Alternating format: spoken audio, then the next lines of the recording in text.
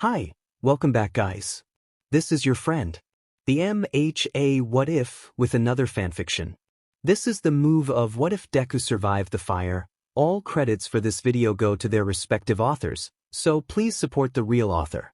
Check out the link in the description for more details. Please give this video a like and subscribe to the channel if you want more videos like this. Now let's get into the fanfic. Abandoned in a sea of flames and ashes, a lone boy stood, watching as his once admirable heroes crushed his house to splinters. The charred, rotting corpses of his parents lay sprawled out in front of the boy, dismembered limbs laying still in the ashes of the wood, fire licking at the decaying flesh. The boy watched on, his meek body frozen in place as the roaring fires swept around his feet. An audible crack resounded as the heroes pummeled the burnt and scarred body of the villain into the ground. Finally urging his body to move, the boy ran from the house, from the heroes who cared only for beating the villain. Ran as fast as his weak-limbed legs could go, wiping the tears that threatened to fall. He ran till he collapsed, grazing his skin as he skidded across the pavement. He pushed himself to his knees, not caring about the blood that flowed out through the cuts on his legs. He kept on running, stumbling on his meek legs, the swirling feelings of anguish, disgust and rage clouding his mind. He grit his teeth, viridian green eyes narrowed down, clenching his fists as he continued to run forwards, not looking back once. He couldn't bear it. He has known about the heroes that cared only for themselves, heroes who didn't bother to protect the community. He knew it all, he had seen it all live on TV. But he didn't want to experience it firsthand. His faith in those heroes dwindled down with each villain they caught, with each house they crushed to the ground, with each human life they didn't spare so much of a glance. Pain filled his chest, his beating heart aching as he felt each thump against his rib cage. The pounding in his ears blocking out all other sounds around him. The rush of pain he felt shooting through his legs. Roaring flames that burnt his veins, searing his muscles and bones. He felt it all. He felt the fires burn from inside, the bruises the pounding of his heart and mind caused, the rattling of his bone. He felt every last pinch along his skin, the pins and needles in his feet as he slammed them upon the concrete pavement, no protection covering them from the cold, rough stone. The harsh squeeze of his lungs, suffocating the boy as he urged his weak-willed body to move. Tears that threatened to fall now gone, clearing his vision as it turned red. From rage, from pain, he couldn't tell what. His legs started to give out, his raged breathing coming out in short huffs of air. He felt sick to his stomach. The aching lingered, not leaving for a second as he halted, the bright midnight moon shining down upon the small boy. He glanced to his side, eyeing a tall building covered in police tape. Walls were stained with graffiti, slurs and other such words sprawled out across the dusty gray building. The boy stood straight, glancing at the police tape once more before ripping it off. His frustration seeped away, a state of calmness falling upon him as he entered the rundown building. A crow's calling rung out loud and clear within the empty space, echoing off the walls. A set of rusty stairs seemed to stare at the boy who glanced round the spacious room. He climbed up the creaking stairs, his nerves that screamed at him to leave fading in the background. He felt as if the building was calling him, pulling him further into the depths of despair and anguish. Shaking his head, the boy stilled his frantically shaking body. He took in a deep breath, exhaling in a slow puff of air. A fire flared within his soul, flickering violently, trying to release the beast within. Clenching his fists and gritting his teeth, the boy rushed up the remaining flight of stairs that lead to the top of the building. He burst open the rusty metallic door, ignoring the nerve-wracking squeak of metal against metal and tumbled to the edge. He stared over the city filled with artificial lights and colors, the crisp breeze ruffling his messy bush-green hair. Viridian met a deep, dark navy city dotted with bright lights, the crystalline moon glinting with the stars. The boy narrowed his eyes, forgetting the aching pain pounding within his being, the drumming of his heart upon his ribs, the suffocating feeling of his lungs being squeezed. He ignored it all, digging his nails into his palms, hard enough to draw blood. He made a vow that night, standing tall in the cool wind of the night, the moon shining down upon him. Emotions are just a feeling. they don't mean anything. Abandoning them, like those heroes abandoned my family in those flames. Changing the world doesn't come from sympathy or relation. It comes from the person's soul. I vow to change this world in another light, different from the path of those fake heroes. Different from the path of the villains. A path that walks the borderline of both worlds. Standing back and watching the world turn doesn't achieve anything. Standing in the shadows of those who are arrogant and believes the world revolves around them won't amount to anything. I will make a better world, no matter how I have to do it. And it's time I start now. Tapping filled the eerily quiet room, accustomed to the teen who occupied the space. The room was dark, the only light illuminating from the many monitors that took up the large desk and peeling walls.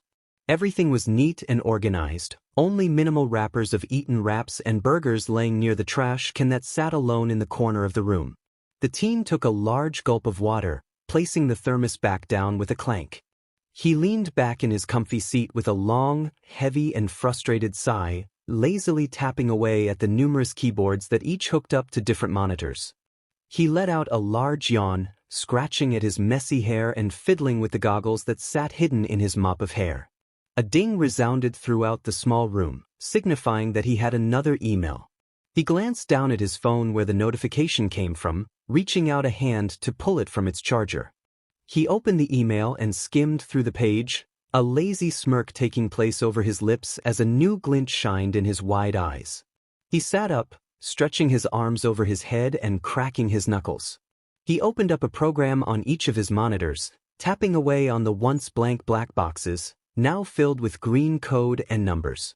A hearty laugh left his lips as he pressed enter, the bright green words of "Access Granted" flashing upon all the monitors.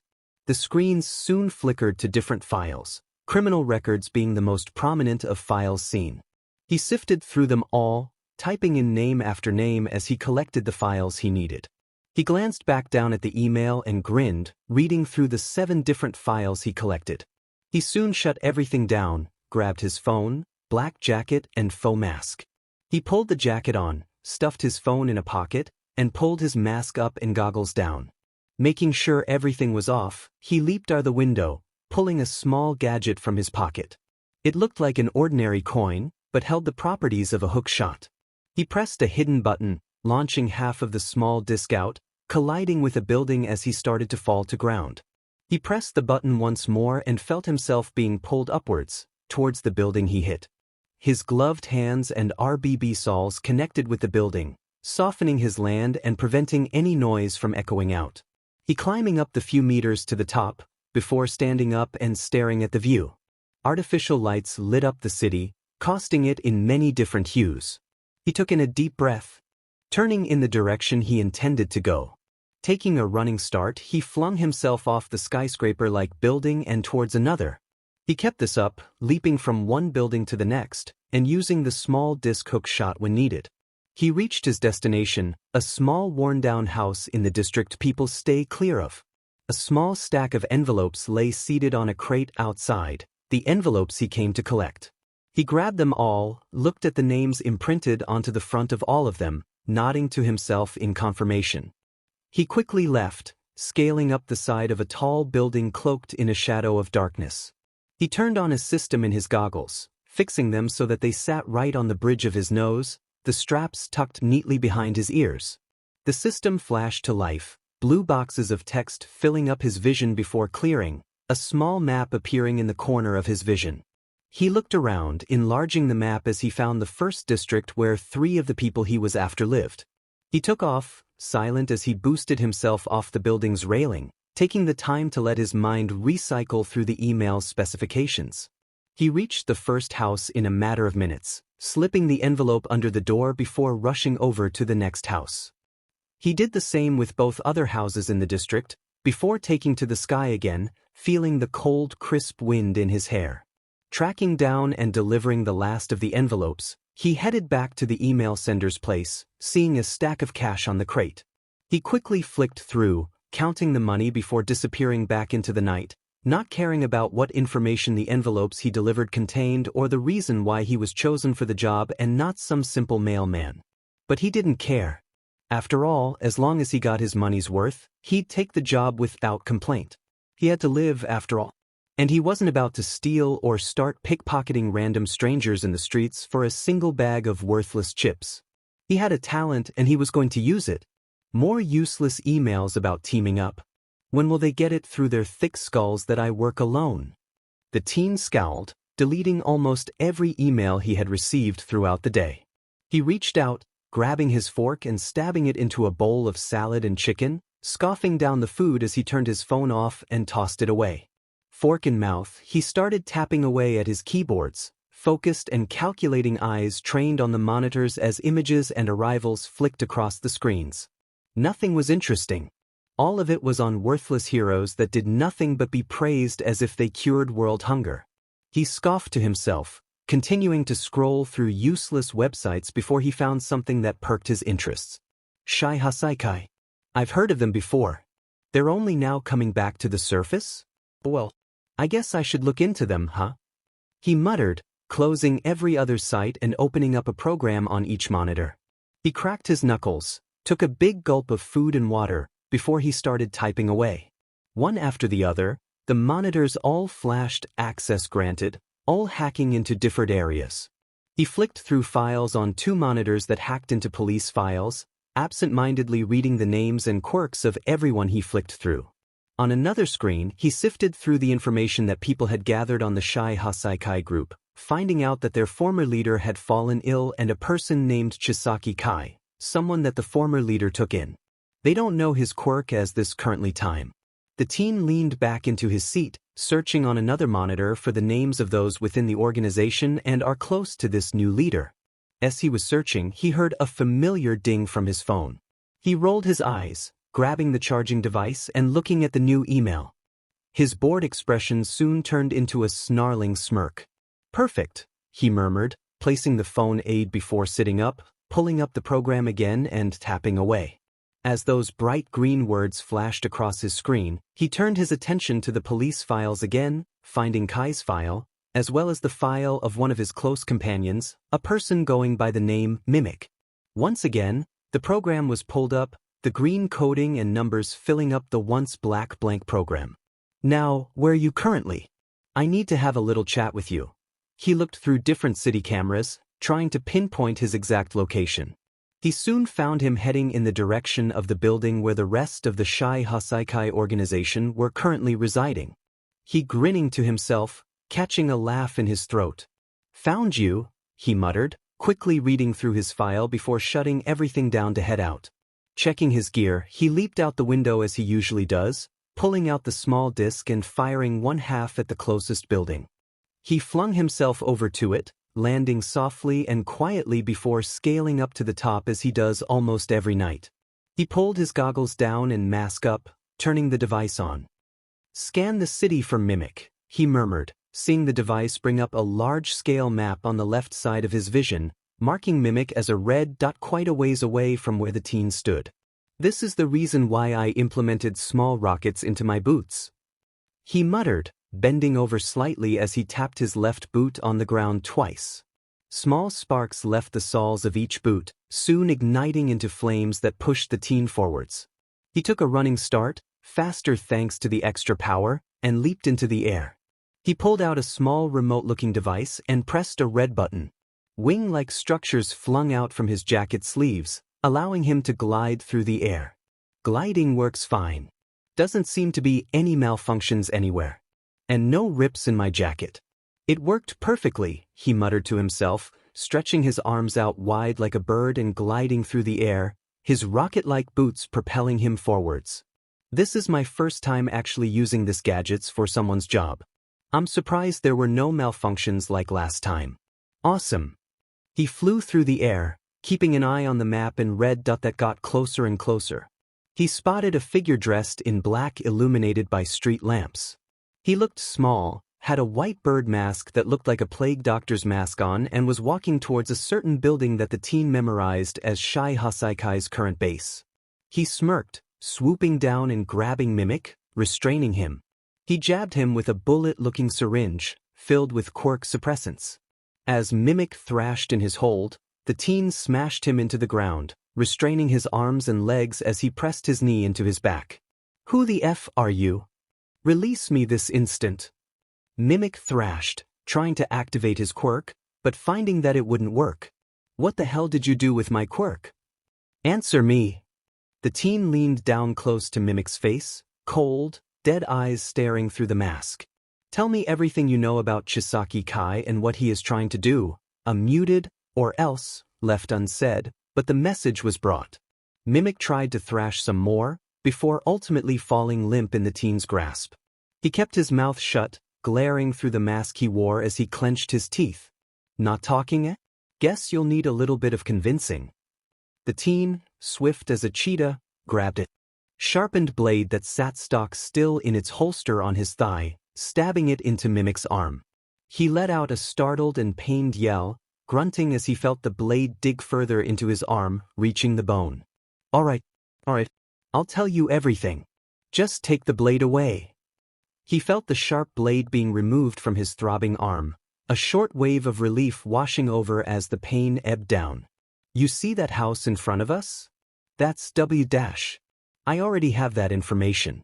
Now, tell me about his quirk and what he is trying to do, or I'll hack both your arms off right now and let you bleed out on the side of the road." The teen's voice was emotionless and cold, sending shivers along Mimic's spine as he quivered underneath him. H's quirk is called Overhaul. It allows him to disassemble anything he touches and reassemble it into any configuration he desires. He is trying to make quirk erasing B bullets that completely remove the quirk F factor of any P person. He's experimenting with a little G girl whose quirk can rewind things. That's all I know. Mimic was sweating badly under the mask, trembling as he felt the teen's knee dig further into his back, his weapon's blade dangerously close to his face. The teen only hummed in acknowledgement, putting his blade back and taking out a small syringe, stabbing it into Mimic's neck, effectively knocking him out. He stood up, pocketing the now empty syringe and grabbing Mimic's limp body, dumping him in front of a police station with a note before rushing back to the building where Kai resided. He fixed his goggles and his mask, slowing to a walk as he entered the house. Stepping on light feet, he stayed silent as he made his way to the secret entrance that led into Kai's base. He pressed in the combination, watching the wall flip around and lead to an underground facility. The teen stepped in, glancing around at everything as he went. He clicked a small button on his goggles, the map displayed in the top left corner of his vision enlarging and changing to the facility's layout. He followed the path laid out in front of him, pulling the mask down and placing the goggles back into his mop of green hair. He looked around with a shining glint in his wide green eyes. His ear picked up the sound of talking, coming from a hall down to his right. He turned his head, ears locking onto the sound as it started to fade in the distance. He took off after them, seeing the silhouettes of two people talking absent-mindedly.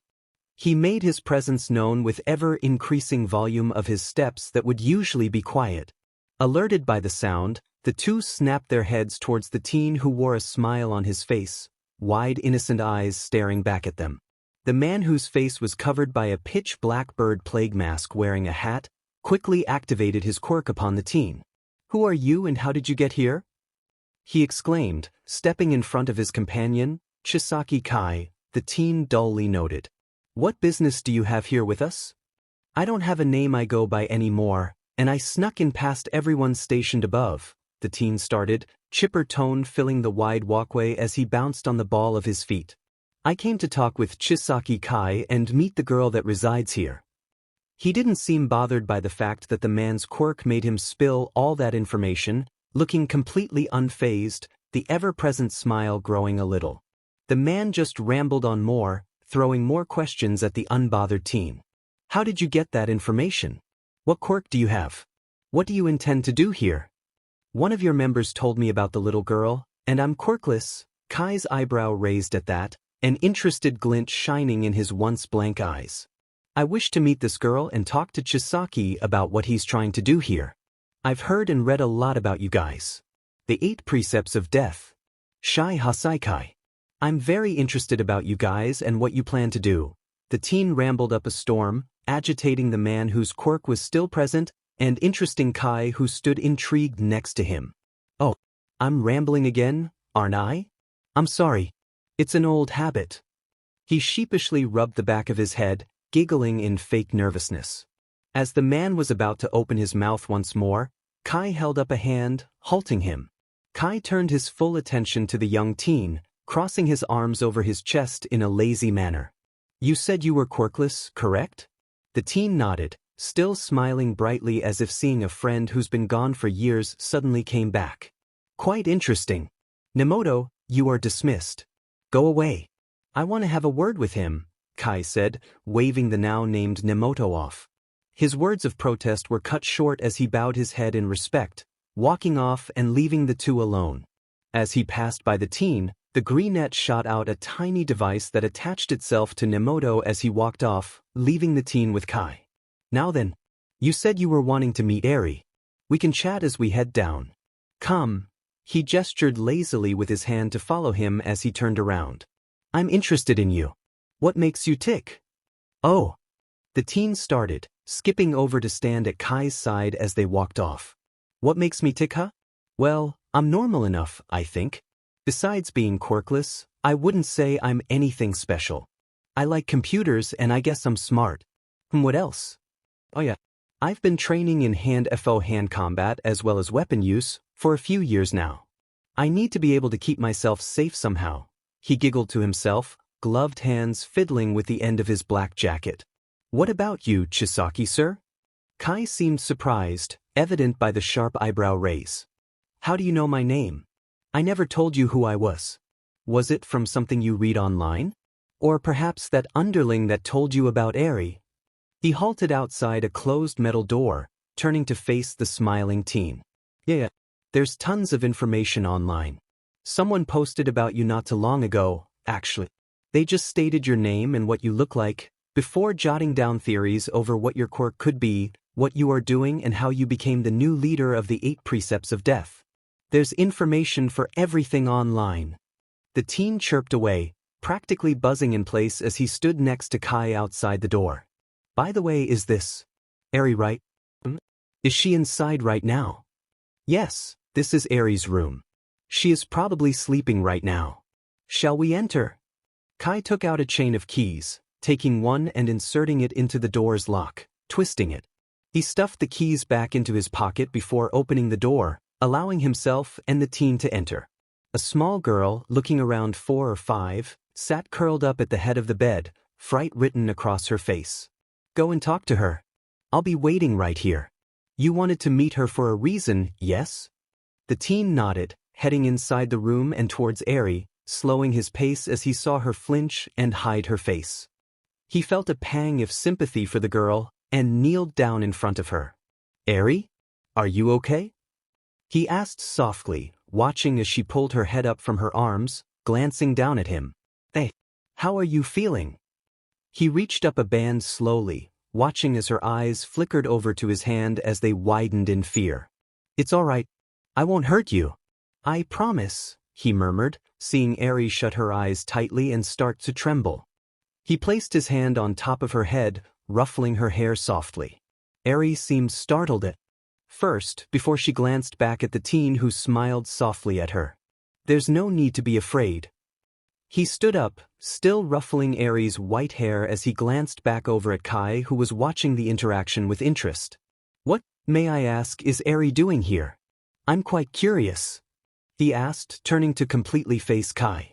I just don't understand why you would need her. Well, I guess it depends on what you are doing and planning. I haven't been able to find out that information yet. I was hoping you'd tell me if possible. He rambled, glanced back down at Eri who had relaxed under his hand. I won't be able to share that information with you. It's something secret I've been working on for a while now. Top secret that anyone that would leak such information would be killed on the spot. And Eri, there is the key to the whole project. Kai tapped the nose of the beak that covered half his face, leaning against the doorframe casually. He would have said more, had he not been interrupted by a loud explosion that echoed throughout the facility. Sheet, he mumbled, facing the way the explosion echoed from, before looking back into the room, finding it empty. Where? His eyes locked onto a vent that sat in the top left corner of the room. Damn it, he quickly glanced back down the hallway, before turning and rushing off in the direction of his office. There's no time to go after them. As Kai ran down the spacious hallways, the teen, holding Eri tightly in his grasp, crawled through the ventilation system, hearing gunfire and the activation of quirks along the way. Hold on tight, Eri. This'll be a little rough. But I promise you, I'll get you out of here safe and sound. Just hold tight. The teen murmured, looking through his goggles as the map that showed the entrance was blocked. Other escape routes popped up, before disappearing as more exits were blocked. The teen ground his teeth in frustration, changing directions towards a new exit that just popped up, before disappearing again. Another one gone. Come on. Come on. Give me something to work with here. He closed his eyes, thinking to himself as his mind rushed through a bunch of options, thoughts swirling through his mind. A little alert chimed in his ear, eyes snapping open as a new escape route opened up. He quickly checked the route before taking off, ears alert and listening to the sounds around him. He felt Eri's small hands cling tighter to his shirt as she buried her face into the fabric. He hugged her close as he took off, keeping an eye on the escape route that was flashing bright red on his digital map. He kept crawling through the vents, getting closer and closer to his destination. He reached the end of the vent, kicking it open and leaping out. He glanced around, finding no one in the hallway, but could hear the sound of gunfire and explosions down below. He clutched Eri close to his chest as he took off, kicking and breaking down a window and jumping out. He took out the small disc gadget and pressed the hidden button, launching himself and Eri away from the house and away from Kai. He scaled up the building he landed on quickly, reaching the top. He tapped his left boot on the roof twice as he activated his gliders. He ran off, the soles of his boots igniting in bright flames as he launched himself off the building's roof. He turned around midair, looking down at Eri as he spread his arms out wide. "Hey Eri, you can open your eyes now. We're out," he whispered, watching as Eri glanced up at him, before turning to look over at the city. Her eyes widened, a look of awe replacing the fright that she once held. "See? Isn't it pretty?" Eri nodded her head slowly, staring around at the city lit up in artificial lights. The teen glanced around before looking back at his digital map, seeing that they were quite close to his home. "I'm gonna need you to hold on tight, all right? We'll be safe." Eri nodded her head, clutching her small hands around the teen's neck tightly as he flipped back around, small legs wrapping around his waist as the teen flew off. His eyes locked onto his room as he zoomed over, moving his feet out in front of him to slow him down as to not slam into the brick wall.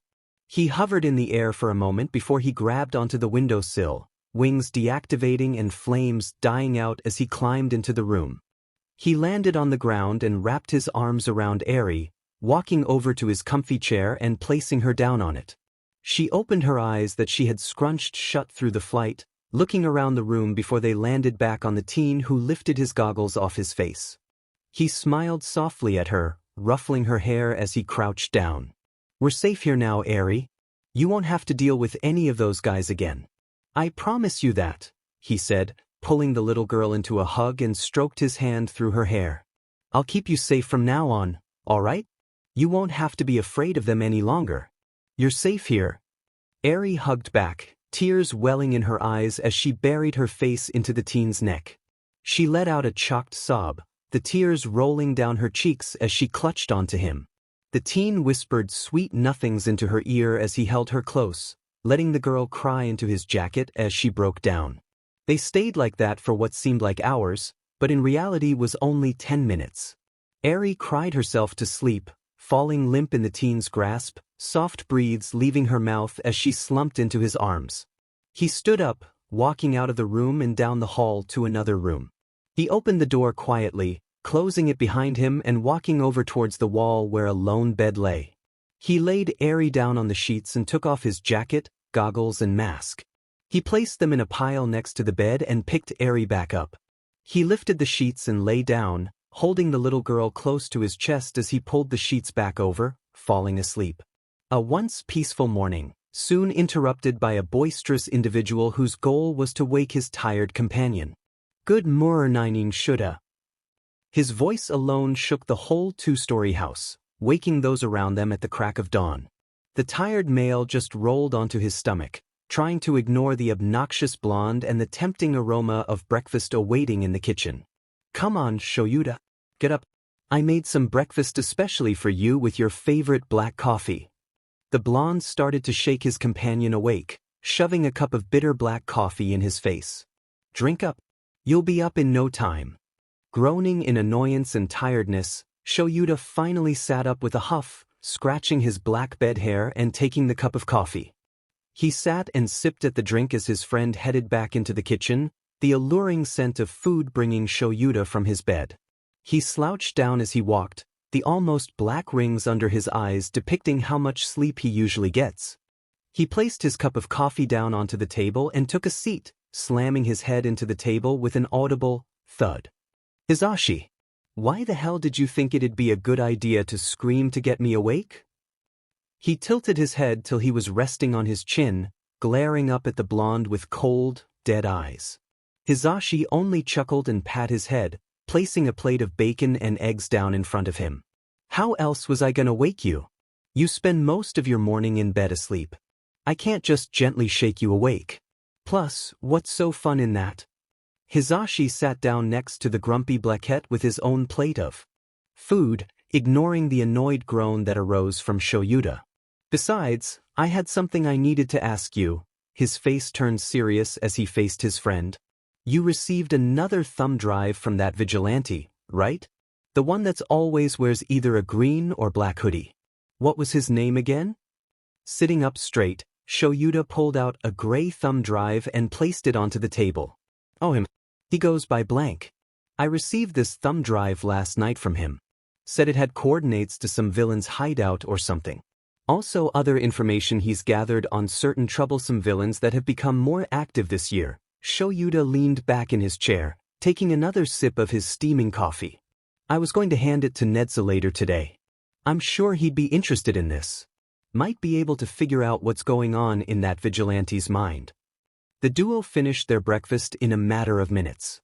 They cleaned their plates and showered, dressing in their normal attire before heading out. The more talkative of the two brung up all kinds of topics to discuss, though only he really said anything.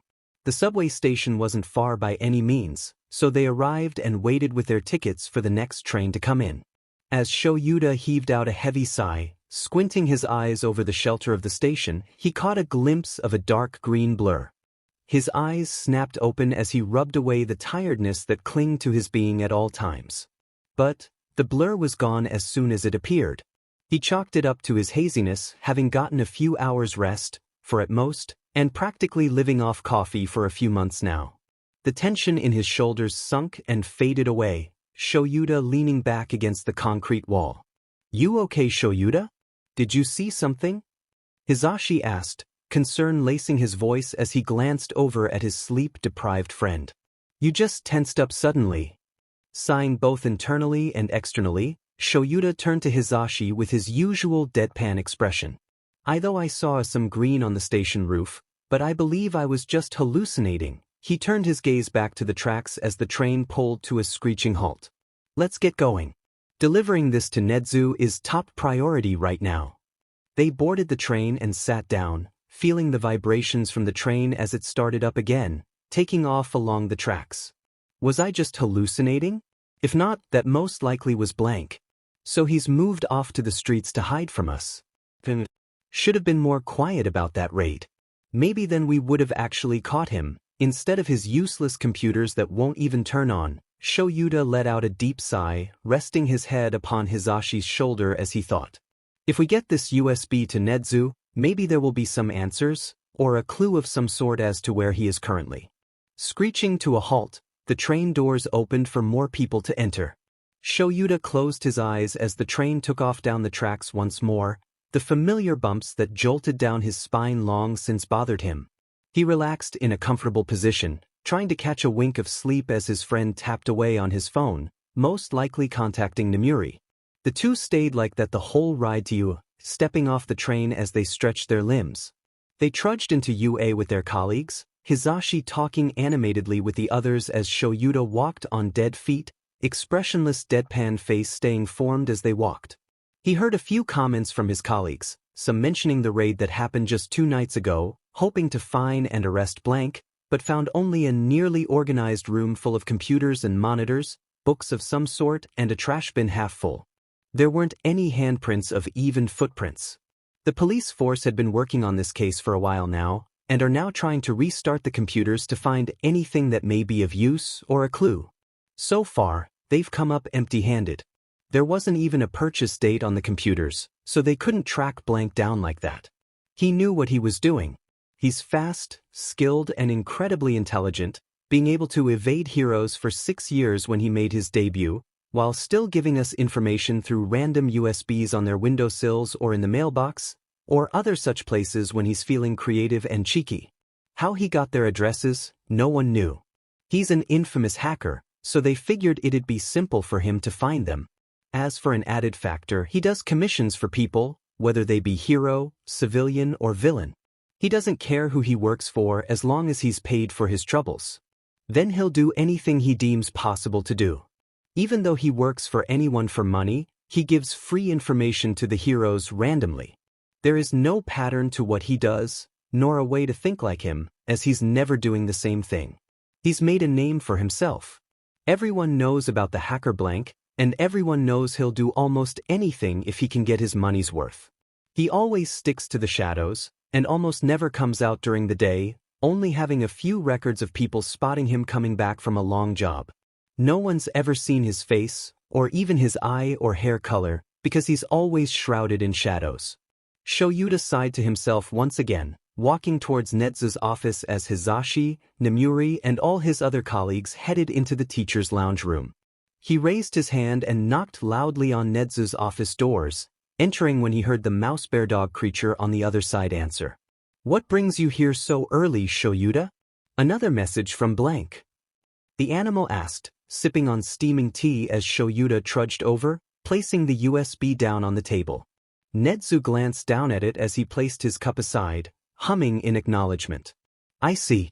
I'll just quickly check this. When did you receive this?" He grabbed the USB in his small paws and plugged it into his laptop, opening the file that came up.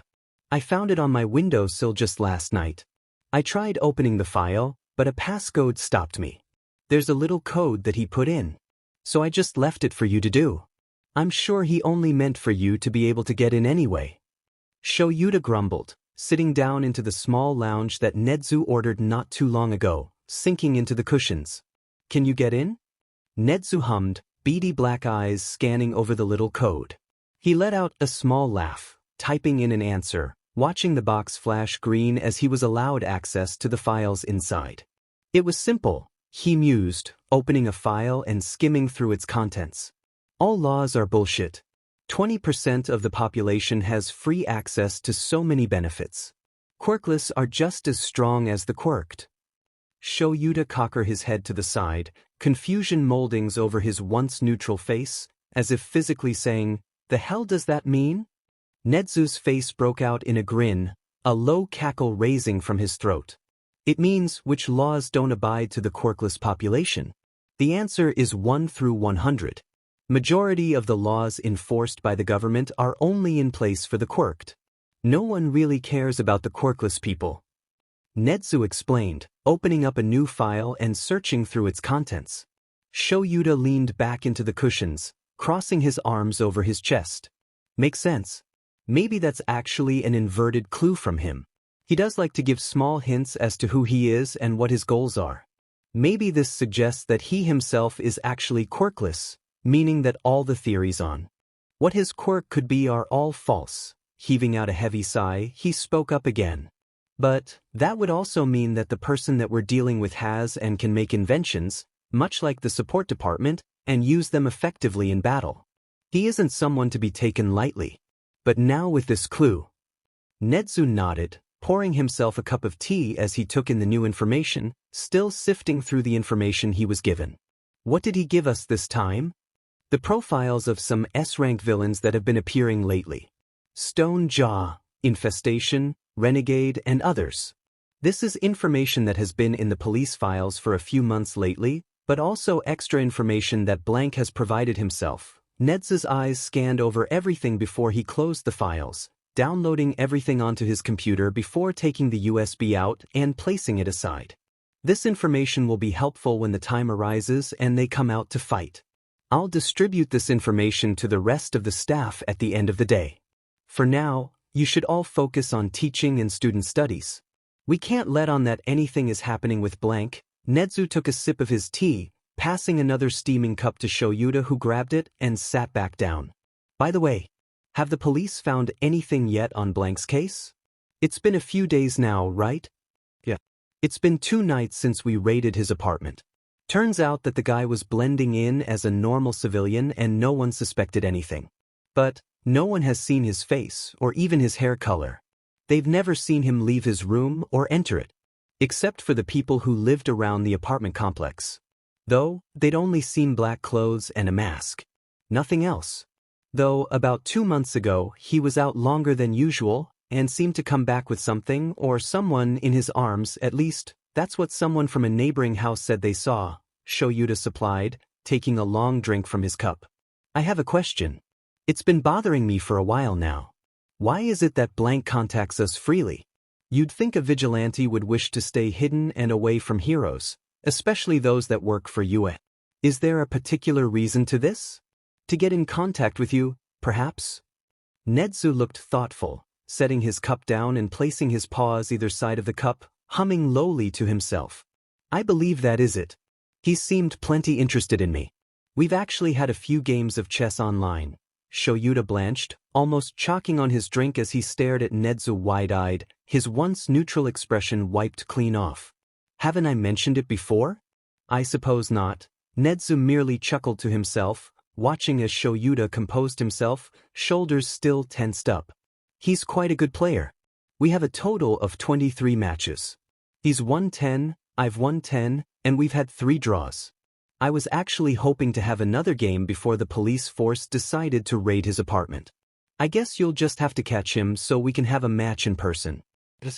That'll be a fun and entertaining experience. Nedzu just grinned maniacally, sending shivers down Shuta's spine. Nedzu cleared his throat, expression softening back to a grin as he leaned back into his seat. Well, I suppose you better head off. Students will be arriving in a few minutes. I suppose some are already here. And I believe you have a bit of paperwork to sort out, am I right? He heard Shoyuta grumble, "You're the one who gives us paperwork," under his breath, but made no comment about it. Shoyuta stood up, placing his empty cup on Nedzu's desk and thanked him, before heading out to the teacher's lounge. Nedzu turned his attention back to his computer, pulling the files back up and sifting through them once more. He halted, eyes scanning a file he didn't see before. He clicked on it, opening the file. Good morning, Nedzu. How's my chess buddy doing? Anyway, I'm sure you got the little hidden message in the passcode. You're welcome for that little hint. We should play more. I'll be signing in again in 3 days. Goodbye now. Nichan, can we go in there? Please. Eri looked up at the teen holding her, pleading with her huge puppy dog eyes that held sparkles and the hints of tears forming. The teen looked down at her, viridian green eyes meeting wide ruby red. He sighed, holding her close to his chest and placing a small kiss on her forehead. She giggled at this, knowing that her puppy dog eyes worked yet again, being the teen's weakness.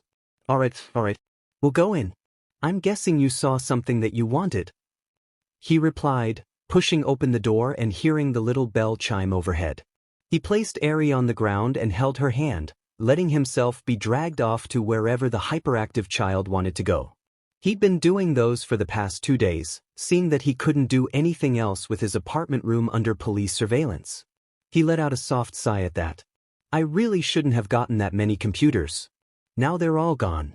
At least I have a laptop and my phone with me. That's something at least. Though I've cancelled all hard and long jobs. He thought bitterly, watching as Eri grabbed a headband with horse ear and placed it on her head, looking up at the teen expectantly. Ah, you're so adorable, little unicorn. He smiled, poking her nose, smile widening as she fell into a fit of giggles. He looked around, eyes landing in a unicorn plushie. He quickly got up and grabbed it, much to the confusion of Eri, until she saw what it was. She squealed in delight, happily hugging the plushie close to her and burying her face into the soft stuffed animal. I'll get you both of those if you want. And this little unicorn charm. It says here that it's supposed to bring you good luck. And do you know what a group of unicorns is called? She shook her head, taking the charm into her small hand with a smile. They're called a blessing. And that's exactly what you are, little unicorn. Eri latched onto the teen again, happiness and giddiness practically radiating off her being as she thanked him again and again. He merely chuckled, lifting her up and taking them to the counter. We'd like to buy these, please. The cashier nodded, taking their items and scanning them. The duo paid and headed out back into the city. Eri wore the horse-eared headband and cuddled the plushie close, the teen clipping the unicorn charm to his backpack. Now then, are you hungry? We can go get some crepes if you want. The teen asked, watching Eri happily nod her head before burying back into the plushie. The teen chuckled, heading over to a nearby crepe stand and buying 2 strawberry and vanilla crepes, paying and heading off. The two are their crepes in silence, watching the world go by around them. They continued on their way until a certain sound reached the teen's ears. He halted, head snapping towards the sound mid-bite of his crepe, eliciting a look of confusion from Eri. She opened her mouth to ask, but was cut off as the teen suddenly took off in the direction of an alleyway. He quickly leaped up into the air, aiming a kick down and knocking a guy to the ground, sliding across the dirt-covered ground. The other guy there snapped his head towards the teen whose eyes were as cold as ice daggers. The guy froze, legs shaking uncontrollably as he ran off, yelling something about a demon as he left, his friends scrambling after him. The teen sighed, smiled, and turned to face a teen laying in the dirt, staring up at him with wide eyes. Hey, how are you feeling? Are you all right? He asked, kneeling down and setting Eri on the ground, holding out a hand to the downed teen. He nodded slowly, reaching out a shaky arm and grabbed the greenette's hand. He easily pulled the teen up, before taking hold of Eri's hand once more. They didn't hurt you too bad, did they? Bullies are a pain to deal with. My guess is quirk discrimination. Am I right? The purple-haired teen nodded, keeping silent as though talking was a crime.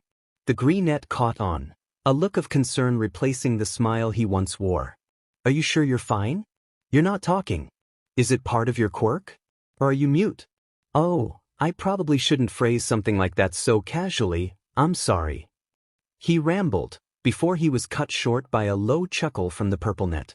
He instantly shut his mouth, watching as the teen waved his hand around as he chuckled lightly, as if saying, it's fine, it's fine.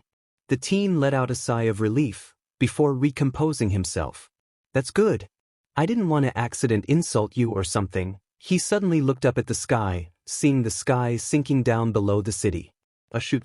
It's getting pretty late. I'm sorry I kept you so long. We should probably head off. Gotta find an apartment to crash at before they're all booked. See ya. The teen easily and quickly pulled Eri into his arms and carried her out, waving goodbye to the purple-haired teen. They walked off and were about to take a turn when the teen felt a hand on his shoulder. He quickly turned to see the purple net grasping his shoulder. Yeah? Did you need something? He asked, but was quite confused when the teen shook his head. Then what is it? There won't be any more bullies along the way to your home, will there? I could help you if that's the case. The purple-haired teen just shook his head more, now staring into the greenette's confused Viridian eyes. You said that you needed a place to crash. You helped me. So, he trailed off, voice quiet and hoarse, seemingly unused. If you'd like, you can crash at my place. He looked away, face tinted red in embarrassment as he let go of the teen's shoulder, fidgeting slightly. The greenette suddenly broke out into a smile, delight beaming off of him as he leaned closer to the purple net. Really? Leaving his lips as he bounced on his feet. The purple net nodded slowly, quite fazed by the sudden change in emotion. Why, you did help me back there. I should at least help you out as well. The greenette would have hugged him if he wasn't holding Eri, who was seemingly just as happy as the teen, sparkles appearing in her wide ruby eyes. Thank you. This helps us a whole lot, you don't even know. The teen exclaimed, an illusion of sparkles surrounding him. This is perfect. This guy seems trustworthy, and if not, it won't be a problem. I'll actually be able to go out and do some commissions, earn more money, get area phone and some unicorn stuff, and also get some other laptops and USBs. Finally, the purple-haired teen nodded, turning around and walking off with a "follow me" gesture wave of his hand. They walked off, the greenette bouncing along with Eri giggling away in his arms. Man, I should really try doing this more often. This is a huge help. They walked along the pavement, a calm and comfortable silence between the three. The purple net halted outside a moderate-looking house, average size, but a clean white exterior. Plants lined the outside walls of the house, bringing out a nice color contrast between white and bright fluorescent flowers and greenery. He turned around, hand unconsciously trailing up to scratch at the back of his neck as he looked to the side, face flushed in a light pink tint. "WL. This is my place. My parents are currently out. So it'll just be us three. Hope you don't turn out to be some robber or something." He muttered the last part under his breath, but the greenette's keen ears picked it up. He made no comment on it as he smiled, stepping up to the front door as the purple-haired teen held it open for them. They went in and gazed around as the greenette placed Eri down on the ground, watching as the little girl ran over to the lounge, climbing up and laying down on it. "It's not much, but it has all the essentials," the purple net muttered, fiddling with his hands. "I never introduced myself. I'm Shinso Hitoshi." Brainwashing, he looked further away at that, looking like he was ready to be hit and yelled at. The greenette blinked a few times, before he leaped over to the boy, excitement practically radiating off of his being. "That's such a cool quirk." Hitoshi seemed taken aback, judging by the way he stumbled backwards as a look of surprise masked his face. He pet his head to the side in confusion, his nervousness seemingly forgotten. "Do you know how many situations a quirk like that can help in? Hostage situations are the most prominent that come to mind, but you can easily get a villain to stop in their tracks and force them to turn themselves in. That's such an awesome quirk." The teen blabbered on, not noticing as Hitoshi flushed red at his every word. He suddenly cut himself off, placing a hand over his mouth as a sheepish expression crossed his face. "Sorry about that. Old habits die hard, I guess. Yeah, I don't really go by any name right now, but I guess you can just call me Izuku or something. And I'm quirkless." Hitoshi's surprise increased, his jaw opening slightly as his mind and mouth stopped working simultaneously. Izuku just grinned, watching as the purple net functionally stopped working, seemingly on the verge of collapse. Haven't gotten a reaction like that in a long time. Close to a decade now. He chuckled to himself as Hitoshi tried to recompose himself. Keyword tried. His mouth just wasn't working with his mind at the moment. Izuku heard Eri break into a fit of giggles behind him, watching Hitoshi's mental breakdown. He poked his nose, trying to bring him back to the world of living. "It's a huge surprise, isn't it? Finding someone your age that's actually quirkless in this day and age. But it's honestly not a big deal to me. I do my own thing every day and make a living for myself. Though, I guess that's kinda ironic, seeing as everyone I know thinks that I'm dead." Hitoshi snapped back to life, shock and confusion mixing together on his face. "Everyone thinks you're dead? But what happened?" he asks, curiosity taking over him. Izuku laughed, grabbing his wrist and taking him towards the lounge and sitting down, Eri climbing into his lap and settling down. Hitoshi just stared Izuku down intensely, eyes drilling holes into his head. "Tell me what happened. I'm not going to let this go," he said, leaning forward slightly, brows furrowing slightly. Izuku laughed, hugging Eri close as he opened his mouth to talk. "Isn't that a little story?" It was a normal midsummer's day, birds chirping and children running off to school. A small family of 3 were the exception, having been woken up early by a hyperactive now 4-year-old, ready to find out what his quirk was. His parents groggily got it, wishing their son a happy birthday as they got up and changed, heading down to make breakfast. They are quickly, the adults waking themselves up before they headed to the car, driving off in the direction of the quirk doctors. They entered and sat in the waiting room, having booked for this appointment a week in advance. The hyperactive child couldn't sit still.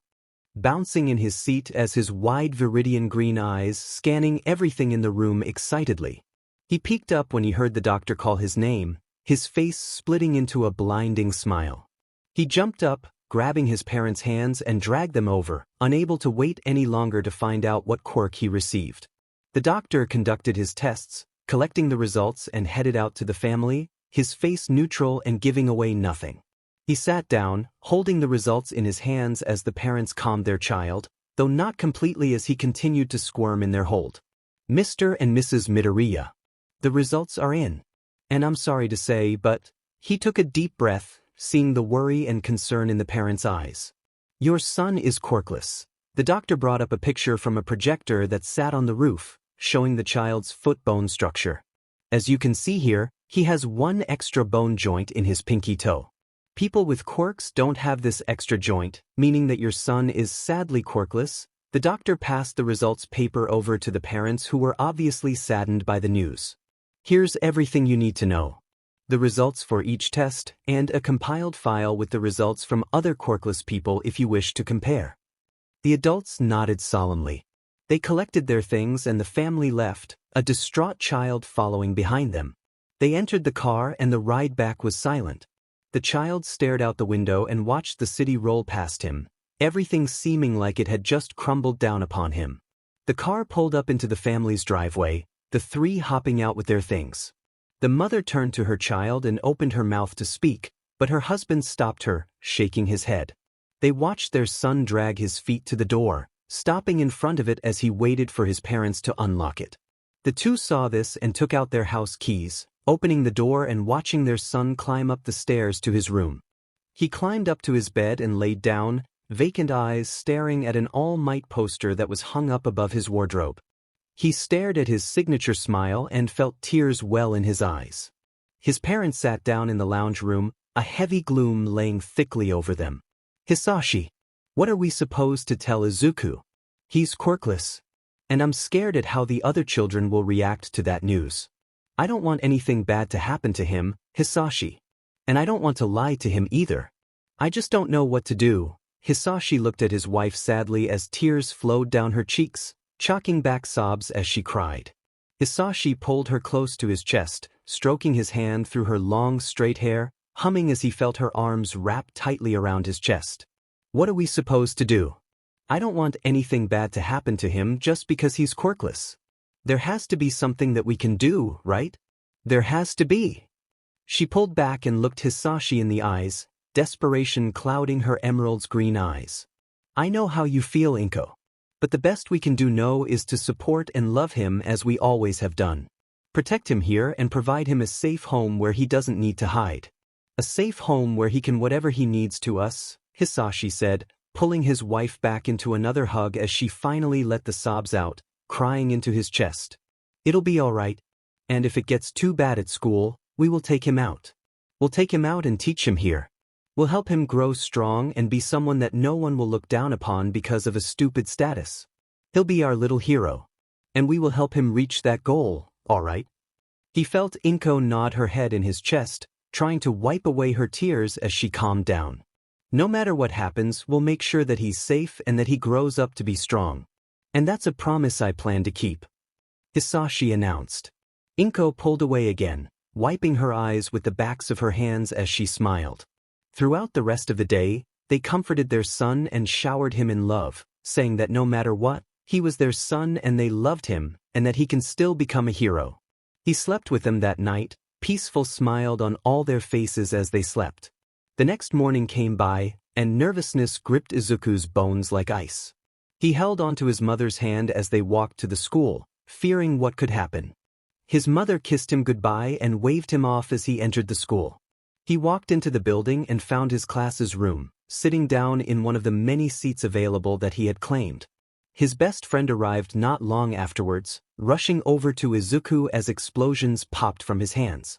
He halted in front of Izuku's small desk and slammed his small hands down, startling the greenette and snapping him from his trance-like state. Hey Izuku! What quirk did you get? Is it something awesome like your dad's fire breath? He asked, huge smile split across his face. He watched Izuku's face fall, his eyes shifting away to stare at the ground as if it were the most interesting thing he'd seen.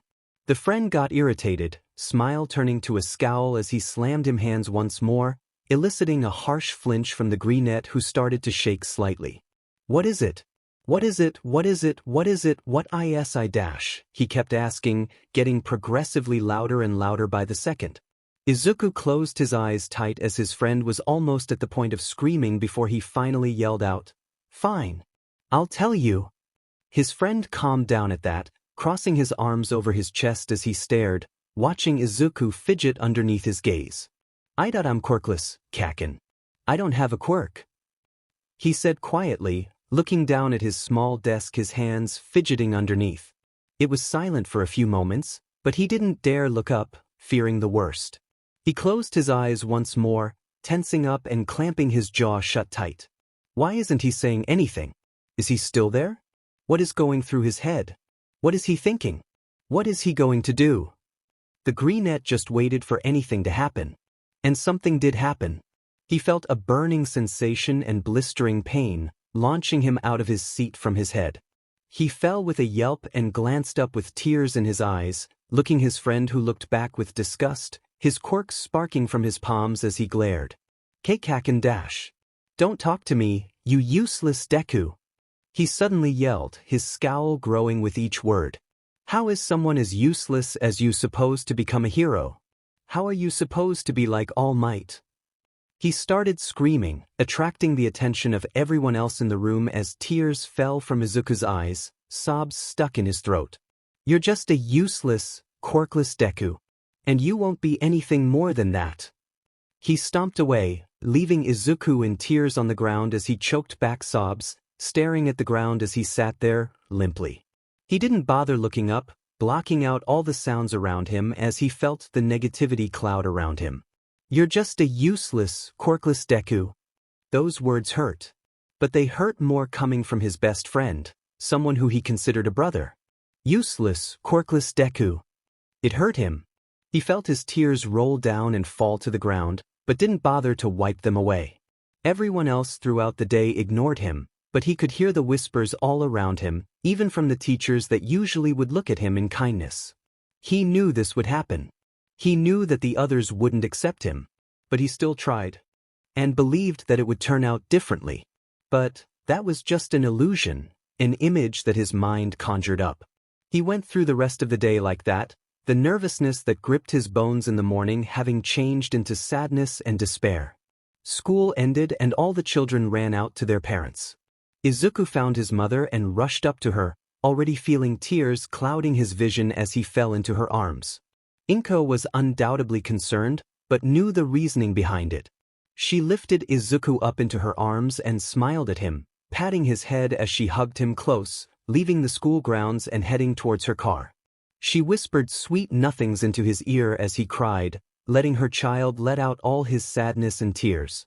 They sat in the car for what seemed like hours, but was only a few minutes until Izuku cried himself to sleep. Inko buckled him into his seat and took off, the grocery shopping she was planning to do forgotten. She pulled into her driveway a few minutes later, parking and getting out, grabbing the sleeping child and pulling him into her arms. She held him carefully as she entered, a solemn look in her eyes. Hisashi was still at work, so Inko sat down on the lounge and hugged her son close.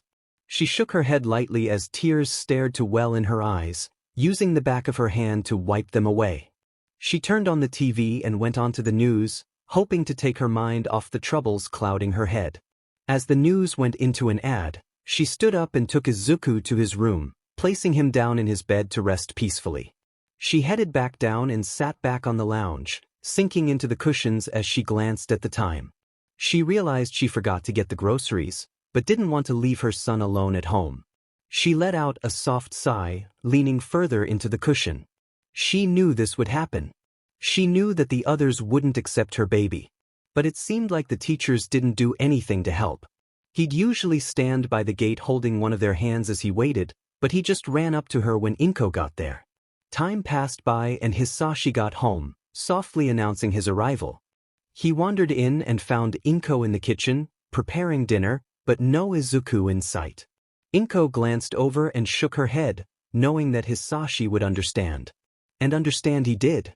He plopped his bag softly on the counter after taking off his shoes and headed up to Izuku's room, where he found the boy cuddling a stuffed bunny toy. He sat down on the end of his bed, gaining the small boy's attention. "Hey there, buddy. How was your day?" he asked, though he already knew the answer to that question. Izuku slowly shook his head, hugging the toy closer as he glanced down at the floor, keeping quiet. Hisashi pulled him into a side hug, rubbing his hand along Izuku's arm in a soothing way. He felt his son lean into his touch, and he started humming a small tune that he'd sing to Izuku when he couldn't sleep. "How about you come down for dinner? It smelled like your favorite," he said, watching his son nod slowly. He tried to slip off the bed, but Hisashi picked him up instead, carrying him down to the dining room table. Inko had set up 3 bowls on katsudon, and was currently sitting at the head of the table. Hisashi set Izuku down at one of the chairs and took the one across from him. Itadakimasu. The rest of the night was peaceful, but Izuku dreaded going to school the next day. It was like that for the next 3 years. Hisashi started to train Izuku whenever he could, and Izuku looked forward to every training session. Not only did Hisashi teach his son self-defense, but Inko started to teach him things that the school neglected to teach the children, helping him with his studies and anything that he need her advise on. Those days were the days Izuku looked forward to the most. Hisashi even took a break from work during the school holidays to help train his son in self-defense. He knew he needed it, given how many times he's come home with bruises scattered across his body. Izuku loved spending that time with his father and mother. Those were the best and happiest moments of his life. Though, not everything that's dear to anyone will last forever. That day was the worst day of his life. That day, 7 years ago, it stuck with him. He still remembers it vividly, his parents' shouts and screams of pain. He still remembers the fire and the way his life crumbled down on him, everything he loved destroyed right in front of him. He doesn't want to remember, but he doesn't want to forget either. It started out as what seemed like an everyday school day for the young boy.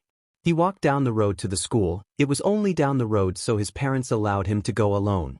He reached the gates and immediately felt all the stares drilling into his head and heard all the whispers around him. He already knew all the rumors surrounding him, but he knew they were all false. He didn't care anymore about what they all thought. He entered his classroom and sat down, waiting for his old friend to walk in and do something to him, as he usually did. And in he walked, head held proudly as a smirk rested upon his face, sparks forming in his palms. He immediately started trash-talking Izuku, smirking all the while as he tried to make him flinch by blasting his desk to pieces. Izuku just ignored him until the bell rang, signaling that class was starting. The rest of the day was as normal as it could get for Izuku, though he didn't expect to be walking home with a blistering scar along the left side of his neck. His old friend, turned bully, decided that it'd be a good idea to use his explosions during a science experiment in an enclosed room. He's lucky that Izuku was the only one to get hurt from that. Though, he did angle his explosion to hit Izuku and no one else. He didn't cry though. He just ignored the burning sensation that lingered on his neck as he walked home that day. Doesn't mean he didn't feel the pain. He just chose to ignore the pain. He entered his home using the spare key, stepping in, and immediately the smell of his mother's baked goods hit his nose. He slipped his shoes off and rushed over, tossing his bag to the side of the lounge and hugging his mum tightly, relishing in the fact that he was finally back in his safe place, back in his mother's warm embrace. Inko reached down and ruffled his curly hair, smiling softly as her son. "Hey Izuku. How are you? Did anything happen today at school? Were you hurt anywhere?" Izuku glanced up from looking at the oven to his mother's face, before looking down again and peeling back the collar of his uniform. Inko gasped in horror, quickly wiping the dough from her hands and taking her son to the bathroom. Izuku removed his uniform's blazer and sat still as Inko did her handy work, covering the burn and soothing the pain. She placed a cooling bandage on the wound before taking a step back, sighing softly. "That was from Katsuki, wasn't it?" Izuku nodded slowly, small jolts of pain flashing through his nerves as he did so. "Are you hurt anywhere else? Do you want to be taken out of school? We can do online school if you need to. I don't want you to be hurt anymore." Inko started to fret, checking Izuku over for any more injuries he might have bore. She was calmed down by Izuku, who held her hand, snapping her from her trance as she halted her movements. "It's fine, Mum. Really. I only have a few bruises, but they don't hurt at all. I'm really fine. You don't need to worry so much over me. You know that Dad has been teaching me self-defense. I'm completely fine," he announced, hopping up from his seat and hugging Inko tightly, calming her down further as she relaxed. She hugged him back, smiling softly before pulling away. "How about we finish up those pastries you were making before Dad gets home?" Izuku suggested, running out of the bathroom and down the stairs to the kitchen, Inko following behind closely, giggling softly at his antics. Everything was as how it should be. And it stayed that way when Hisashi got home. The trio happily ate dinner and the pastries for dessert, and watched a movie, since it was a Friday night and Izuku could stay up later. Nothing was going wrong. They were all happy, enjoying the night as it went on. Nothing was amiss. Even so, Hisashi felt something dreaded coming their way. He informed Inko of his worries, not knowing if this was something detrimental. He soon found out, but it was already too late for him to do anything. Fire enveloped their house, spreading around quickly and burning everything it touched. Inko pushed her son out through an open window via her quirk, floating him to safety, even though he screamed out to them and thrashed under her quirk, years spilling from his wide, glassy viridian eyes. The floor above stared to cave in as the roof crumbled down upon the charring wood, blocking the window and any other escape. Hisashi held Inko close and attempted to break through the broken and splintered wood, but didn't get the chance as a hush of wind sent both the wood and pair flying backwards, right into the depths of the burning wood, searing their backs and causing them to scream out in pain. They didn't get a chance to stand up, the wood above crumbling down and crushing their bodies under its weight. They gasped out, oxygen hurriedly leaving their brushed and burning bodies as it was burnt up the fire and smoke. They choked and spluttered as the smoke drifted into their lungs, their burning bodies failing to listen to their brains as they urged their limbs to move. Izuku screamed from outside, desperately wanting to go back and help his parents, but he knew he wouldn't be able to do anything. He collapsed to the ground, tears streaming down his cheeks as he watched his house and parents burn up in front of him. The distant sounds of heroes and police falling on deaf ears as the boy stared in front of him in horror. His parents were hurriedly losing all their oxygen, coughing under the weight of searing wood that crushed them. Inko glanced to her struggling husband and clasped his hand in hers. Hisashi turned and looked at his wife, tears clouding his vision. Inko smiled softly at him, giving his hand and lightly squeeze as all her strength left her. Hisashi smiled back, keeping his eyes on his wife that he's loved ever since he first laid eyes on her. He pulled her closer under the weight of the wood, wrapping his arms around her body as he pulled her into a sweet and loving kiss, letting the tears fall from both of their eyes. They pulled apart, just staring into each other's eyes as they felt their bodies go limp, knowing that their time was almost up. "I love you," they murmured, eyes closing as peaceful smile adorned their faces, bodies laying motionless as the flames burned around them. The house continued to crumble down around their dead bodies, turning to splinters as more bursts of air and power thundered out from the heroes as they fought a villain. Izuku just stared and watched, his body numb. His house was a pile on the ground, wood turned black as embers continued to lick at the ground and find any surviving wood in the heap. Izuku slowly staggered to his feet, walking over the burnt wood, numb feet burning under the heat of the dying flames and charred wood. He looked down at his parents' corpses, hugging each other close under a pile of wood, their last words echoing with them. Tears flowed freely down the 7-year-old's face as he stared, unable to feel anything but pain and hopelessness. The pain went deeper and fell harder than the pain in his feet or the aching from his scar or bruises from school. It felt like a piece of him was torn away, leaving a gaping hole in his chest, right where his heart should be. He felt empty. That moment, it was like his whole life came crashing down on him as he stared at his parents. He felt his legs start to run away, the situation finally dawning upon him. He ran. He ran until he could feel his feet again and the blisters that had formed. He ran until he could feel the trembling of his legs, from the cold, the run or the pain, he didn't know. All he knew was that he was now alone. His home was his only safe place. He could no longer live anything safely. He could no longer return to the warm and soft embrace of his mother's arms, or the strong and comforting hold of his father's. He couldn't return to it. It was all gone, taken away from him in the blink of an eye. All he felt was pain, sadness, and emptiness. He felt hollow. He didn't know what was running through his mind, but he didn't care in that moment. All he cared about was the care that his parents were gone. They were dead. They died right in front of him, and he couldn't do anything to save them. He felt useless, like he could have done something, anything to prevent losing his mother and father. They were the only people to care about him. They were the only people he could count on to be there for him. The only people to help him through the day and to help him get over everything else that happened to him, whether it be bullies at school or something else. They were the only people to care about him in times of need. The only people that'd notice if something was amiss. The only people that'd know if something was troubling him. That'd know if. His mind seemed to halt with his steps as he turned to face an abandoned building blocked off by police tape. The only people that'd know if he tried something stupid and dumb that could possibly hurt him or get him into trouble. His vow stuck with him that day. He's never let go of it. He held on to it like his parents held on to him, protecting him and keeping him safe from danger. Safe from the outside world.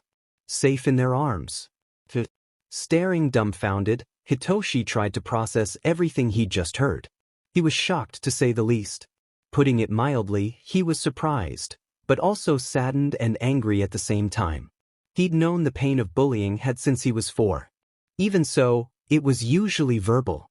Today was just one of those rare days, and the day he happened across a goofball carrying a unicorn and invited them into his house. He was speechless after hearing his story, unable to think properly. Izuku seemed content though, smiling as he watched Eri play with her stuffed unicorn. He suddenly glanced at his phone, facial expression turning to disgust and irritation as he pulled it out, reading over what seemed to be a message.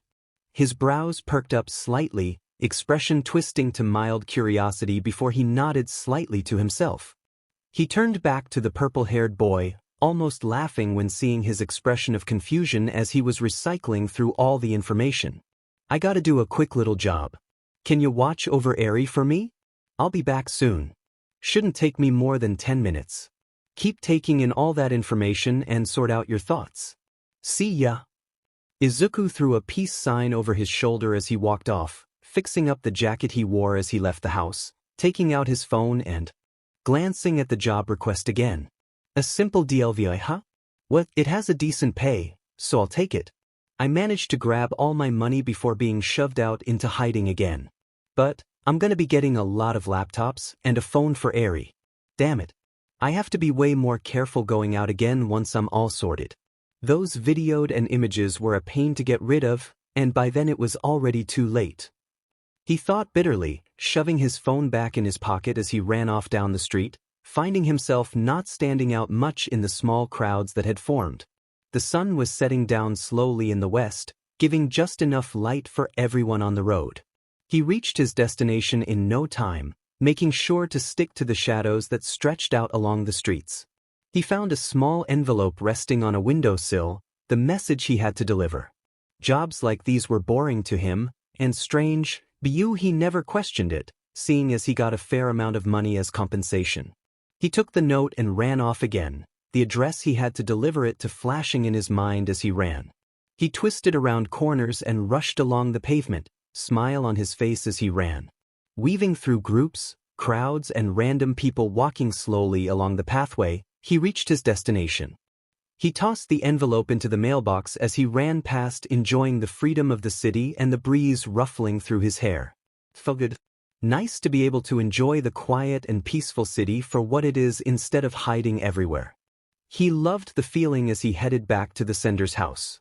He collected the payment left on the windowsill and rushed back to Hitoshi's house, small rays of orange and pink tinting the sky as he darkened to a navy blue to blackish, stars starting to appear. He slowed down his pace, eyes landing on Hitoshi's house as he neared. He halted out front and opened the still unlocked door, stepping in and locking it behind him. He found Hitoshi in the kitchen, trying to find something to eat as Eri watched cartoons on the TV, happily swinging her legs back and forth as she cuddled the toy unicorn. He found his bag and took out the money he collected, flicking through it before dumping it into the bag, happy with the amount. He perked back up when he heard a crash from the kitchen, glancing over and seeing Hitoshi laying on the ground with a pan and utensils beside him. He was rubbing his head, having hit it on the countertop when he tripped. Izuku stifled a laugh and stood up, walking over and reaching Jug a hand down to him. Hitoshi gladly took it, the green net pulling up to the feet. Izuku picked up the dropped items and placed them on the counter. How about I make us some dinner? We are technically freeloading here right now, not that Eri could do anything about that. And you should rest up anyway, get done any homework you currently have. And if you get stuck, I can help you. I'm much smarter than I look, not to brag. Hitoshi just nodded solemnly, biting back his reply. Well, go sit. I'll just use whatever you currently have. Tops, 1 hour. So go work on your homework, I'll be fine here. He pushed the purple net out of the kitchen and sat him down on his lounge, before turning on his heel and heading back into the kitchen. He started to search through the cabinets and fridge, taking out different ingredients, herbs and spices. He got to work, taking out a cutting board, knife, pan and other utensils he deemed necessary. He grabbed 3 fresh fish, slicing them in half and oiling the pan, turning the heat up as he did so. He placed the fish in the pan and let them sizzle, taking out a rice cooker and letting the rice cook. He poured water into a pot, letting it boil before adding dashi kombu. He cut up some tofu and green onions, sliding the food into the pot and stirring it. He added some miso paste and dried wakame, stirring it and placing the lid on top to let it cook. He then turned to a large plastic bowl he had set out. He grabbed a bag of flour and tipped the contents in, before mixing in water and salt. He mixed it together before he started to knead it with his hands, creating a dough. He pressed it into the bench and rolled it out, taking a knife and cutting it into long, thick strips. He cleaned off his hands and placed another pot on the stove, boiling water inside it. He placed the thick strips in and added dashi, soy sauce and mirin, stirring the ingredients together. He flipped the fish over and let them sizzle, stirring the 2 pots. He set the dining room table and took out 3 plates and 6 bowls, placing the chopsticks on the table. He took out another 3 smaller bowls and waited. The rice soon finished cooking, along with the fish. He placed the fish onto the 3 plates and set them done on the table, before scooping rice out of the cooker and into the 3 small bowls. The miso soup soon finished, and the udon noodles soon after. Izuku quickly filled the bowls with the contents and placed them on the table. Dinner is served, he announced, watching as both Eri and Hitoshi perked up, stopping what they were doing and walking over. They both stared wide-eyed at the food, mouths watering at the sight. They all sat down, saying "Itadakimasu" before digging in. Immediately, Hitoshi's eyes widened further at the first bite, taking in the heavenly taste. He looked from the food to Izuku, who was silently laughing before shoving the food into his mouth. He relished in the taste, slurping the udon and enjoying the flavorful miso soup and white rice. He was definitely letting Izuku cook more often, if he stayed here and wanted to, that was. The trio happily ate, serving themselves seconds and thirds in Hitoshi's case.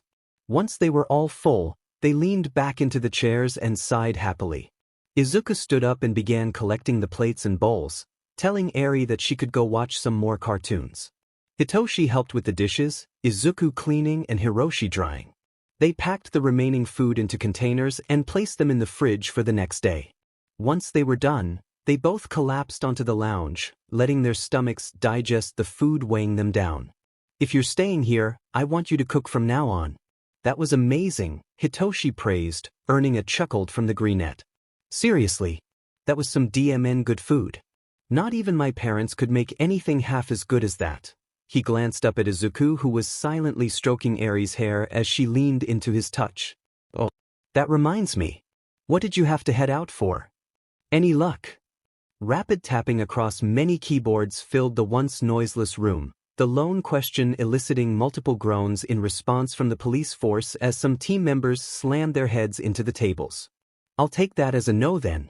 Man, this blank gut really knows what he's doing. Firstly, he managed to escape before the raid on his apartment, which we had kept tight-lipped about, and now he's completely wiped his computers. Damn it. The team felt his frustration on a personal level.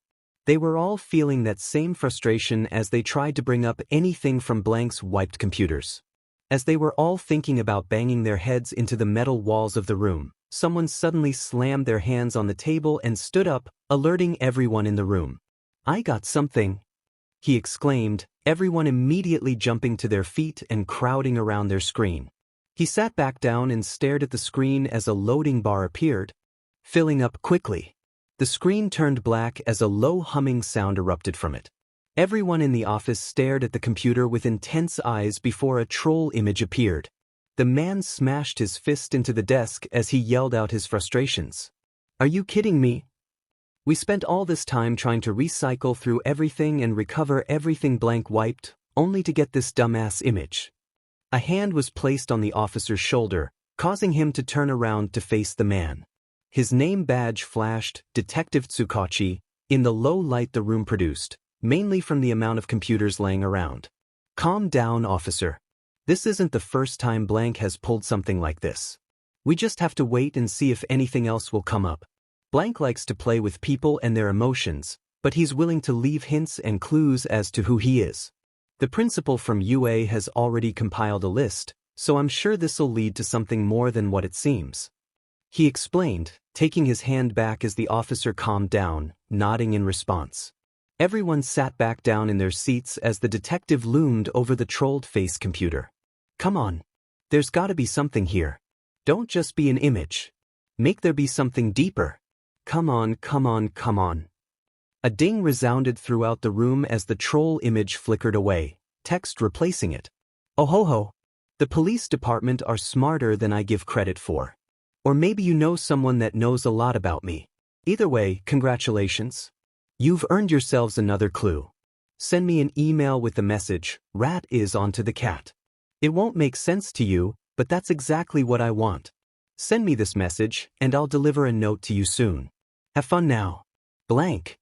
The officer finished reading the message out as Tsukachi grabbed his phone from his pocket, opening up his mail. He quickly typed in Blank's email and the message and pressed send. The email was delivered, and all they had to do was wait for Blank's next move. Chess was a game that the principal enjoyed playing. More so when he found a player that could best him. He moved his computer-generated queen up towards the king, looking out for anything that could put him at a disadvantage. But apparently he didn't look hard enough, because the next thing he knew was that he was in checkmate. His beady black eyes scanned the playing field for what he could have missed, before he noticed what he had acknowledged before as a random strategy, being performed in such a way that he missed what his opponent was slowly doing.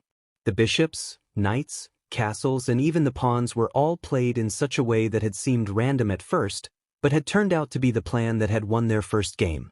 Netsu still thinks back to that first game, smiling to himself. Even though he had lost to Blank, he enjoyed it so much more. He finally found someone that played in such a way that he couldn't tell if he was going one way or the other. It was exhilarating. Netsu clapped his paws together as their match today ended in yet another draw. He watched as Blank typed into the message box. "Nice going, Netsu. Yet another draw. So we're at what now? 11:4:10? Can't believe I'm one win ahead of the Netsu. What a surprise." Netsu chuckled to himself as he started to type away his own message. "I'm sure you won't be holding on to that win streak for long. I'll be besting you in the next match. But until then, I'll let you keep this lead. I have to leave and get back to work now, sadly. Hopefully we can play again soon." Blank sent a thumbs up before they both closed out of the game, Netsu turning back to his work. He picked up a file and began to read through it when he received a message on his phone. He swiped the message open and read it. "We managed to get something from Blank's computers. I'll be coming in later to talk about it." Netsu nodded to himself before setting the phone down, going back to the file he had just opened, his beady black eyes scanning over the information the file contained. It appears that Blank has gone on leave for the time being. No one knows how long he'll be gone for, but people are speculating that his absence is due to heroes interfering with his work. Some are angry while others are relieved with this change, causing debates about this ordeal in the community. Netsu hummed as he read the information, scanning down the page. No one had any leads as to where he currently resides, and any and all information and/or video of him has been completely removed, replaced by the words, "blank is never truly gone." This has Nedzu flipped through a few pages, scanning each one for anything he may deem as useful information. Maybe related to the Shai Hasaikai raid that happened around 2 to 3 months ago. Police have said that they received intel on the organization on the night of the raid when a member of the group was delivered to the station with a note attached. "Hey Shin, you want to go to UA, correct?" Izuku asked from his sprawled position on the lounge. He saw Hitoshi nod in confirmation. "I can help train you if you want. I was already gonna help Eri with training her quirk, so teaching you hand-to-hand combat, as well as weapon use, as both would help you during the entrance exam. It's biased to those with strong flashy physical quirks, so some training would do you some good." Hitoshi glanced down at him in surprise, unsure of what to say. Izuku chuckled at him. "Man, you sure are surprised by anything I do, huh? Makes me think I'm some sort of magician. But if you think that you want some training done, then I'll be happy to help. You do have about a year until the exams. And if you don't mind letting us stay here for the year, I'll happily help you train, both physically and mentally." "Why you'll train me?" he stuttered, seeing Izuku nod enthusiastically in response. He opened his mouth to say more when a sudden ding chimed. Izuku pulled out his phone and looked down at the message, before a sly smirk crossed his face. "What is it?" He hesitated, not knowing if he wanted the answer or not from the smirk Izuku wore. The greenette tossed his phone over to Hitoshi, purple eyes scanning the message. He pet his head to the side, confused, until he read the name the email was sent to. He froze up, staring at the name with wide eyes before glancing over at Izuku. "Wire? B blank? The actual H-hacker blank." Izuku nodded, smirk never leaving his face as he sat up, grabbing his phone from the frozen boy's hand. "No way. I've invited blank to stay in my house. This is real." He sat there, watching Izuku grab a notebook from his bag and open it to a random page. He quickly wrote down a note and ripped it out, humming all the while.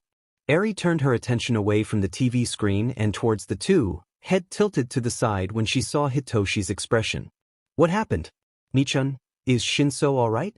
"He's not moving," she asked, but in response got her hair ruffled by Izuku. "Nichan, does it have to do with your secret? Does Shinso know now too?" "It's nothing bad. I mean, he helped me escape from bad people. He even cooked for us.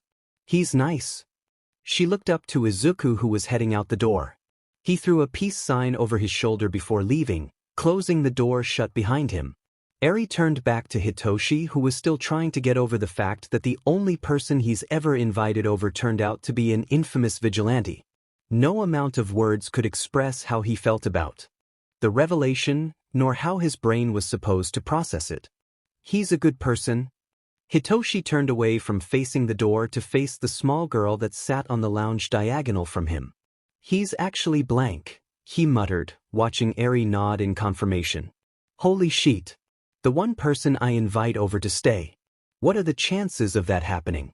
And he even said that he'd train me for the UA exams. Why?" His voice started to pick up as he stared into Eri's eyes. "Why is he trying to help me? Why did he give me this information? Why did he tell me that he is blank? Why would he do any of this? Isn't this putting him at risk? Why?" He stopped when he figured Eri wouldn't understand or know the answers to those questions, so he turned away and started to contemplate why Izuku would go out of his way for someone he didn't even know just hours ago. Why he did any of this for him. Why he, a vigilante that's been hunted down by the police and heroes repeatedly, wanted to help him. Because he sees himself in you. Hitoshi's head snapped up and towards Eri, who watched him with sympathy in her ruby-red eyes. He knows what it's like to be an outcast. He knows what it's like to be bullied. He wants to help you because he sees himself in you. This child, who couldn't be older than 5, was spouting these things in such a way that it made sense to Hitoshi. He wants you to have a chance to do things differently. In a way that he couldn't, and felt that he shouldn't try again. He doesn't want someone that reminds him of himself to fail like he did, to become someone that's a ghost of themselves. He wants you to try. To be a hero, the hero he was denied a chance to be, Eri slipped off the lounge and walked over to Hitoshi, climbing back up and patting his leg as a way to comfort him. He wants you to be strong. Someone that others can look up to. Hitoshi only stared down at the small girl. They stayed like that until the front door opened once more, Izuku slipping in to be greeted by the scene on the lounge. He let out a long heavy sigh, closing and locking the door behind him. He walked over to the lounge and leaned over the side, catching the attention of the duo. Hey, you doing all right there? I can leave if you want. His voice was soft as he looked into Hitoshi's eyes. I can understand why you'd want me to. Don't want to be caught helping out a wanted person, huh? He chuckled, but it held no humor behind it. I guess I'll grab my bag and head out. If I leave, would Eri be allowed to stay? Hitoshi suddenly stood up and grabbed hold of Izuku's arm, halting his movements as he turned to grab his bag. He looked back at the purple net, confused. What is it? Don't you want me gone? Hitoshi shook his head, grip loosening on Izuku's wrist. But why do you want me to stay? Because, he was trying to find the right words as he looked down, hand letting go of Izuku's wrist and falling beside his leg. Because you helped me. And because you're willing to do more for me, even though we just met only hours ago. It doesn't feel right to just kick you out, he murmured, though Izuku still caught all that he was saying. He turned to his full body towards Hitoshi as the purple-haired boy started to rub his arm, a nervous habit he developed. I was just shocked to find out that you were that vigilante everyone was talking about. The guy who all the police and heroes are trying to track down. I just didn't know how to react to it all. He turned his head to meet Eri's gaze, Izuku doing the same. Eri told me some things and it kinda makes sense to me. So I don't want you to leave. Turning back, he lifted his head and faced the green net directly. I want you to stay here. A soft, small smile snakes across Izuku's face as his posture relaxed. He let out a soft sigh, placing his hands on his hips as he lightly shook his head, quietly chuckling to himself. Man, and here I thought that you'd actually kick me out. I was worried for nothing. He met Hitoshi's gaze, his smile widening slightly. Well then, if I'm gonna stay here, I'm gonna train you up for the UA entrance exam. You're gonna need some muscle if you want to get through. The sudden change in attitude almost gave Hitoshi whiplash, but it was much needed after that sappy talk. The written exam shouldn't be too hard as long as you study, but the practical exam is up against robots. Their biggest can cause a lot of damage, so you wouldn't want to get hit by one. As soon as the exam starts, race ahead of everyone else. A head start is what you'll need when going against everyone, seeing as most people will have powerful physical quirks that can destroy the robots faster. Hitoshi nodded as they both walked around the lounge and sat down, Eri crawling over to them. If you get a good enough head start, go for the first robots that you see. And use a minimal amount of energy. Just enough to destroy it, but not enough that'll leave you exhausted quickly.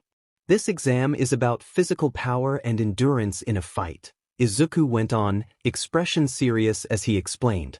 But there's also a secret score that'll help you in the long run. Rescue points. If you manage to help people before they can be crushed by the robots, that'll land you rescue points. You'll learn all about the villain points before the exam, but the announcer won't mention anything about rescue. So there are two things for you to do. Izuku held up 2 fingers. Get a head start and destroy the first robots you see to get an early lead, and help people if they're in any immediate danger. Just get as many points as you can. Hitoshi nodded in understanding, clenching his fists in determination. Izuku suddenly clapped his hands together, a wide bright smile replacing his serious look. Well, we can start training tomorrow. It's seriously late at this point, we need to sleep. It's already way past Eri's bedtime at this point. Do you have a spare room that we can use? Day after day, week after week, month after month, the trio trained quirk, mind and body. As the months passed, the collection of clues Nedzu and the police department had obtained only grew in size. The most notable clue was the fact that Blank was in fact quirkless, unlike all the theories that have been popping up, only to be removed soon after they appeared. Nedzu skimmed over the files he has collected back from the police department, making sure that they were all in order and none were stolen. He'd heard that there was a traitor amongst the ranks at some point, someone who was later convicted and tossed in jail for many other crimes better kept under wraps. Nedzu let out a short sigh as he placed the files on his desk, turning away before something caught his eye. He turned back and grabbed a page that fell out of the file, a blue-colored page that he never had before. He read it over, eyes widening before he took all the pages out of the file and started to sort them. Unknown. Profession, vigilante/hacker. Vigilante name, blank. Age, unknown exact age, but he's in his teens. Quirk, quirkless. Debut, 7 years ago. Personality, cheeky, always looking for a way to either help someone or annoy them. Family, unknown. Allies, none. Current residence, last apartment at High Street in Mizudafu, unknown current location. Appearance, facial features unknown. Average build, usually wearing either a green or black jacket, goggles and black faux mask. Black sweatpants, gloves and red shoes. Weapons, different gadgets, blades and or guns. Usually seen fighting with a blade. And or gadgets. Gadgets, rocket booster shoes, built-in wings, hook shot, quirk nullifying and electric gloves, others. He wrote down a profile for blank on a spare piece of paper he had lying around, tapping down pictures that he'd collected. He read through the profile before looking back at all the notes and clues that he's compiled, the newest one piquing his interest again. He picked it up and read it aloud. Blank is a 15-year-old male. He scribbled out the part next to the age, replacing it with 15. He has green, black hair, unknown eye color, and fosters a small girl. He scribbled out the unknown next to family. He's willing to work with heroes on cases against villains, but not vice versa, disappearing after they've finished the job. He also carries smoke bombs, flash bombs and a nullifying quirk drag which is carried around in syringes. He has a pattern of sneak attacks and tripping up the opponent before knocking them out if the sneak attack didn't knock them out first. No further information has been acquired. Nedzu tapped his paw against his chin in thought, looking from the new information to the profile he set out beside him. He thought back to when he was seen working alongside heroes, mentally noting that he had worked with both Shoyuda and Hizashi on a case focused around missing children, and later Edgeshot and Kamui Woods to take down an organization that had started causing trouble. He's also outed plenty of villains, allowing the heroes information for free so that they take down the problematic villains. The entrance exam is tomorrow. I'm sure he'll appear then so he can evaluate the up-and-coming heiress. I'd love to hear his opinion on them. It'd help decide who's fit for heroism and who isn't. I can't wait to see what happens. Nedzu chuckled to himself, placing the note down and fixing all the papers into a pile, slipping them into the file case. He closed the file and placed it safely and securely into a drawer, locking it right. This has gotten fairly interesting. I wonder how it'll all play out. I hope I get a chance to meet him in person tomorrow. I'd love to discuss the potential student candidates. He poured himself a steaming cup of tea as he laughed, scaring anyone that stood outside away. He sipped at his tea as he leaned back into his seat, wondering what would happen the next day. It'd be interesting to see if he'd appear on the cameras, though I guess he'd only do that if someone was in immediate danger. Guess I'll have to wait and see what happens. He thought of it like a game of chess. Blank was the king, but he was always one step ahead and protected by his pieces. Nedzu kept taking them one by one, but Blank was doing the same. Two kings, both armies trying to protect them as they advanced, trying to pull the other into the palm of their hand. Nedzu smiled manually at the thought, excited for what was to come. Muscles burning, limbs weak and limp, head banging against a metaphorical wall. That's how Hitoshi felt at the time, collapsed into a heap on the grass outside, sweating and breathing hard as he tried to regain his breath. His muscles protested with each move he made, even just the slight twitch of his fingers sent a jolt of pain down his arm. His head rolled to the side, a grunt leaving his throat from the pain that followed. He watched as Izuku trained Eri and her quirk nullifying gloves covering his hands as he watched Eri power up her quirk. She'd gotten more control over the months of training. It wasn't perfect, still going out of control every now and again, but she had much better control on it. Sparks flew off her horn as she concentrated on the broken gadget in front of her, focusing her quirk onto the one item. It flowed down to the small pile of junk, watching it repair itself in a matter of moments. Eri took her quirk away and focused on stopping it, cutting a metaphorical string that Izuku got her to imagine. Her quirk cut off, horn shrinking back to its usual small size on her forehead as she let out a deep breath. She looked up at Izuku with a smile, letting him scoop her up into a tight hug. You did it. You've gotten so much better, Eri. I'm so proud of you. He praised, rubbing their cheeks together as he usually did, making Eri giggle in delight. You'll be able to use it without problem soon, I know it. He placed her down, turning to face Hitoshi, who had pushed himself up, albeit with a lot of struggling and pain-filled muscles. You doing all right over there?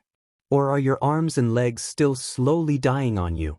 He joked, laughing as Hitoshi tried to lift his arm up, showing that it was still jelly. Well, that answers my question.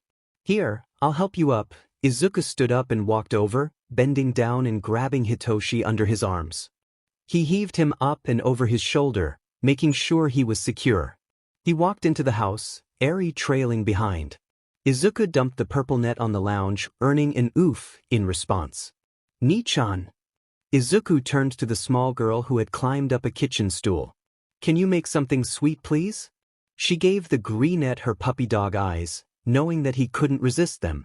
Izuku gave in almost immediately, walking over and patting Eri on the head. Thank you. Over the months, the three had gotten much closer to each other, practically becoming family.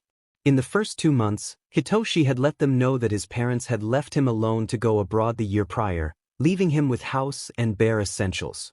Izuku had sworn to punch their faces in if he ever met them, before muttering something the purple-haired teen didn't catch. They had begun training that month after that revelation, Izuku saying that he'd need to be able to get a punch in too.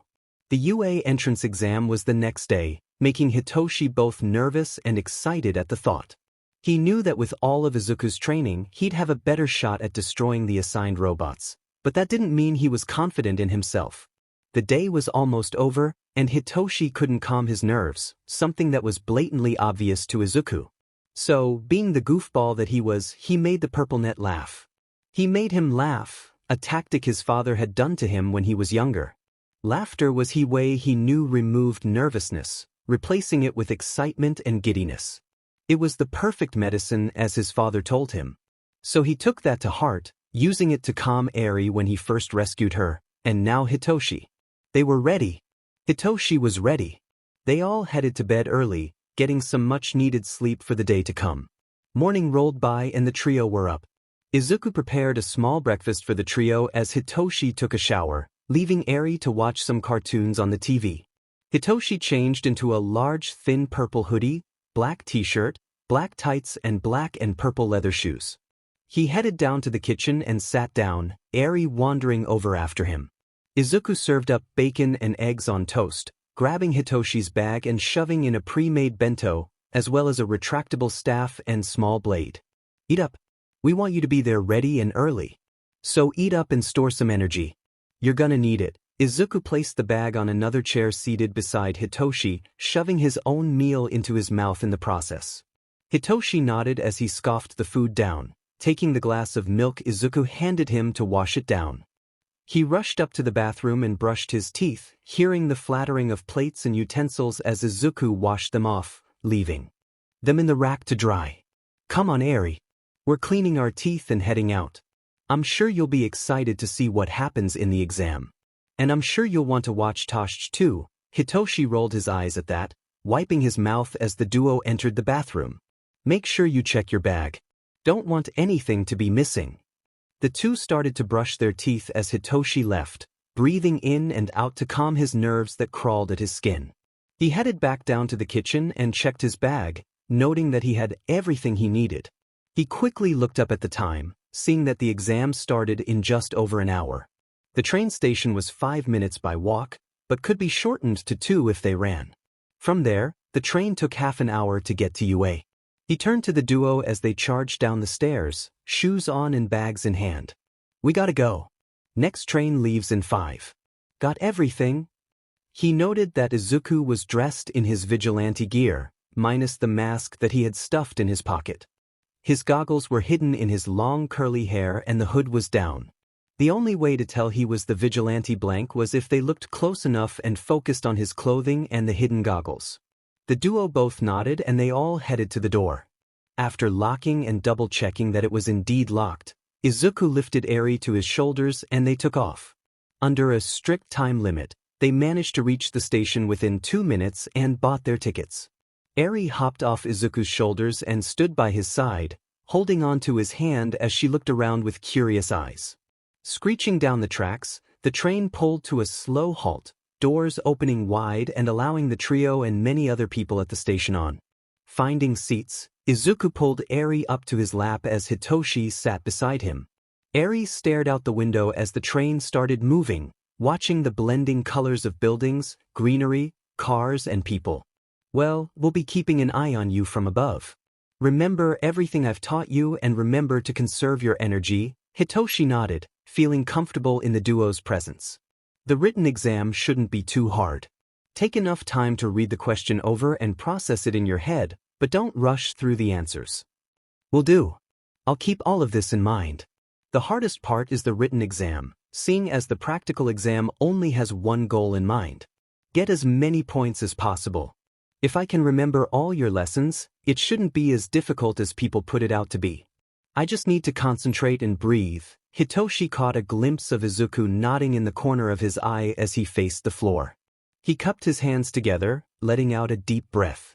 He felt Izuku place a hand on his shoulder, as well as Eri patting his arm. I can do this, he muttered, leaning back into the seat and facing the ceiling. I can do this. I know I can. I just gotta focus. The train stopped a few more times along the track, people entering and exiting the carriage they were in before it stopped at UA station. The trio hopped to their feet and headed off, Hitoshi in the lead. They walked up the pathway to the school, already seeing the towering building the moment they stepped outside the station. They halted outside the large gates, admiring the bright and gigantic school. Hitoshi turned back to face Izuku and Eri, both giving him encouraging nods. Hitoshi nodded back, gripping his bag strapped tightly and walking inside. As the purple-haired teen disappeared through the entrance, the duo headed off along the pathway. They slipped into an alleyway unnoticed, Eri climbing into the back of Izuku's hoodie to stay hidden. He lifted her up, her head popping out the top where the hoodie had been stretched. Izuku pulled his goggles down and grabbed his mask, taking another and passing it to Eri. They secured the masks over their mouths before the greenette climbed to the top of the building. He leaped off the building roof and onto another one, doing it a few times before halting. He looked around, seeing no one but the people either walking along the streets, in cars or entering UA. He felt Eri's arms tighten around his neck, telling him that she was ready for his next move. He took a running start, jumping off the edge of the roof and over UA's grand gates, landing softly on his RBB soles. He stuck to the wall as he ran, ditching to the side of the school when he was close enough. He scaled up the building's side and kept going until he found Nedzu's office. He pried open the window after unlocking it, letting himself in. He quickly relocked the window and found the ventilation system. He opened the vent and crawled in, glad that he checked the size of the vents beforehand. He positioned the vent back to its original place before he took off. He crawled around the vents, taking lefts and rights before stopping at the room he wanted. The place where the written exam was being held. He looked through the gaps in the vents, feeling Eri crawl up to do the same. Their eyes scanned the room before they found where Hitoshi was seated. He was lightly tapping his pen on the desk, a habit he picked up when he was waiting for something to happen or nervous. He suddenly stopped, Izuku's enhanced vision catching sighting of his breathing. He smiled to himself, leaning down as he let his body relax, sinking onto the metal. He faced Eri and placed a finger to his lips, Eri mimicking him. They turned their attention back to Hitoshi as the written exam was handed out. Izuku noted down a few people that stood out. Tensei's brother, an alien-looking girl, bright spiky red-haired boy, and none other than Bakugo Katsuki. The exam started, everyone grabbing the first page of the exam booklet and opening it, getting right into answering. Izuku kept an eye on Hitoshi, watching as he scrolled through the questions.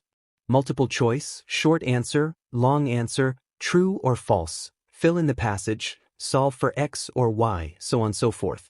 The exam was set for 2 hours, giving the students ample time to answer the questions and complete the booklet. It was compiled of multiple parts, Japanese, English, math, science, geography, hero law, history, and quirk anatomy. Each contained a total of 40 questions, aside from hero law and quirk anatomy, which consisted of 20, of different variety, the easier ones being set in the front and the harder at the end of the segment. The teachers had argued over the time limit, but they ultimately set it at 2 hours, seeing as in most situations, time was literally against you. Hitoshi flicked through Japanese, English, and math with ease, remembering everything that Izuku has taught him throughout the physical training.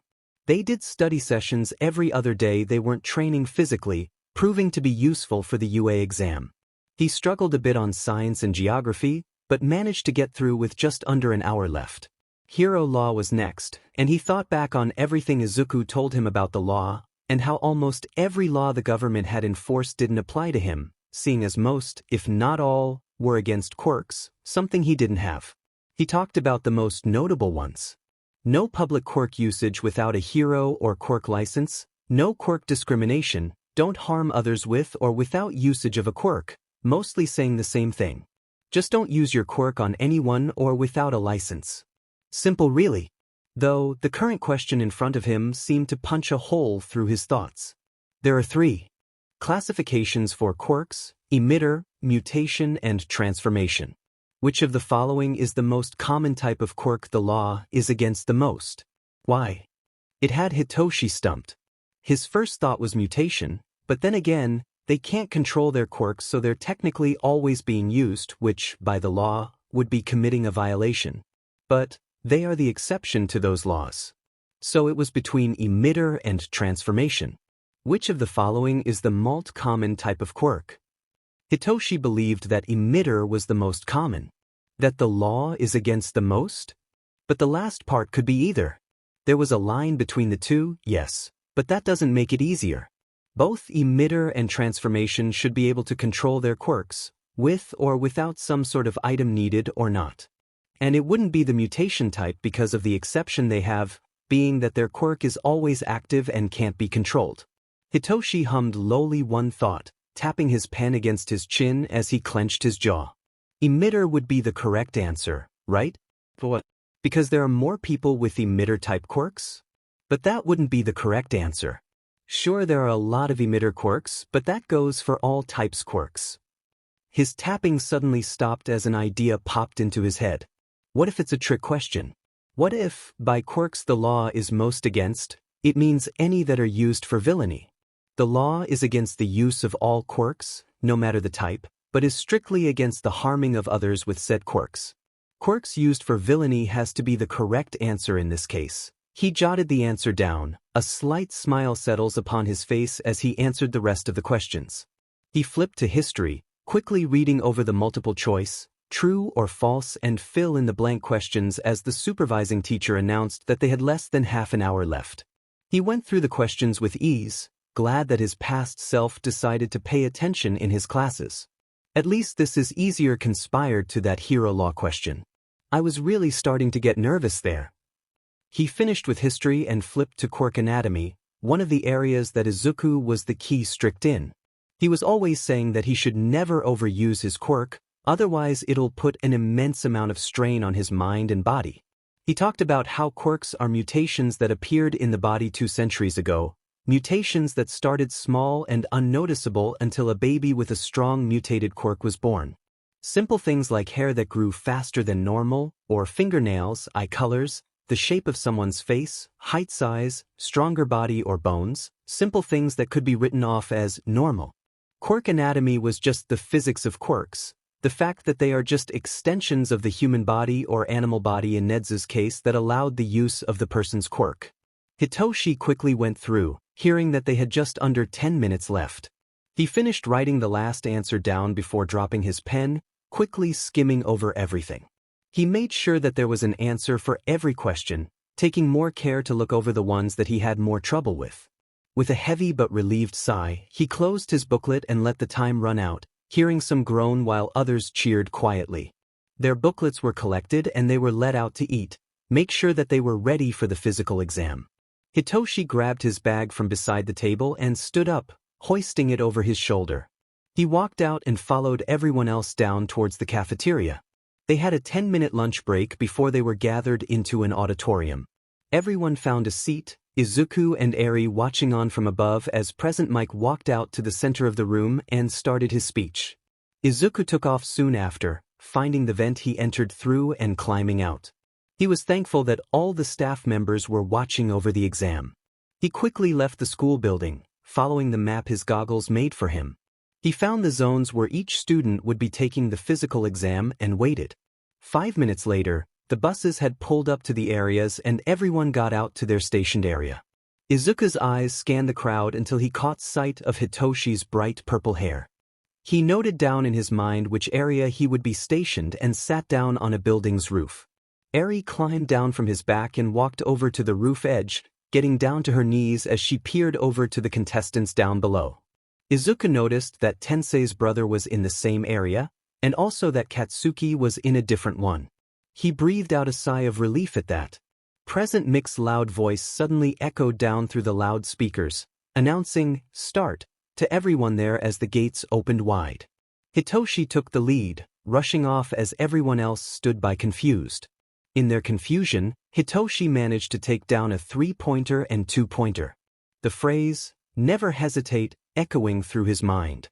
As the other contestants filed into the area and hunted down the robots, Hitoshi took out his retractable staff and pressed a button, letting it extend to its full length. The heroes would already be informed of his quirk, and nothing was ever said about the use of support items.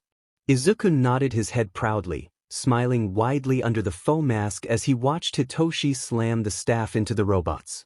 Down they went like a line of dominoes, each being taken out with a spark. A sudden yelp caught Hitoshi's attention as he smashed a robot into the ground.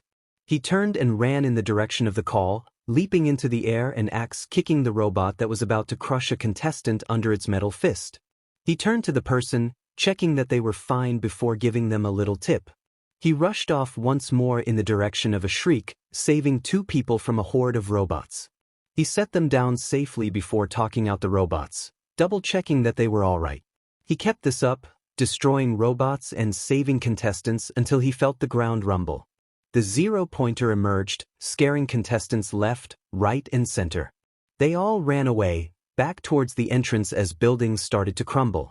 Hitoshi turned to flee as well, before letting out an irritated groan when he heard someone calling for help. He turned around, eyes scanning the area and catching sight of a brunette stuck under a large piece of concrete. Hitoshi ran towards her, keeping a trained eye on the 0-pointer that loomed over them. He urged his legs to run faster, reaching the girl in a matter of seconds. He grabbed the large piece of concrete the file was under, telling her to crawl out as he lifted it up with all his might. He mentally thanked Izuku for all his training, as he watched the girl pull herself out. Once she was out, Hitoshi picked her up in his arms and ran off. He heard the 0-pointer's gears turning as the gigantic robot pulled its arm back, ready to strike.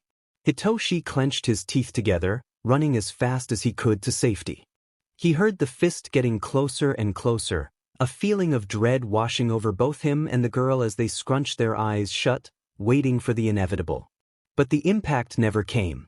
Hitoshi opened his eyes, legs still moving fine as he turned his head, watching his friend and mentor single-handedly slice off the metal arm, watching it drop just centimeters away from the duo. Hitoshi slowed down, halting and turning to face Izuku. The brunette opened her eyes, glancing up at Izuku as he sprinted up the remainder of the robot's arm, jumping over the hand that tried to grab him. He reached the top of the robot's shoulder, skidding over to the neck as he plunged a black staff into the robot's neck. He pressed a small button on the staff, the ends in the neck opening up as electricity sparked. The robot started to spaz, electricity breaking through metal plates and sparking out, creating a light show that none of the contestants could look away from. Izuku took the staff out, grabbing a small gadget from his pocket, pressing a button and throwing it into the hole the staff created. He leaped off the 0-pointer's shoulder, activated his wings and gliding down as loud explosions echoed within the hulking beast. Its chest blew open, the force strong enough to send shock waves through the air as the robot collapsed backwards, a loud thud resounding throughout the area. Izuku dropped down to the ground in front of Hitoshi, green eyes hidden behind tinted lenses scanning Hitoshi over for any wounds. Noting that there were no present wounds, he saluted them before tapping his left foot on the ground twice, activating his rocket soles. He took a running start, leaping into the air as his wings caught the wind. He flew off into the distance, prying eyes following his black-clocked figure as he disappeared. Thank God he was here, Hitoshi thought, resting the girl in his arms on the ground as Present Mike called time. He checked her legs that seemed to have taken the blunt of the damage, seeing that one was broken as that the other was sprained, given by the fact that they were swollen and bright red. Someone should be over here now to check up on injured people. Are you feeling all right? The girl nodded her head, though Hitoshi noticed how she winced when she tried to move her legs. Don't try to move. It'll just make it worse. Moments later, the heroin recovery girl walked in, giving people gummies and kissing their foreheads to heal up their injuries. She walked over to the duo and kissed the girl's forehead, her legs healing almost immediately. After making sure that the girl could walk, he headed off, proud of how he managed in the exam. Following the week that held the entrance exam was a tension-filled, stressed, and sleepless week for many. But as for Hitoshi, he slept like a baby. The moment he got back from the exam, he collapsed onto his bed and slept for a good 6 hours before Izuku finished making dinner. Even after eating, showering, and brushing his teeth, Hitoshi still fell asleep with ease, glad that the hardest part was over. Now he just had to wait for the letter, either saying that he got in or was rejected. He prayed with all his heart that it was the former. He said that stressing took too much energy and that he'd rather sit around and watch TV than panic about the coming letter. So that's what he did. Sat around, watching cartoons with Eri and Izuku as they waited for the letter to come in. And come in it did in the following week after the exam. Izuku rushed in with the letter and other various mail neither of them cared about. He tossed the letter to Hitoshi as he dumped the rest on the kitchen table, jumping over the back of the lounge, face planting into the soft fabric as he looked up at Hitoshi expectantly. The purple net tore open the envelope, seeing not a letter, but a small disc-like object. They all stared at it for a few moments before a hologram sprung to life. The principal Nedzu was present on screen, his fuzzy face taking up a majority of the hologram. Good morning Shinso Hitoshi. I am Principal Nedzu, and I'm here today to tell you that you passed with flying colors. Welcome to UA's hero course, Shinso. I hope to see you there on Monday. Your uniform should be coming in through the mail today or tomorrow. Until then. The hologram switched off, being replaced by a beeping light from the disc. Izuku quickly grabbed it, ran outside and threw it up high into the sky. The other two walked out, seeing the dusk explode in the air. Mantnetsu. Making a holographic disc that explodes after it's used.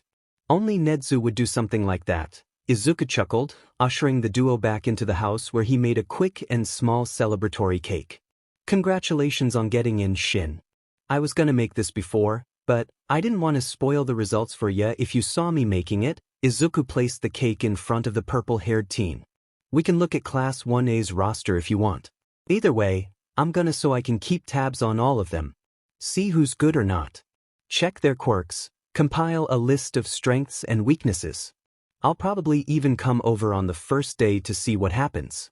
So if you see or send someone nearby, that most likely will be me. Hitoshi just nodded, half listening as he cut up the cake. He passed a slice to Eri who seemed eager to stuff her face. Oh, I'll also be popping by more often. I'm sure Eri would want to be outside more anyway, so yeah. But I get to see Shinai become a hero. Eri cheered, giggling as Hitoshi's face burned bright red at the deceleration. I'll see you train and get even stronger, and take out heaps of bad guys just like Nii-chan does.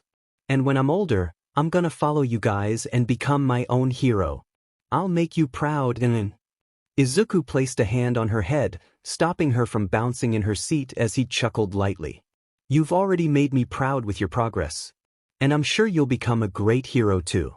Just like Shin will. We'll be a trio of heroes, searching everywhere for crime and taking down villains. It'll be fantastic. And who knows? You might end up interning at one of our agencies when you're in UA. I'll definitely put up an offer for ya.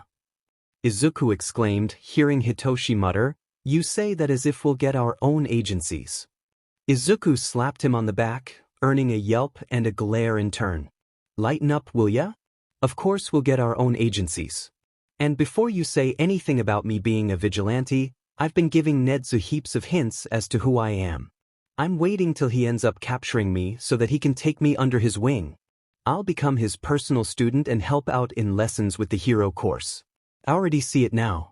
And I forgot to add before, but I'm gonna be dropping by Nedzu's office first day to say hi. Hitoshi chalked on his slice, facing Izuku with a shocked and disbelieving face. His expression just read, what the actual F dash. Izuku chuckled, waving his hand as he stuffed his slice in his mouth, taking the plates and utensils away and washing them up. Are you serious? I thought you were trying to stay away from the police and heroes. You know, that being the whole reason on how you found me. Why are you trying to let them capture you?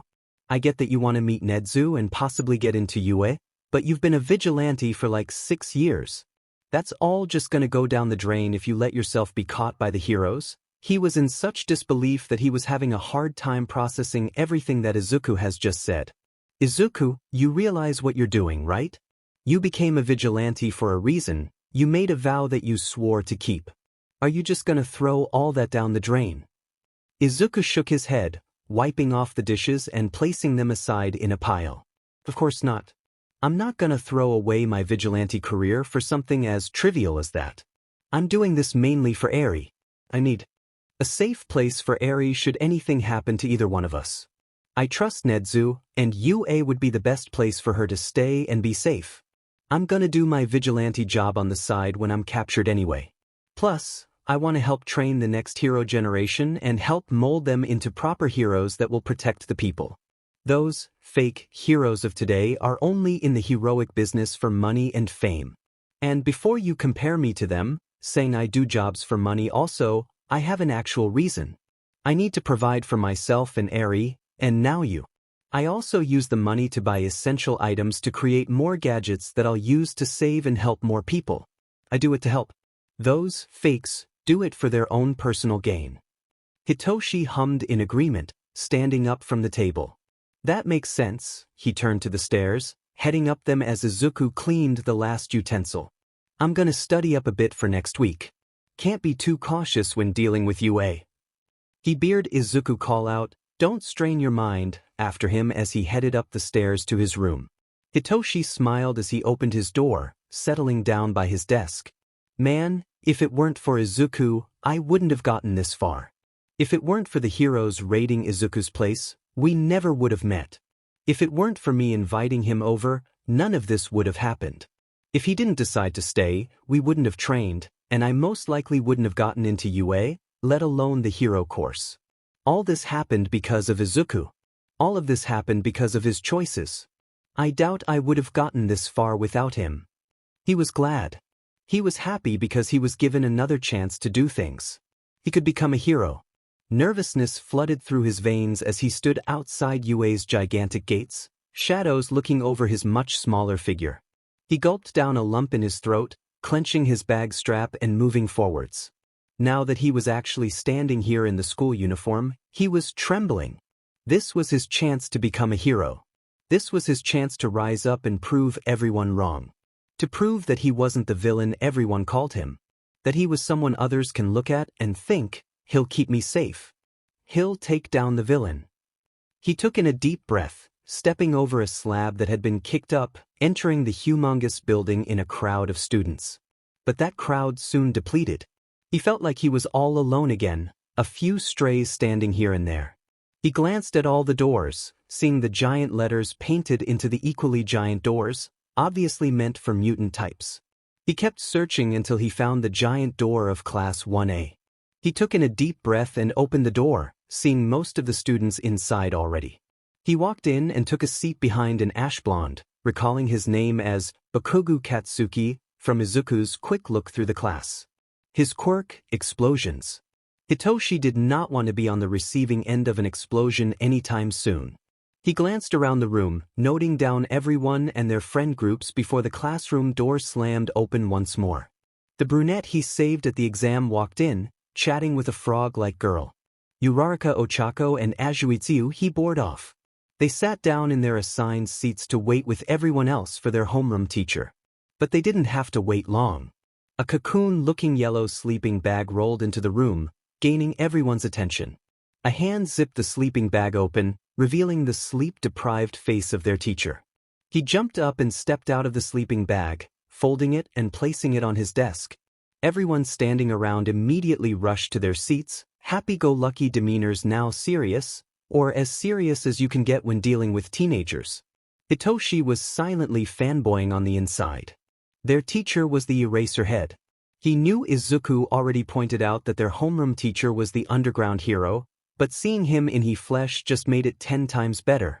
That took you 8 seconds too long to settle down. If you're here to be a hero, you need to learn to do that faster. These 3 years you'll be having here will be harsh, so you better get used to it, their teacher explained, bored monotone voice filling the room. My name is Aizawa Shoyuda. I'm your homeroom teacher for the year. If I don't see potential in any of you, you'll be expelled immediately. That caused a jolt of tension amongst the students besides Hitoshi. Now, put these on and meet me outside in 5. He placed the gym uniform on his desk and walked away, already done with the class he'd known for 5 minutes. Hitoshi was the first to stand up, grab his uniform and leave. Everyone else followed after him as he walked down the hall to the changing rooms. He's glad Izuku showed his a map beforehand, otherwise they'd most likely be lost. After changing uniforms, they all met Shoyuda outside, the sleep-deprived teacher waiting impatiently for them. Now that you're all here, you'll be doing a few practical tests to see where you're at in terms of physical strength and ability. The brunette spoke up after Shoyuda announced this, saying something about the orientation currently going on. We don't have time for useless meetings. You're here to become heroes. Bakugu, come here. You got first on the practical exam. Katsuki stepped forward and caught the ball thrown to him. How far could you pitch in middle school? He kept a straight face as he stared back at the teacher. 67 meters. Shoyuda nodded, pointing over his back to a ring painted into the ground, saying, now try with your quirk. Just don't leave this ring. Katsuki stretched his arms, holding the ball behind him as he crouched slightly, planting his feet into the ground. Die! He threw the ball with all his strength, firing a powerful explosion after it as it left his grip. The blast was enough to cause some of the students standing by to stumble. The ball started to descend in the distance, falling to the ground far away from Katsuki. Shoyuda held up a phone-like device, showing the score, 705.04 meters on it. How's that extras? Katsuki snickered, walking back to the group of dumbfounded students, head held high and radiating pride and looking egotistical, just like Izuku had described him to be. Ochako exclaimed something about this being fun, which seemed to tick off their teacher. Fun, huh? How's this for fun? The person who scores last will be expelled from UA. A few seconds of silence washed over the students before they erupted in argument. This is my class. I can do whatever I wish with you. The principal has given strict regulation that teachers can teach their classes however they see fit. If you don't like my rules, then leave. This obviously isn't the place for you. Someone in the back whines about it, being so unfair. The world is unfair. You don't get to choose anything. You have to follow everyone else if you want to get somewhere. Now, first up is the 50-meter dash. No more whining. I don't care what you think about this being unfair. This isn't a place to play friends and stupid games. This is training you for the hell that is the outside world. This isn't a game. Get used to it now or leave UA and never come back ever again, got it? Knocking interrupted Nedzu's focus. The animal principal turned to the large window that took up the wall, seeing a figure cloaked in black hanging upside down waving at him. Nedzu immediately opened the window, knowing that this was the vigilante blank. The vigilante climbed in and stood up straight, stretching his back and arms. Hey Nedzu. This is the first time we're meeting face to face, huh? How's my chess buddy doing? Blank walked around the desk Nedzu sat at and settled down on the lounge. His goggles and faux mask covered his face as he leaned onto his hands. I'm sure you've been doing well. Are you any closer to figuring out who I am? Or do you need some more hints? Though, I guess talking to you gives a hint because of my voice. Isn't that nice? He chuckled lightly, hidden emerald eyes gleaming as he watched Nezu pour himself a cup of steaming tea. It's been going quite well, actually. The police force and I have compiled a list of facts about you. We even got an anonymous tip to boot. Do you happen to know where that came from? Nezu sipped his really as blank laughed, saying, Of course I do. I've been keeping tabs on you guys for years now. Nezu hummed in acknowledgement, before something of interest caught his beady little eyes. Is there something on your back? I thought I saw something peeking out. Blank jolted up, before sighing in defeat. He muttered something that Nezu couldn't hear before a small girl climbed down from under his jacket, settling on the lounge and holding onto Blank's arm. Oh, it seems that the anonymous tip gave us to correct information. And what might your name be, little one? In a quiet voice, close to a whisper, she said, Eri. I'm sure I've heard about you somewhere. I suppose you're the one who's taken care of her after we took down Shai Hasaikai, correct? Blank laughed, nodding his head in confirmation. Of course you'd know that. It seems nothing can get past you, huh? Either way, I came here to watch the hero course, though I believe I've gotten enough information. Eraserhead was close to catching sight of me, but I know what I'm doing. These types of things are my favorite to do. And when you finally capture me, I hope I'll still be able to do this. After all, I am a vigilante and hacker. I'm sure I'll find a way anyhow. But that's besides the point. I'm here because I want a safe place for Eri here should something happen to me. I want to keep her as safe as possible, and UA is said to be the safest place in Japan. So I'm sure you have some room for a small child to stay. Blank leaned back into the cushions, placing Eri in his lap. He played with her hair as Nezu thought his words over, pouring some tea for his vigilante guest. So? I feel the only answer would be yes. You are quite correct. How could I consciously abandon a young girl? I'd feel like a monster doing something like that. So, should anything happen to you, I'll make sure to keep her protected here in UA. I'm sure you've thought of a way to tell us her location if something should happen. Blank took out a small device, splitting it in two. He placed one on Nedzu's desk and gave the other half to Eri. A tracking device that only activates with a specific command. You'd make an excellent student here in UA. I'll be sure you capture your quick then, shouldn't I? Blank took a sip from his tea, Eri cooling her own down before drinking. Plus, I'd love to start playing chess with you in real life, not over computer. Show me how you think logically and with precision. I'd love to get into that mind of yours and see how you tick. But until then, I'll just have to keep searching for you and figure you the best course of action in capturing you. Blank downed the rest of his drink and placed it on Nedzu's desk, Eri doing the same. He walked over to the window, hoisting Eri up onto his back as he opened the window.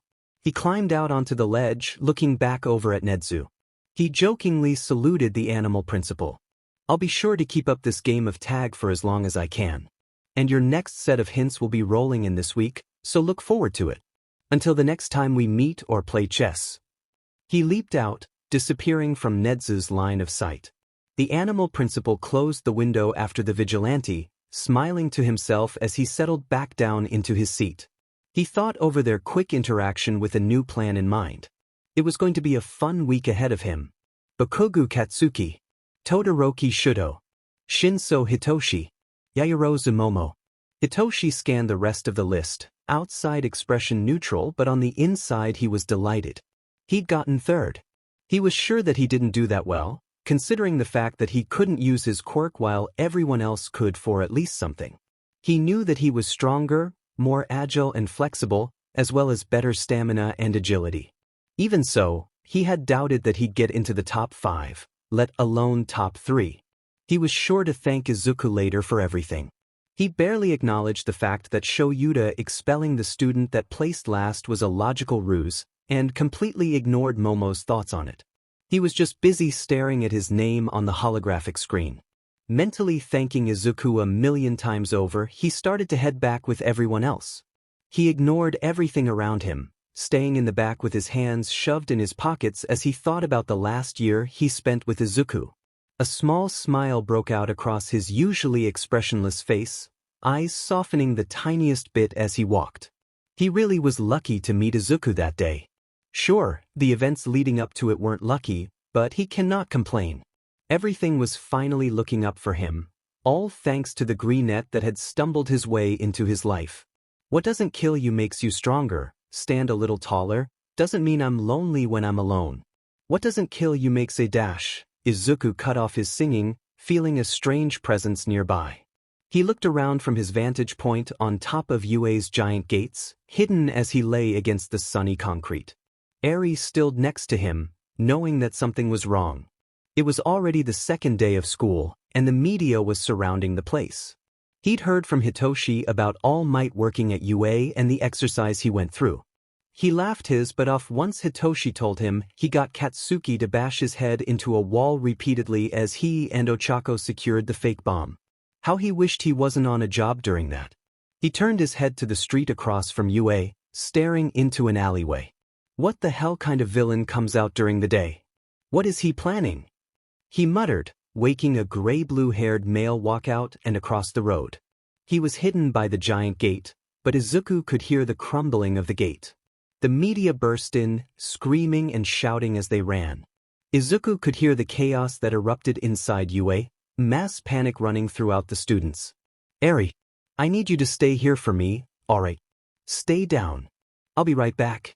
I need to see what this guy is doing. Eri nodded understanding, staying laid down as Izuku took up a crouched position, glancing around quickly. With a small nod to Eri, he took off, staying hidden in the shadows as he followed the villain. The teacher's lounge, huh? Must be looking for something in particular. He watched as the villain shuffled through a few files, mentally noting down how he held up his pinky fingers in the air as he searched. So he has no control over his quirk. Restraining his hands should be enough to stop any major damage. The USJ Field Trip 1A is going to tomorrow. Guess I'm crashing their party. A black and purple vortex-like portal appeared next to the villain, disappearing with him as it closed. Izuku made his way back to the top of the gate, laying back down next to Eri, who hugged him tightly when he returned. Who was that? Were they a villain? Will Shin and I be all right? She asked, worry lacing her voice as she stared down at Izuku. Said Greenette placed a hand on her head, ruffling her hair and calming her down. Don't worry. We'll be going on a little trip tomorrow. I'll make sure to keep Shin and his classmates safe. I'll protect them like I protect you, okay? He poked her nose, earning a fit of giggles from Eri. So there's nothing to worry about. I'll place you in a safe place away from the fighting so you don't get hurt. Afterwards, we can go out and get something to eat. What do you say to that?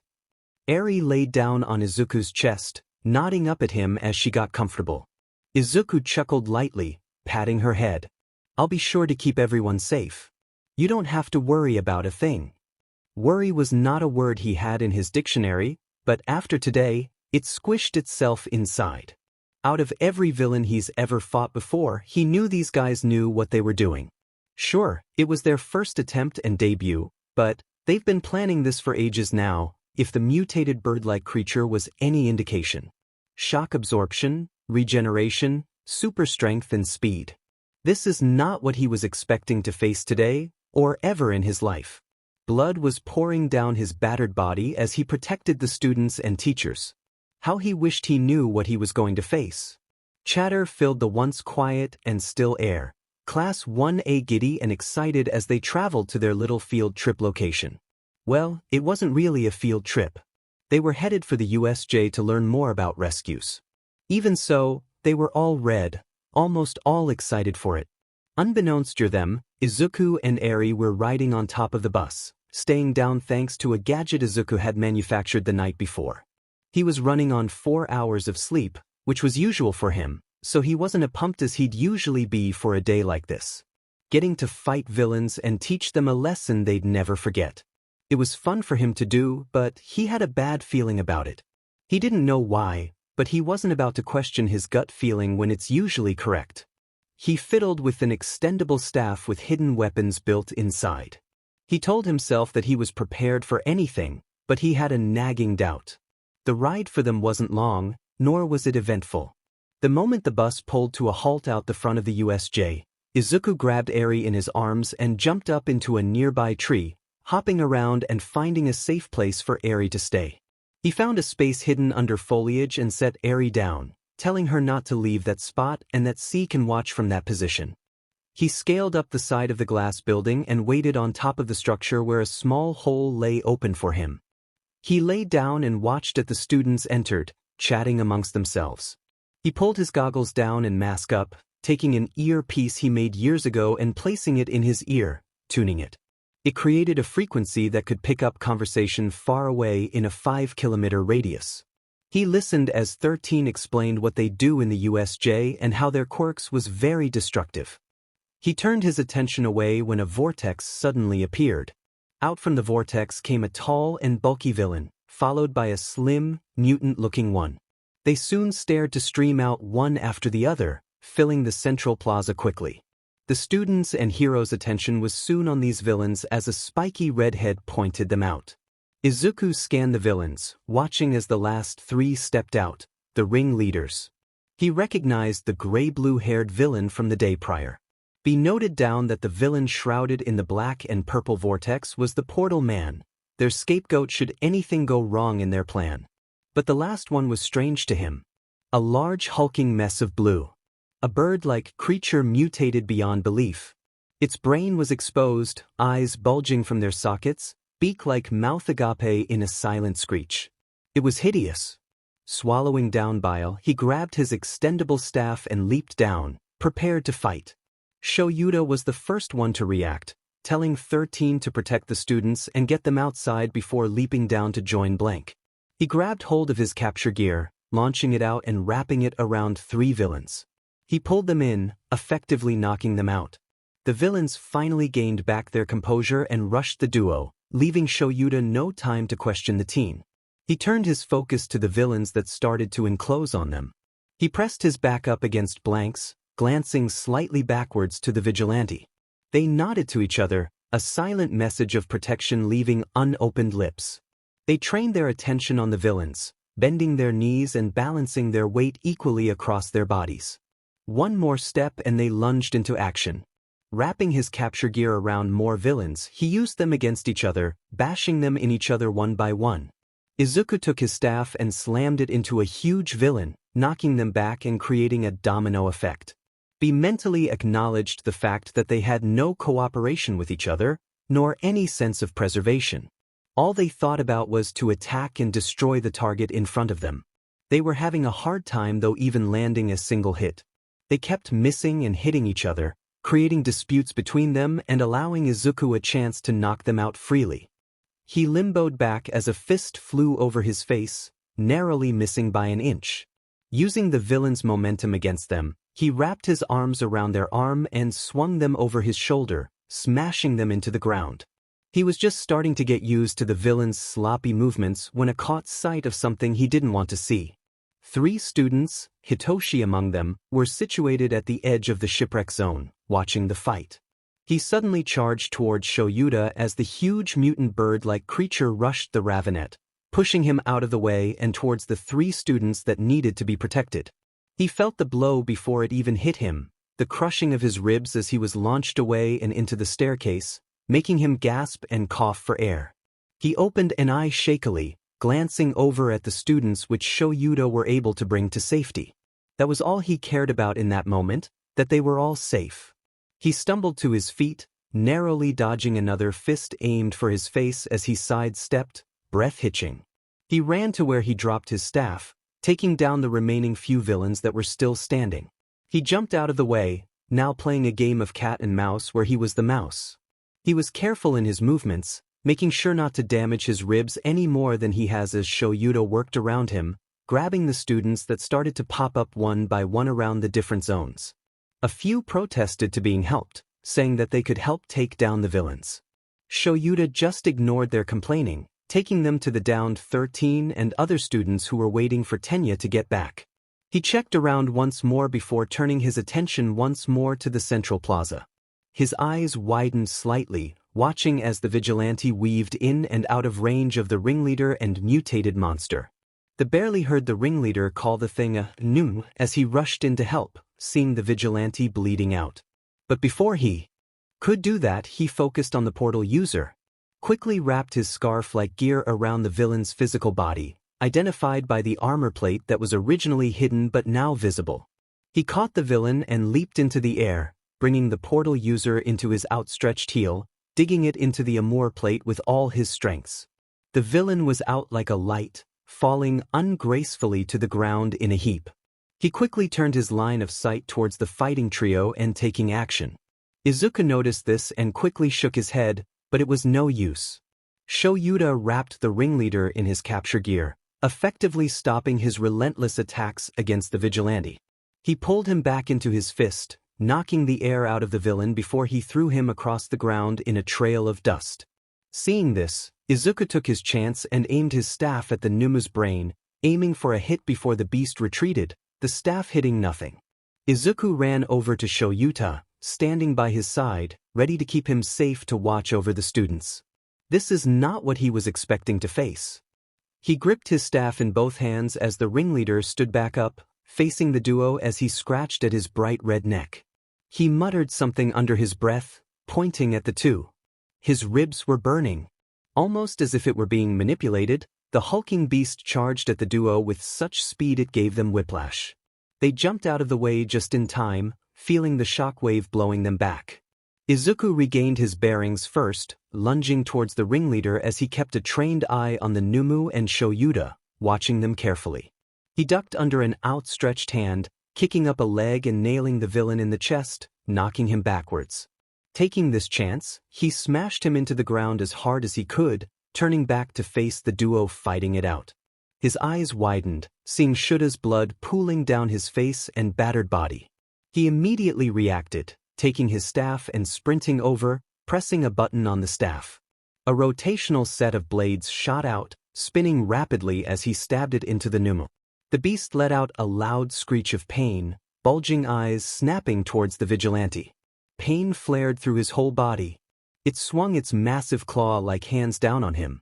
Izuku took his staff away to dodge, but felt his skin being torn away as it raked its claws down his arms. He bit back a yelp of pain, gritting his teeth under the mask and stabbed the staff into the beast again, glancing towards Shoyuta and motioning with his head to leave. The hero didn't budge, instead taking his gear and wrapping the Numu up as it tried to swing once more. Izuku knew what he had to do, but he didn't know how long it'd take for the beast to die. He needed the hero to leave, but Shoyuta was too stubborn to leave. Cursing to himself, Izuku leaped up into the air and shot the bladed staff into the Numu's brain. It screeched in terror, and he could just barely hear the ringleader shouting out in frustration and distress. Izuku dug the blades further into the brain, breathing heavily as blood dripped down his arms. He was suddenly shaken off, body and staff flying away as the beast started to thrash around. His heart was pounding in his chest. Shuta's capture gear was yanked off with the hero, both thrown away through the dust. Izuku jumped to his feet, rushing to the hero and standing in front of him, ready to protect him. He had to protect him. He was worried. Worried for the sake of the teacher and hero. Worried for the students watching the battle from high of the stairs. Worried by the blood that continued to spill out of hero. Worried because of the hulking beast that stood in front of him, ready to crush his skull under its giant hands. He only had one goal in mind, and he was going to achieve it. The Numu screeched, every mark inflicted against its muscular body healed up. It lunged at the vigilante, claws stretched out wide as it closed it. Izuku took his chance, meeting it halfway and limboing under its razor-sharp claws. He slipped under its legs and jumped up onto its back, digging the blades back into its brain, eliciting another screech of pain. His legs felt like they were twisted, ready to snap off. He focused all his strength into the staff, pushing it down as the Numu scratched at his body, tearing through his breaths and hoodie sleeves, slashing at his skin. He pressed down, feeling the blades of the staff slicing through the brain as the beast continued to screech in terror. It suddenly stopped, arms falling limp by its side. It stayed like that for a few moments before it collapsed, beak like mouth wide open in a silent, dead screech. Izuku took the staff out, jumping down and kicking it in the head just to make sure that it was truly dead. He turned his attention to the ringleader who stood next to the now conscious portal villain. Izuku quickly made his face back to Shoyuta who was now standing, albeit wobbly. The ringleader opened his mouth to speak when the doors burst in. The number 1 hero stepping inside with his characteristic smile turned into a frown. Izuku heard the student's sigh in relief. His lungs felt like bursting. Seeing that All Might was here, the vigilante grabbed a hold of Shoyuta and leaped towards the stairs. All Might charged right by them, a quick nod exchanged between him and Izuku. Izuku let All Might do his thing, taking the underground hero to the top of the staircase and setting him down, letting him rest with his students. Izuku gave them a mock salute and left the building, leaving the students and teachers with questions left unsaid. Izuku quickly found where he hid Eri, taking her up into his arms. He ignored the pain that he felt and took off, activating his rocket saws and wings as he left. All Might confronted the 2 villains that stood in the central plaza, one scratching at his neck as the other was deep in thought. As the number 1 hero approached them, they knew they could do nothing more as their weapon was dead. Thinking quickly, the portal user teleported them away and the dead Numu to safety. Plan failed. All Might quickly took down the villains that had stumbled to their feet, keeping them down as he waited for the police to show up to take them away. Shoyuta checked his students for any wounds, but found that all they had were scraps and grazes. He was thankful to the vigilante who had shown up, but he was confused as to what the teen's goal was and what he achieved to gain. It didn't take long for the other heroes to show up with the police by their side, taking the villains into custody immediately. Paramedics, Sho arrived with the police, brought in the injured heroes and rushed them off to be treated. The rest of the students there were skirted off-site with the heroes, the police checking the area for anything else of interest. Something that caught their eyes though was a large piece of flesh left from the Numu with a small note attached to it. You might want to conduct a few tests on this thing. It most likely will cause a lot of trouble in the future. Did you see what that guy did? It was awesome. He took down that huge beast and protected us. Mina exclaimed, flapping her arms about as if to carry her point across. It was just, I don't know how to explain it. The rest of the students agreed with her, nodding as they muttered to each other about the events that just happened. Hitoshi sat silently in his seat, the image of Izuku's bleeding and battered body not leaving his mind. He was concerned, to say the least. Mina seemed to pick up on this, surprisingly, and tapped his shoulder to gain his attention. Hey, you doing all right there? Worried about something? She asked, voice barely heard over the loud conversation that broke out across from them. Hitoshi nodded, leaning back into his seat with a deep, heavy sigh. About our teachers? Teachers and the vigilante. Did you see how much blood he lost? That thing. It did so much damage. I just hope that he's all right, he muttered, staring up at the bus ceiling as he was lost in thought. I wonder how he is doing right now. He must be headed back to the house or is already there. I just hope he's doing all right after all that. He was so lost in thought that he didn't hear Mina calling out his name, before giving up and turning to Denki who sat beside her. You know, he muttered under his breath, catching Ochako's attention as she surprisingly heard him under all the noise. I wonder what he was doing here. I didn't think he'd come here today. Though, I guess it does kinda make sense. He murmured something else that Ochako couldn't pick up, but she was interested in what he meant. Didn't think he'd come here today? She didn't voice her questions though, deciding to talk with the others. Hitoshi was seriously worried, no matter the amount of times Izuku said that he'd be able to handle something 10 times worse. It didn't help that he witnessed the amount of damage the Numu had caused him. He stayed seated there, contemplating and worrying over Izuku's condition as they reached the school. The teachers said that they could all go home to rest after those events, seeing as they were meant to be there for the whole day anyway. Taking this chance, Hitoshi immediately turns and leaves, heading down to the train station to head back. A few others followed after him, taking the same route that he did. Ochako was one of these people and took this opportunity to voice her questions. Hey Shinso. I was wondering what you were muttering about on the bus. You mentioned something about the vigilante and the fact that you didn't think he'd be at the USJ today. What was that about? Do you happen to know the vigilante?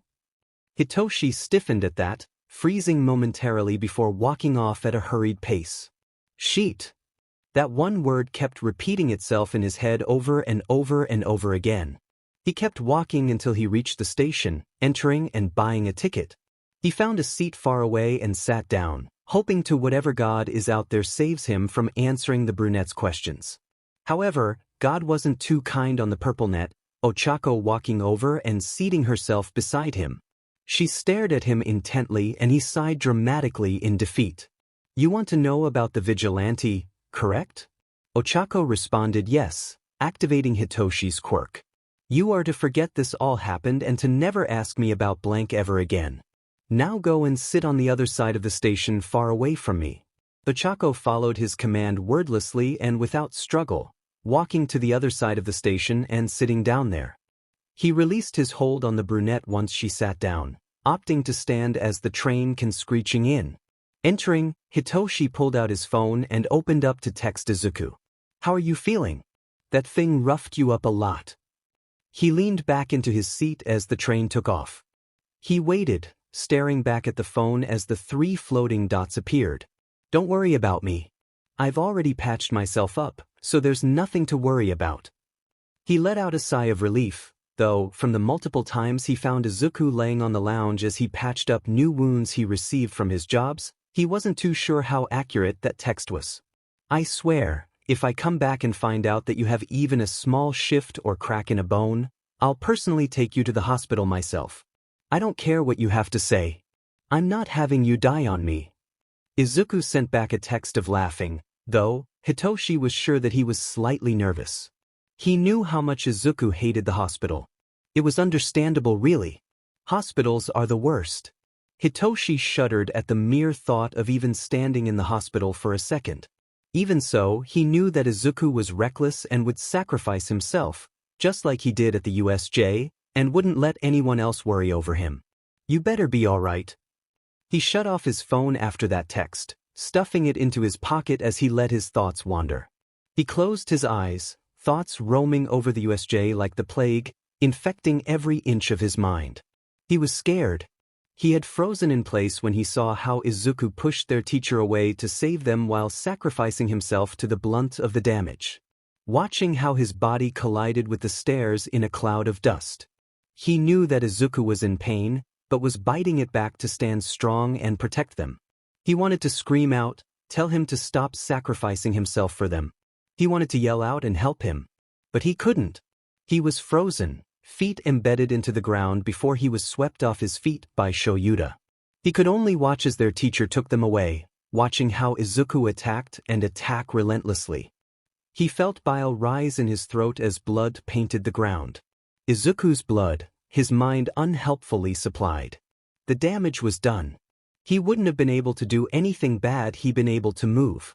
He would have just gotten in the way, causing more harm to Izuku than what he received.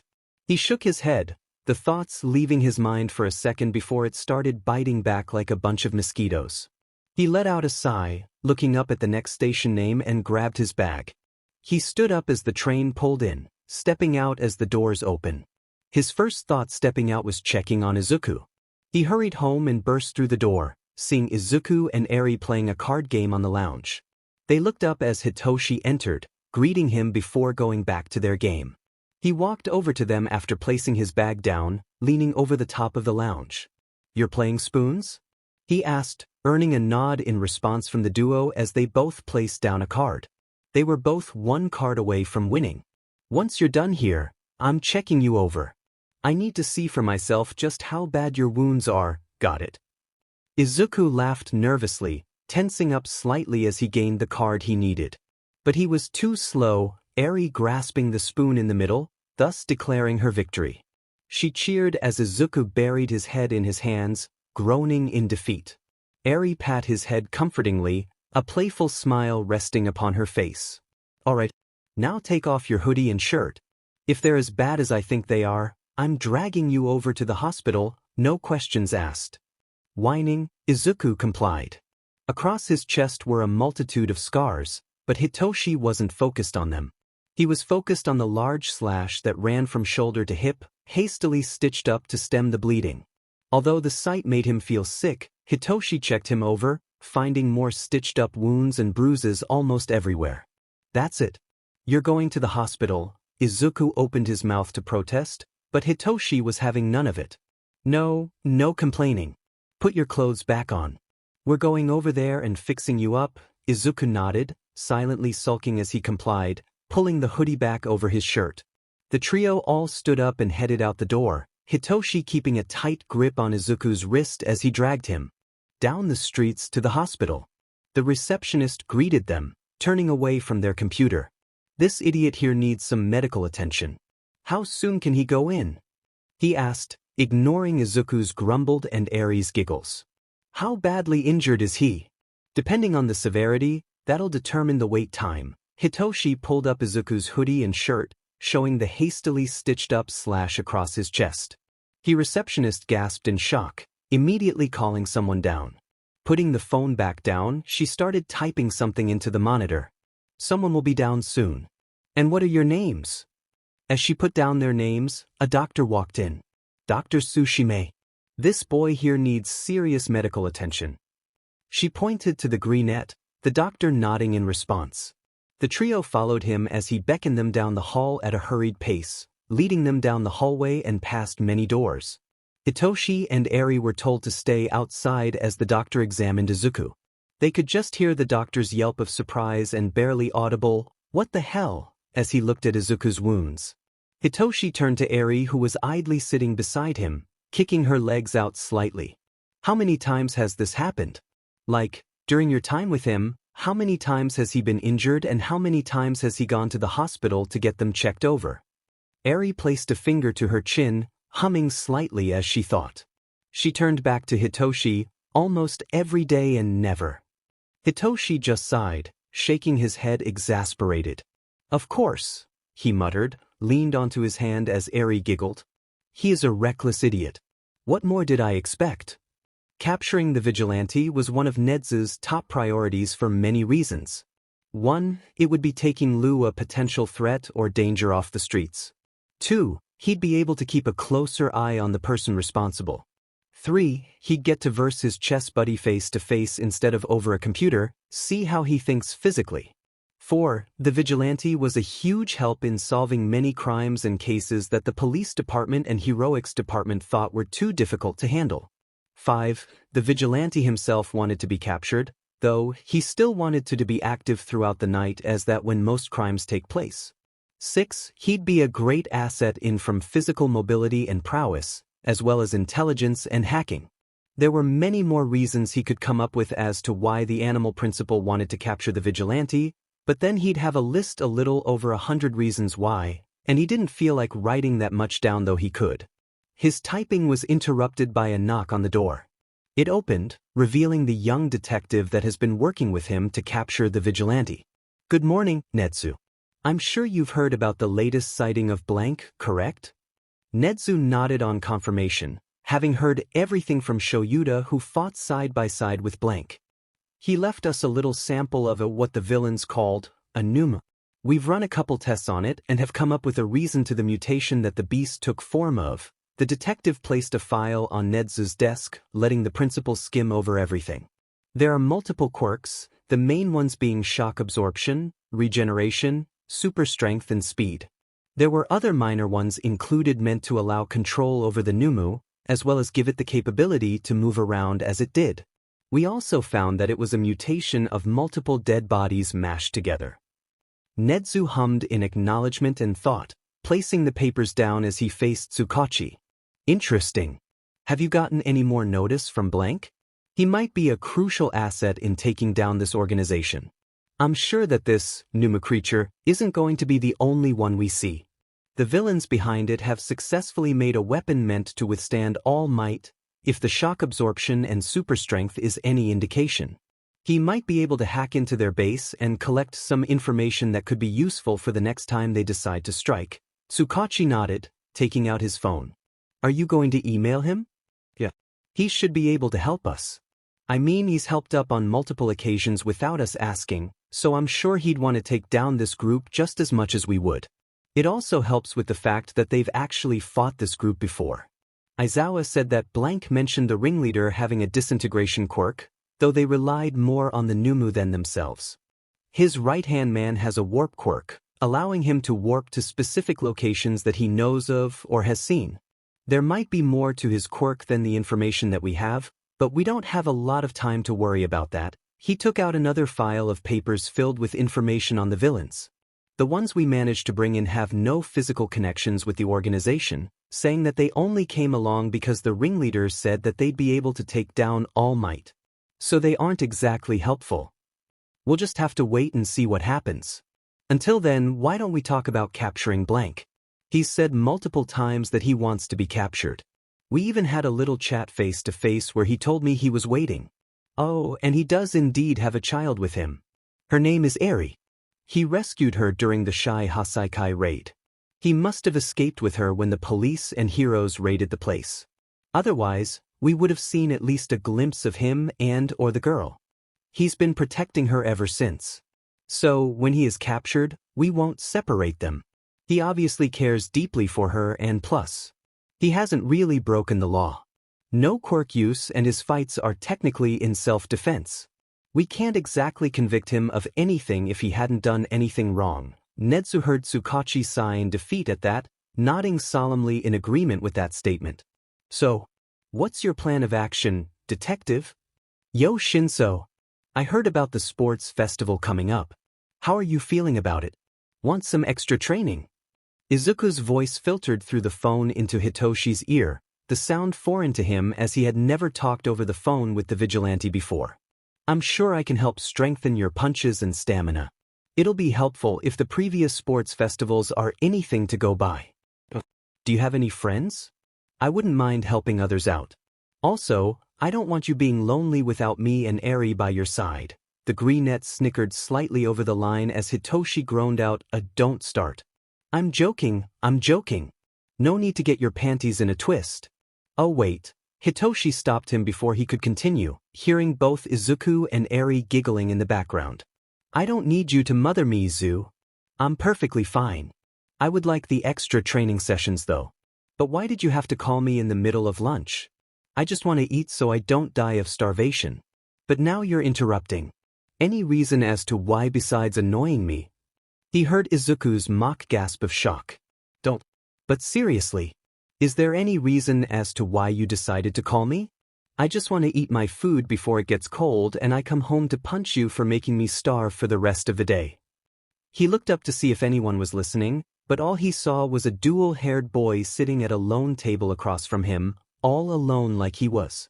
He was not ready to hear Izuku say, would you hate me if I said I just wanted to annoy you? It nearly slammed his head into the table right then and there.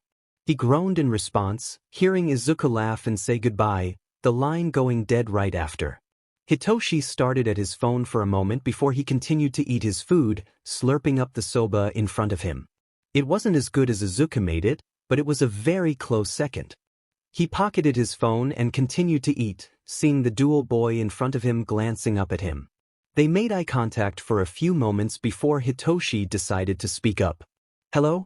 Do you need something? He felt awkward under the boy's gaze, who he finally recognized as Todoroki Shudo from his class.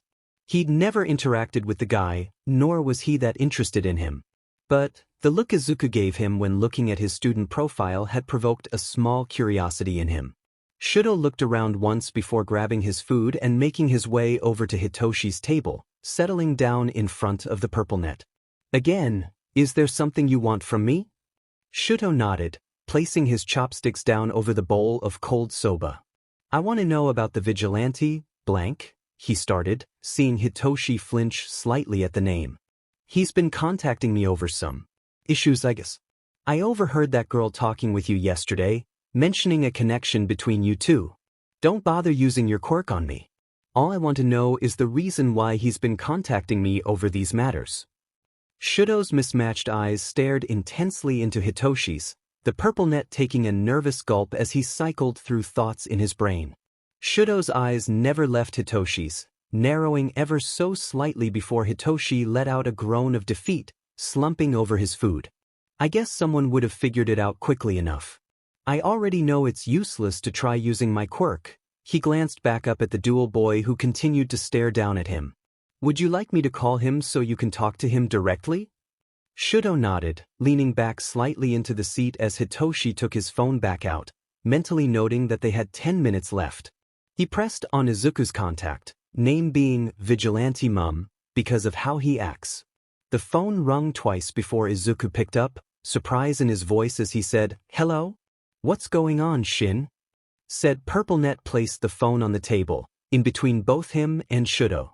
"Seems I can't hold a secret, huh? Todoroki here wants to talk with you about something. Said something about you contacting him over some issues of whatever. You had one job, Shin. Come on. Just let me finish something real quick." Aries demanding some sweets. The line went silent for a minute, an unreadable expression crossing Shudo's face as he stared down at the phone. "Alright, I'm back. Anyway, what is it you want to talk about, Todoroki?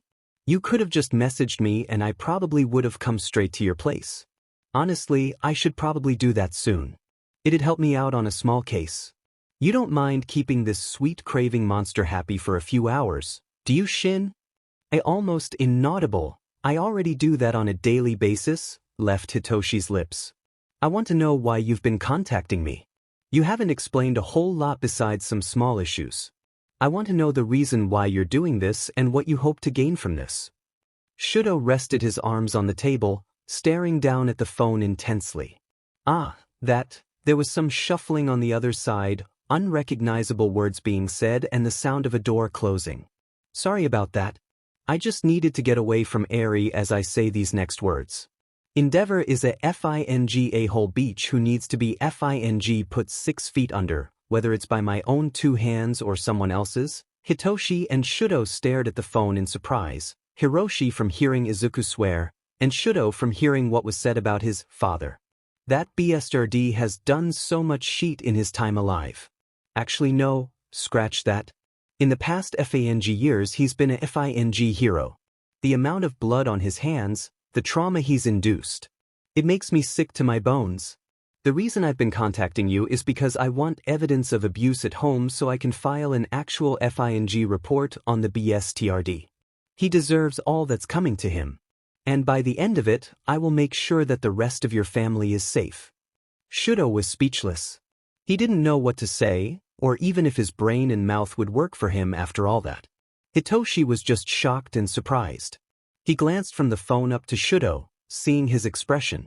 Hitoshi muttered a "what in the actual F" under his breath, Shudo unable to process everything as his brain short-circuited.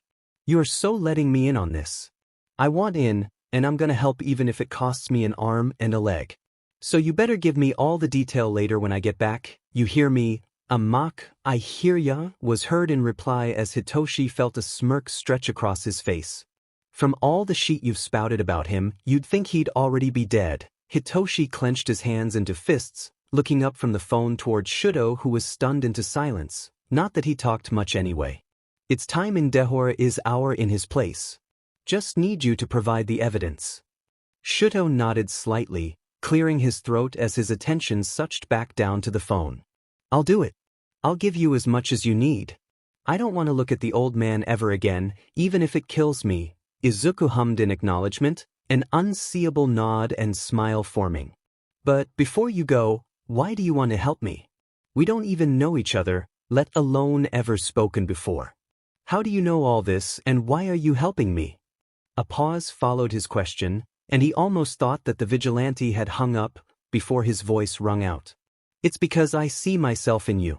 Shinso can explain more for me. I'm sure Eri already told him the same after he found out who I was. She likes to do that." He chuckled, though it held no humor behind it. "But I want to help people who have been through similar things to me, even if the scale of pain is different between us. I want to stop these kinds of things from happening.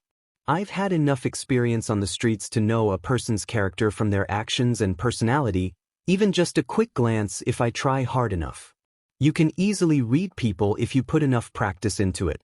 Both that and hacking into many, many files confirmed my theory. So, if I can help someone in need, I will. No matter how I have to do it, or how many police and heroes I have to annoy to achieve it. I will help you." He left with a quick goodbye, hanging up and letting the phone's screen turn black as his icon left. Hitoshi pocketed the phone, turning his attention back to Shudo. "If you want, I can explain what he meant. I'm sure you'd want to know. Having someone to reach out to, just like he did with me, it's..." How do I put it? He closed his eyes as he thought, brows creasing. He heard Shudo mutter, comforting, under his breath. That's the word, yeah. It feels comforting. Like, you can break down and they'll be with you the whole way through, helping you, staying by your side, even if you can't see them. It's comforting. Shudo nodded, finishing up the rest of his soba before letting his full attention fall into Hitoshi. Yo, Eraserhead. Fancy seeing you here. What's up? Said pro-hero sighed, exasperated as he faced the vigilante he had been tracking down. Turns out, the teen was sneaking around the Todoroki household for some unknown reason. His phone held out as if recording. I didn't know you patrolled up here. What would Indehor say when he finds out? The vigilante snickered, yelping slightly as Shoyuta wrapped his capture gear around Blank tightly, taking the phone in his hands away. The vigilante whined in protest, though he didn't thrash in the slightest. Man, come on, Eraserhead. Come on, Sho. I'm trying to stop an abusive parent here, he pouted behind the mask, goggled eyes staring pleadingly up at the pro who had tended up at his statement. If you let me finish my recordings before it's too late, I'll willingly come with you, deal? No tricks or anything, I promise. Cross my heart and hope to die, stab 1,000 needles in my e-dash. Arthur.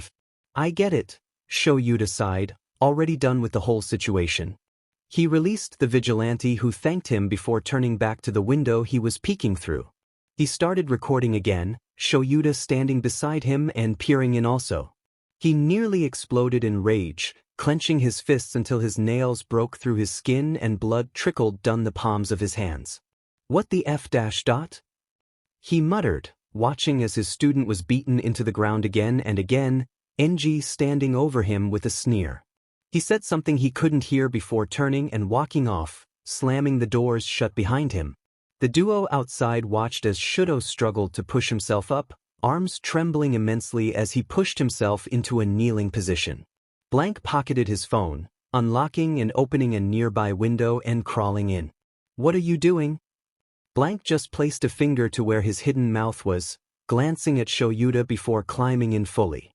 He made his way over to Shudo, crouching down next to him. He muttered a few things that Shoyuta couldn't make out, but noticed that he turned towards a cupboard. He stood up, walking over and yanking the doors open, taking out a medkit.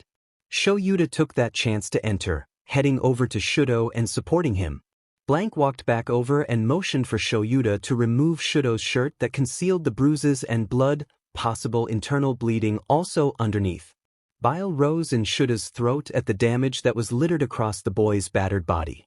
Blank got to work, cleaning and patching up the worst of the wounds first across his front and back. He wanted to barge right through the doors in front of them and find Enji to beat him into the ground. Blank felt the exact same as him. The sliding doors opened, a girl and boy entering. They stopped immediately, but didn't make any noise. Instead, they kneeled down next to the trio and helped patch their brother up. Once he was cleaned of blood and all his wounds were treated, both new and old, they all stood up. Shudo wobbled on his feet, leaning against his brother and sister for support. He nodded his thanks to the hero and vigilante, the trio heading out to rest up. Shoyuta turned to Blank, sensing the fury through the teen's trembles. This is why I was recording. Shit like this happening. It happens all the time, yet. He looked down, hoodie shading his hidden face more. Yet we can't do anything about it. It frustrates me to no end, not being able to do anything as people suffer under abusive a-holes like him. He turned to the hero standing next to him. Let's head to the police station. I need to go there anyway to give this to now. The duo soon left the Todoroki residence, heading through the city by roof to the nearest police station. Instead of leaving his usual notes to annoy the police officers, he entered with Shoyuta, surprising the officers and receptionist that turned towards the noise. They headed up to the front desk, Blank placing his phone down. Hey, I need to hand this to Tsukachi. Also, Eraserhead here managed to finally capture me, so there's that also. The officers were shocked and rightfully so. Blank had been running about for over half a decade and had finally been caught by someone who he'd escaped previously. The receptionist quickly called Tsukachi down, stating that Blank was currently in their station. The detective immediately ran down, skidding to a halt as he rounded the corner and gazed down at Shoyuta and Blank, the latter waving at him. "Yo now. How's it going? Glad I'm finally out of your hair?" He sputtered, trying to diffuse the situation, to process it in his short-circuiting brain. He cleared his throat, beckoning the both of them down towards his office.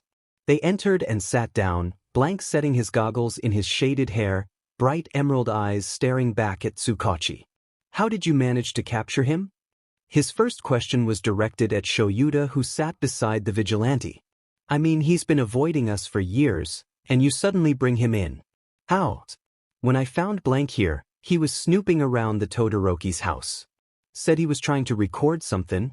I already had my suspicions, but it turns out that Endeavor is in dash." He was cut off by Blank, who quickly added, "Abusive a-hole." Shoyuta cleared his throat, nodding with the statement. "Yeah, that. His youngest, my student Todoroki Shudo, was going through a training session." He used quotation marks around the word training. Blank's recorded it. "He's trying to start up an investigation on Endeavor, and I believe it is very much needed." Blank unlocked his phone and slid it across to Tsukachi, the recording playing. "We need to get the kids out of there. Todoroki's siblings are obviously scared by Endeavor, but are also scared as to what could happen to Todoroki. If we don't get them out of there, who knows what'll happen next." "Oh!" Blank suddenly piped up, jumping up in his seat as he gained the attention of the hero and detective. "I just remembered. I have a friend who might be willing to let them into his house while the case starts up. I needed to call him anyway to say that I'm here and all, and hopefully not murder me the next time we see each other." He nervously chuckled, the thought of Hitoshi's wrath weighing down on him. "So could I call him quickly? As well as contact Todoroki? I've been trying to get evidence of abuse from him, so that'll also be helpful in this case." Tsukachi nodded in agreement, tossing Blank his phone so he could call up his friend. The phone rung twice before he heard Hitoshi's tired voice answer it. "Hey. So, you're gonna hate me for this, but I'm currently sitting in the police station." The line was silent for a few moments as Hitoshi processed what was said. Blank took the phone away from his ear as Hitoshi shouted, "Are you being serious right now? How? You are a goddamn idiot." Blank chuckled lightly, sweat dropping as he brought the phone back to his ear. "Yes, I know I'm an idiot. But I have a favor to ask." Hitoshi's tired and exasperated "What is it?" filtered through as he groaned. "Remember everything we talked about around lunchtime? Yeah, I kinda need you to provide a safe house for Todoroki and his siblings. That all right with you?" All Blank heard was air and static on the other side of the phone, and he was wondering what Hitoshi was doing. "Shin? You there, buddy? Did you die?" A quiet, almost inaudible "I hate you" came through, making the vigilante laugh. "I know you do. But that wasn't a yes or no. So, what do you say?" "Guess I have no choice." Hitoshi sighed in defeat. "Fine, I'll let them stay here as you beat Endeavor down. Just send them my way and we'll be set." "Yes. Thanks Shin, you're the best. We'll get them down to you soon, so be prepared." Hitoshi groaned on the other side as he hung up, wanting to just sleep it off. Blank placed his phone back down, looking up at Tsukachi. "He said he'll help. So, should we hurry back up to their house and grab them? I assure you, I won't be going anywhere. I'll even let Sho here keep one end of his capture weapon tied around me if that makes you feel better." You couldn't see Blank's mouth, but the two others in the room could tell he was smiling cheekily under the mask. Tsukachi nodded, muttering something under his breath as he held his head. "Thanks now. You're the best." Blank jumped to his feet, Shoyuta following him as they left, much to the confusion of the other officers in the station. "Talk to now. He can tell you everything. We'll be back before you know it." Blank mock saluted with a wink, heading out of the station with Shoyuta by his side. They backtracked up to the Todoroki household once more, Blank easily finding Shudo's window and knocking on it lightly. A bleary-eyed teen opened the window, surprise filling his face once he recognized who was at the window. He opened his mouth to ask, but Blank stopped him, telling him to find his siblings. He complied without question, though he was confused as to what was going to happen. He didn't expect to be told that he and his siblings were going to be leaving the house and laying low elsewhere as an investigation takes place. Shoyuta wrapped the older two in his capture gear as Blank ushered Shudo onto his back, taking off before anything could happen. Blank led the way towards Hitoshi's house by rooftop, leaping down to the front porch. Shudo climbed off his back as the vigilante knocked on the door, Hitoshi answering and letting the Todorokis in. Shoyuta sent a questioning glance towards the purple-haired teen, but said nothing. The duo soon left back for the police station, picking up where they left off. Tsukachi asked Blank a few questions, getting his name, non-existent quirk, age, before delving into why he became a vigilante. Izuku had eventually removed the hoodie and mask that hid his face, answering all the questions honestly as he knew there was no use trying to trick the human lie detector. In the middle of the explanation, the door opened as the principal of UA entered, his ever-present smile gleaming up at the trio. They already knew what was happening, and Izuku let out a huge smile as he laughed lightly. Nedzu passed him a letter, uniform, and schedule, sitting down next to Tsukachi as he clasped his paws together. Izuku stared down at the seal on the letter, smiling at the letters ingrained into it. "Welcome to UA, Izuku. Welcome to UA." Hitoshi was exhausted to say the least. Mostly? He was so done with Izuku and his shenanigans. He'd gotten captured, brought home 3 of the Todorokis who were currently sharing his guest bedroom as the matters were sorted, and Izuku came home hours later with a huge smile and a UA uniform. Hitoshi has just sighed on defeat, shook his head at the smug greenette and turned on his heel, heading back up to his room to collapse on his bed. For once in a blue moon, he fell asleep as soon as his head hit the pillow, entering into a dreamless void. He slept a good 6 hours before he was woken up by Eri poking his cheek, a huge smile and giggle breaking out across her face as Hitoshi lazily tired to swat away her small hand. He sat up with a groan, remembering that he still had one more day before he could sleep in over the weekend. He stretched, changing into his uniform, trying but failing to tame his gravity-defying hair before heading down to eat breakfast. The smell of pancakes filled his nose and he almost thought that last night was a dream. Except he didn't, seeing Izuku wearing an apron over the UA uniform he was gifted at the police station and the 3 Todorokis all sitting at the dining room table, already stuffing their pancakes into their mouths. Hitoshi wanted to turn right around and head back up the stairs to his bed and forget everything happening right in front of him, but his urge to just sleep wasn't strong enough against his need to finish the last day, lest he be expelled after finally getting into his dream school to prove everyone who doubted him wrong. So he took a deep breath, blinking twice, before he made his way over to the dining room table, sitting down across from Shudo as a plate of Izuku's delicious pancakes was placed in front of him. The moment his knife cut through the pancakes, he knew he wouldn't be able to resist anymore. Eri sat down beside him, Izuku beside her once he finished cleaning up the dishes and served up the last 2 plates of pancakes. The group was silent, sitting and eating their breakfast. Hitoshi was awkward, not knowing what to say. The Todorokis never really spoke around the table anyway, to use to Enji presents hanging over them. Izuku was content with staying silent, taking note of the tension in the Todorokis and planning Enji's funeral. Eri stayed silent because everyone else was, and she didn't know what to say. Breakfast was over after a few more minutes, Izuku taking their plates and utensils away to clean up while everyone else fixed themselves up, brushing their teeth, fixing up their clothing and hair, before finally deciding that they were good. As they headed for the door, something suddenly dawned on Izuku. She was being homeschooled by the greenette before he was captured. Looks like Nedzu is gonna have to teach Eri some stuff while I can't. This is the price he has to pay, Izuku thought, laughing lightly as he smiled at the thought. Hitoshi glanced at him through the corner of his eye, though said nothing. "Guess you're coming to UA with us, Eri? I'm sure Nedzu wouldn't mind looking after you for the time being." Eri looked up at him with sparkles in her eyes, practically buzzing on her feet as she cheered. They reached the train station in no time, the Todorokis saying goodbye to each other as Shudo's siblings caught a different train heading in the opposite direction. Izuku picked Eri up and cradled her in his arms, making sure that she wouldn't fall.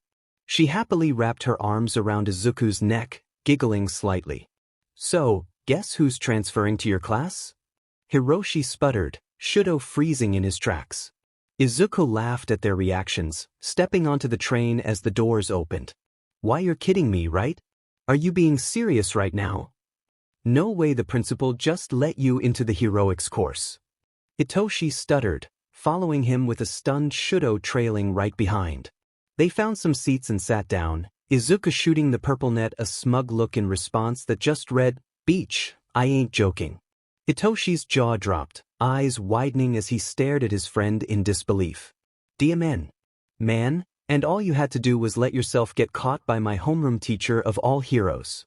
Did you see the look he gave me when he noticed that I was the person you were bringing the Todorokis to? I know I'm going to be questioned later, whether it be by Aizawa-sensei or the police. Either way, I'm not looking forward to it. This is gonna be hell for me. Have I told you how much I hate you at the moment? 'Cause it's reached the sun at this point. That's how much I hate you right now. Izuku just laughed in response, patting Hitoshi patronizingly on the head as the teen slumped down in his seat, grumbling to himself. I know you love me. And yes, all I did have to do was be caught. I knew my chess buddy would love to have me in his school. Both so we can play chess face to face, so I can flaunt my latest win over him, and so that he can keep an eye on me. He knows my skill set, though not all of it. Plus, I want to see what the hero course has in store for me. Though, with my experience in fighting, I'm sure it'll be a breeze. He smiled wide as Hitoshi Mach glared at him through the corner of his eye, mumbling something under his breath. The four stayed silent for the rest of the ride, Eri pressing her face up against the train window as she watched the city roll by. Izuku glanced up at the next station, noting that it was their stop. He felt the train start to slow down as it pulled up. We're here. He swung his bag over his shoulder and scooped Eri up into his arms, walking out with the two disbelieving teens behind him. Entering the school garnered Izuku some weird looks, though he just smiled cheerfully as Eri pointed out some things she'd never seen in the school before. Shudo turned to Hitoshi with a questioning look, but the purple net could only shake his head in utter defeat. They entered the school, Izuku parting ways with the duo to head towards the principal's office. Hitoshi didn't know what to expect, but he wasn't going to hold his expectations high. He and Shudo entered the classroom and found their seats, ignoring the questioning glance cast their ways. Hitoshi slumped down in his seat, head propped up on his palm as he stared out the window. How he ended up in this situation he doesn't know, but he wishes he did so that he could mentally prepare. Soon after, his teacher arrived with his usual bored, deadpan expression. But he looked surprisingly more tired than he usually did. Hitoshi believed he knew why, but just wanted to wait and see how things turned out. All right, everyone take your seats and be quiet. We can a new student joining us today. And before you start to protest, he got in through the principal's recommendation. Think of this as a sort of rehabilitation program, as he is a vigilante, who I guess can't exactly be classified as a vigilante, he said, his tired voice bouncing off the walls through the silence that lasted a solid 10 seconds before chaos ensued. Students has jumped up from their seats, hands slammed down on tables, shouting filling the once still air. Only a few were silent, everyone else having either some kind of protest to it read, Tenya, or screaming something about who it could be. Quiet all of you. They immediately shut up. Shoyuta sighed in irritation, muttering, come in dash, before he was cut off, the door slamming open with no effort as a giggle broke through the air. Everyone stilled, a child walking in with a teen following closely after. Yo Sho, how's it going? You missed me? Izuku turned to the class with a grin stretched across his face, Eri sticking like glue to his side as she glanced around the room. Ooh, 20 out of 20. Congrats Sho. Didn't think you had it in ya.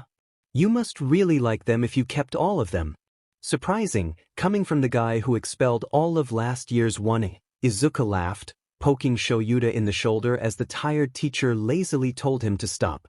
So, he scanned the rows of seats, finding an oddly placed one at the back. I take it that that's my seat in the back there? Shoyuta nodded solemnly, looking like he wanted to collapse and die right there and then.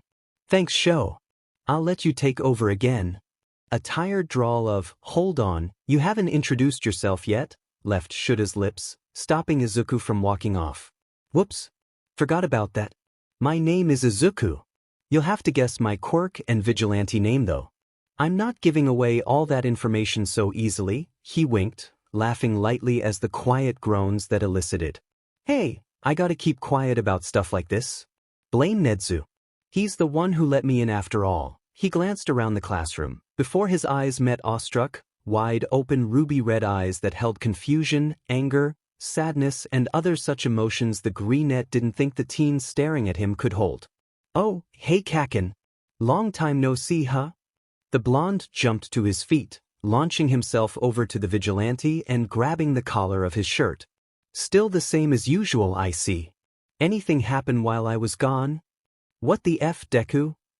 Were the first words to fall from Katsuki's mouth. Face turned into a scowl as his eyes searched Izuku's face for an answer. I thought you were effing dead. What the F happened to you? Izuku placed his hands on Katsuki's, his ever-present smile placed on his lips as he lowered the blonde's hands. He noted to himself that Eri had moved over to Hitoshi, who was keeping her away from the duo. Where the F have you been this whole effing time, huh Deku? Calm down, Kakin. And stop swearing around Eri. The hands are completely removed from his shirt now and back down at Katsuki's sides. I have a reason as to why I disappeared. But that'll all come in due time. The look he received was of pure shock and anger, but the blonde doesn't answer. So why don't you sit down and wait for everything to be unraveled? I'm sure everyone wants to know what's going on. He smiled cheekily, walking past the ash blonde and towards his seat. Eri soon joined him, seating herself on Izuku's lap and staring out the front of the room. The two ignored the curious glances cast their way, Izuku leaning back into his chair with a grin. You can take over again, Sho. What are we doing today, I wonder? Sho Yuta only sighed in annoyance as the attention in the class panned back to him. Tapping filled the quiet room, drowning out any other noise present. A quiet groan bounced off the walls as the detective flicked through all the information he had gathered on the new villain group that's just showed up. He sighed in irritation as he came up empty-handed. Feeling like slamming his head into the table, Tsukachi grasped his hair in one hand and dialed up Nedzu's number in the other. After a few rings, the principal picked up, his cheery voice greeting the detective with a polite, hello. Tsukachi, for what he's worth, sagged further into his chair as he opened his mouth to explain. You know that new villain group that your students faced not too long ago? Yeah, I've been trying to ring up any information on them, but I haven't found anything. No police files, no database, nothing. This was a last-case scenario, but I think we need to utilize it. We need Izuku's help on this case. If he can dig up any information on the villains, that'd do wonders. Nedzu hummed in acknowledgement, tapping his paw against his chin in thought as he ran the situation through his mind. I'll talk to him about it. I'm sure he wouldn't mind lending his assistance. I've been meaning to check in with you anyway to see if you had anything on them. I'll have to put up extra protection with them around. His cackle broke through the phone as Tsukachi's sweat dropped, unsure on whether this was a good thing or not. I'll get back to you in just a moment.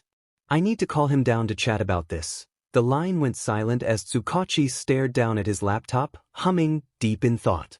He didn't know how long he sat there for before the phone cracked to life once more, Nedzu's voice coming to life on the other end. He said he'll do it.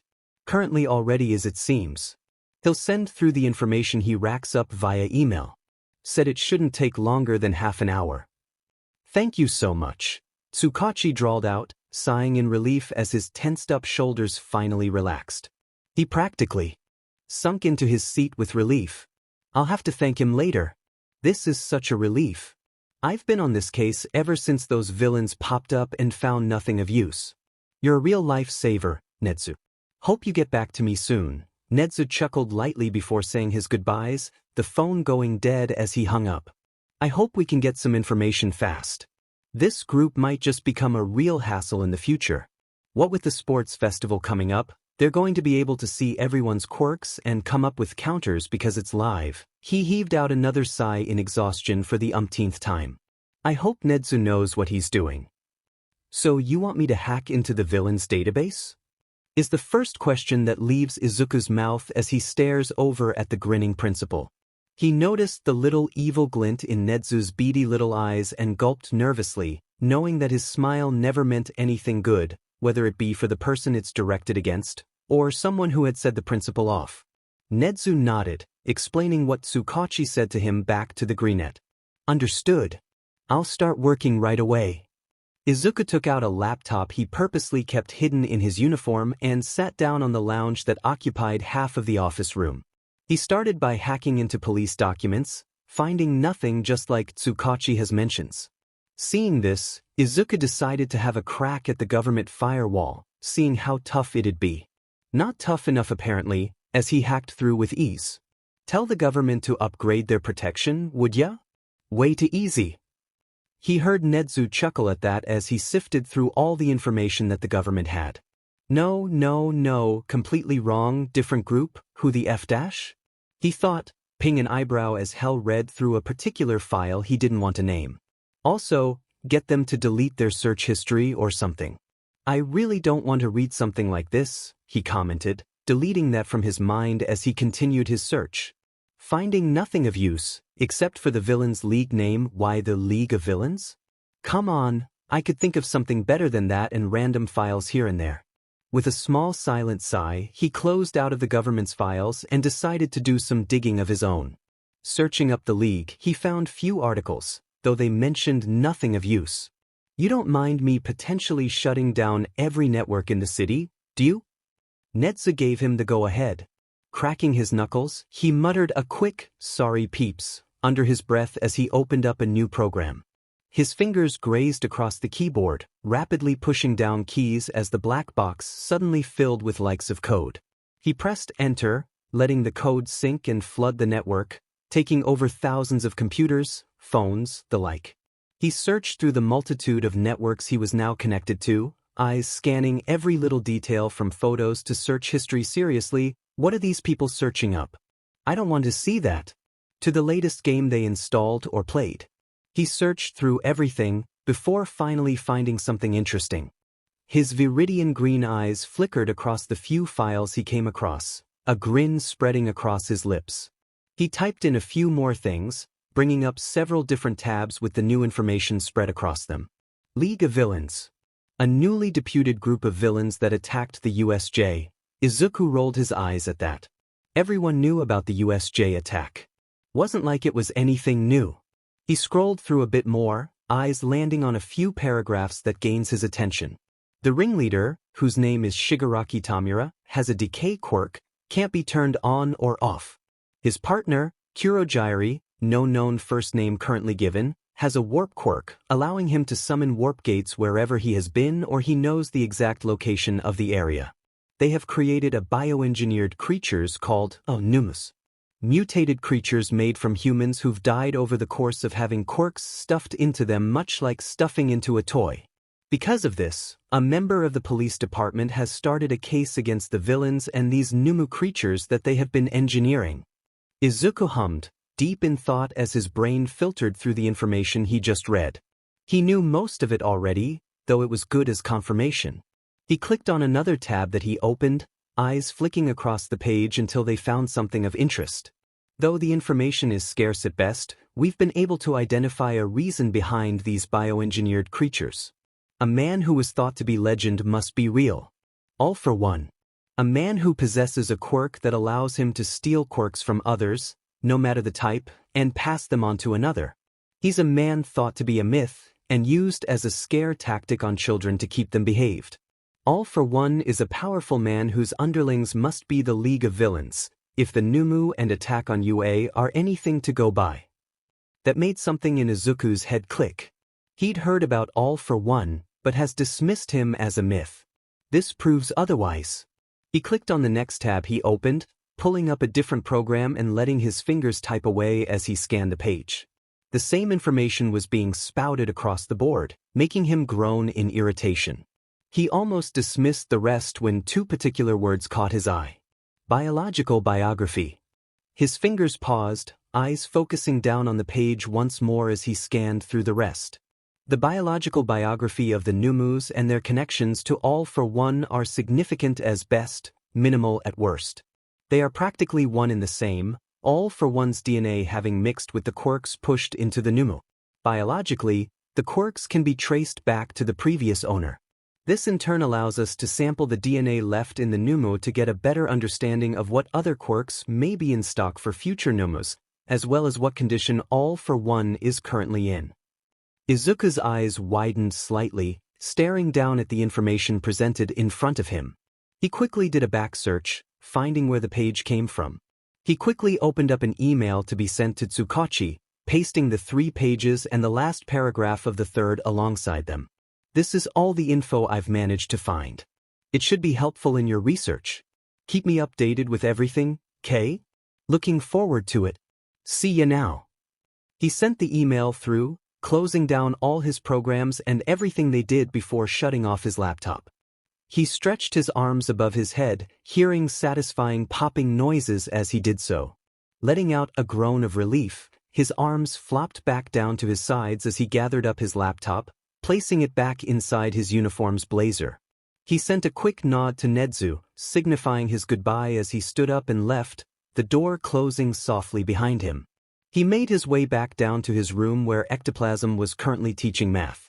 He strolled in and found his seat, practically collapsing into it as he thought back to the information he had uncovered. Shudo, who was sitting in front of him, passed the greenette a sheet of paper with a multitude of math problems on them. Izuku took it with a nod and began filling out the questions, thoughts racking his brain for any conclusion. All for One was supposed to be a myth, but he's real and is creating these numus for the League of Villains. Shigaraki is the ringleader, meaning they've definitely been in contact. The fact that All for One is willing to work for, no wait, that's not right, alongside the villains probably means that Shigaraki has been chosen by him to become his successor. If he can pass down All for One down to Shigaraki, his eyes widened, pencil halting as he stared down at the paper. No, it can't be true, can it? This isn't going to end well. If All Might can't take All for One down soon, then no one can. He'll be able to create an army and take over the hero world. We'd all be dead meat under his force. Damn it. He clenched his pencil, foot silently tapping under the desk as his shoulders tensed up slightly, but not enough for anyone to notice a change. He pulled out his phone and opened up an email to Tsukachi, typing rapidly with one hand as the thoughts circled his mind.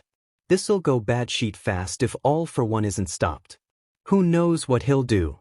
He heard his name get called by Ectoplasm to answer the question on the board.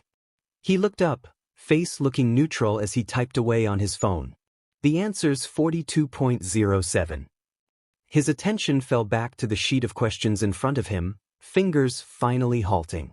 He pressed send, letting the message sink through before depositing his phone back into his pocket. Don't worry about it. Just breathe in and breathe out. Tsukachi has this handled. If he needs anything else, he'll contact you. Just breathe. He took in a gracious amount of air, enough to fill the entirety of his lungs, and held it there for a few moments before exhaling. He shook his head lightly, the soft murmur around the class filling his ears once more as he calmed his racing heart.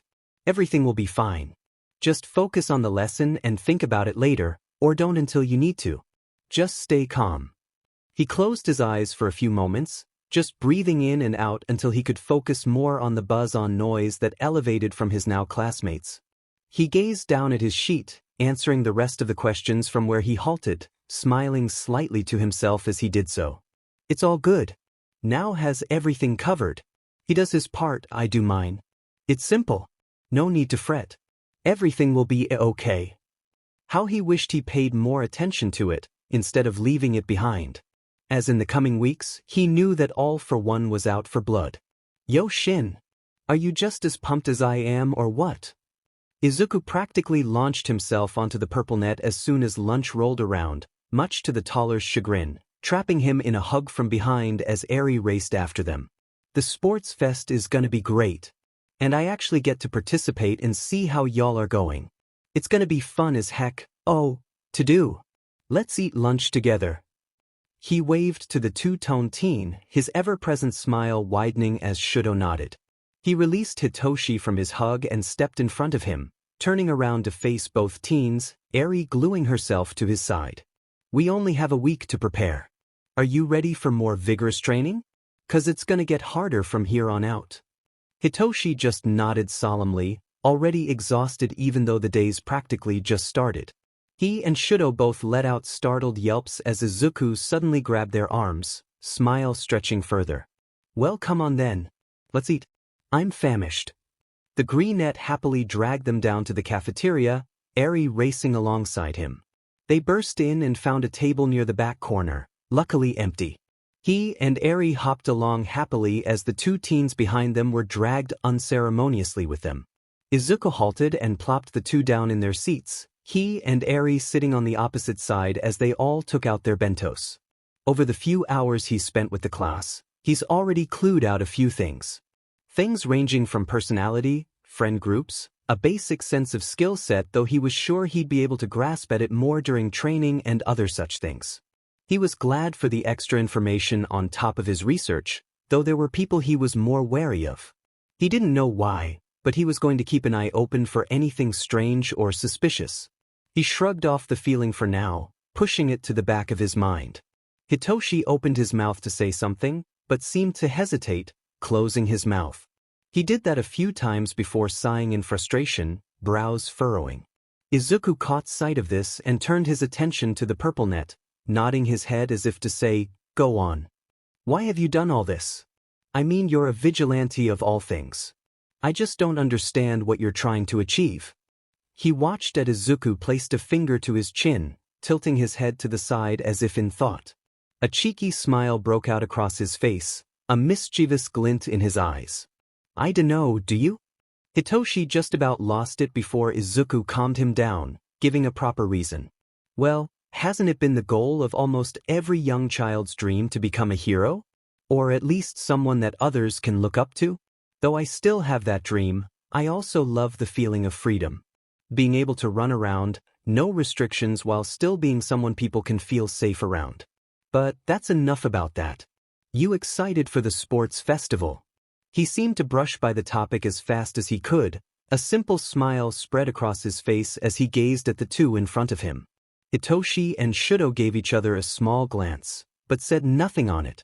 "I have no preference. I'm neutral about the whole thing," Shudo murmured, Hitoshi nodding in agreement. Izuku hummed in thought, tapping his chin. "Why do you want to know? I can train you. Think both quirkless and quirk training. I can help you hone your skills and become fearsome opponents. Everyone will think twice about attack you too, well, besides Kaken. But he never listens to anyone or any warning signs." "Oh well, his loss," Izuku shrugged with a hum, before he became serious. "If you take me up on my offer, then you better be prepared for everything.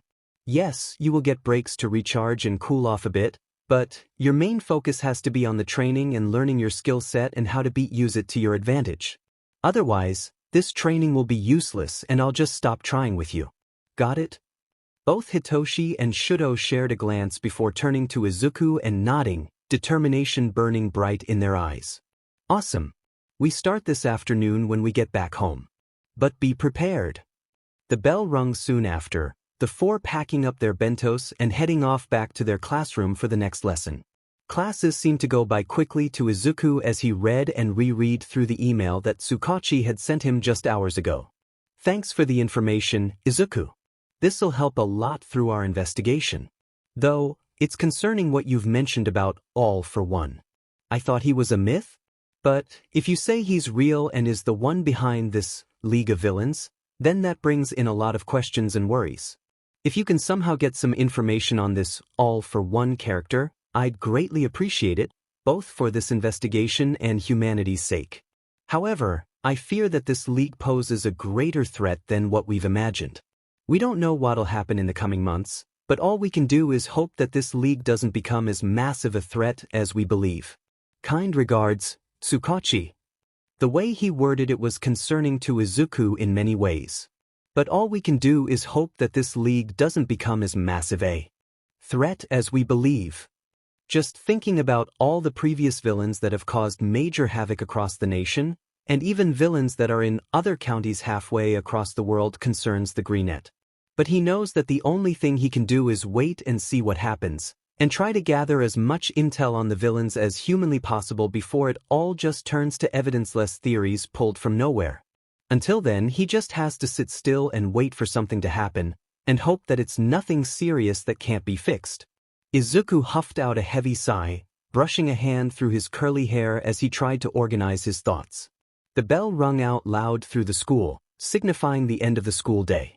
He stretched his arms above his head as Midnight finished up her lesson, allowing everyone to pack their things and go home for the day. Friends huddled together in their groups as they exited the classroom, Izuku hoisting his now-packed bag over his shoulder and picking up Eri afterwards. He, Hitoshi and Shudo all left in a peaceful silence, all in their own thoughts and making small comments here and there about mundane things. To Hitoshi and Shudo, time felt slow and steady, going past but letting them relax for the time being. To Izuku it felt too fast, like too many things were happening at once and clogging up his head, making it feel like it was going to explode. He kept up a smile on his face as Shudo mentioned something, keeping pace with the two. But he didn't know what he was feeling inside. A mix of dread, confusion, maybe even guilt or regret, he doesn't know. Either way, he just wants to focus on something else that doesn't make his head spin circles and make him feel nauseous in more ways than one.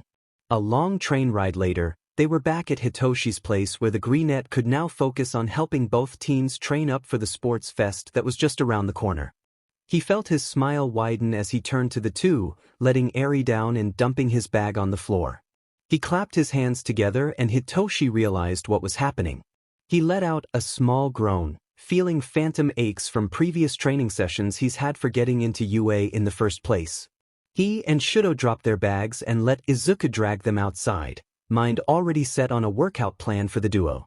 Warm-ups came first, stretching their muscles and getting them ready for the training that was about to start. God, I almost forgot what this was like. And now I'm back to this again. Damn it.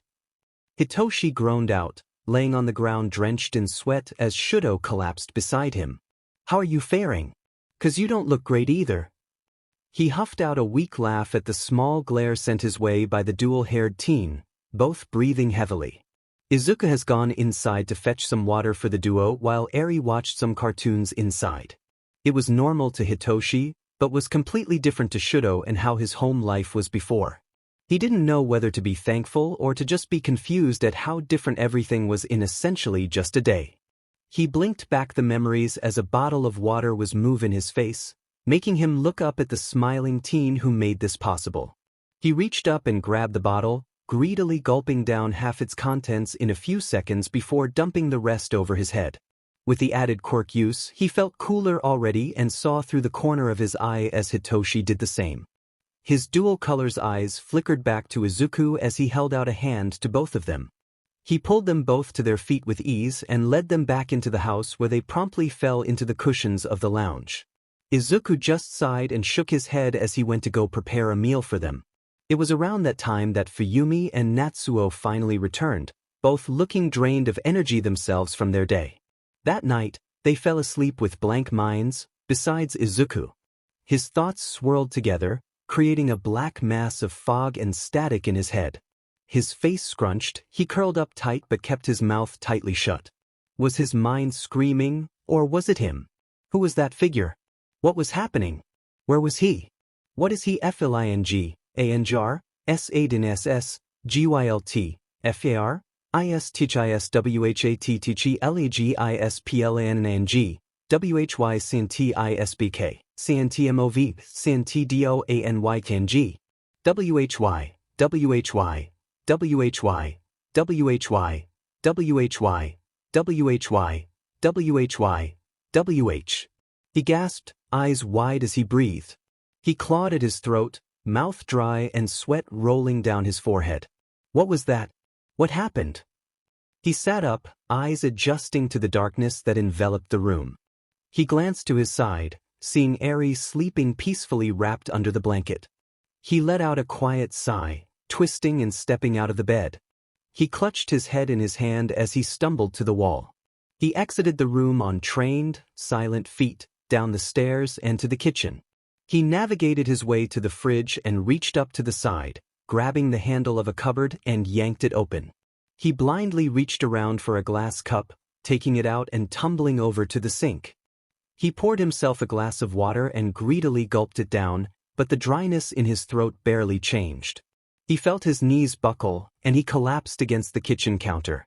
He slid down, sitting on the floor as his brain clouded and fogged over. He felt his eyes dilate and become fuzzy, splotching his vision as he breathed.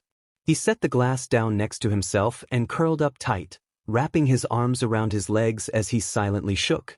Was it fear? Or was it the coldness that seeped through his veins and bones, burning with such intensity that it froze him to the core? Or maybe the hatred he felt like daggers and spears towards those that endangered the people he'd sworn to protect? He didn't know what exactly it was, but he didn't want to feel it. Not the burning pressure in his veins, not the pounding of his heart as it thumped wildly in his chest, not the headache that struck his brain like the ticking of a clock echoing within his ears. He just wanted it to stop. To stop and let him breathe, to stop and allow him to think clearly without the threat of a looming shadow of Nganjichisfrandbring Downsneck tostoptofsonngBecgwa. SNTSNGHORQICKNHORHWUSLESSHEWSINT. He took in a sharp breath of the cold, still air, feeling the pounding of his heart lessen down to a calming beat. He tugged on his hair a few times, closing his eyes as he just felt the air around him. The glass he set next to him and shakily stood up, running the tap once more and downing the water in seconds. He wiped the glass out and set it to the side, heading to the cupboards that the TV sat on. He grabbed a handle and opened the door, fishing out a backpack he had stored there over a year ago. He had stuffed it full of his vigilante gear, but had only really been using the goggles and mask. But he decided to use the whole getup once more.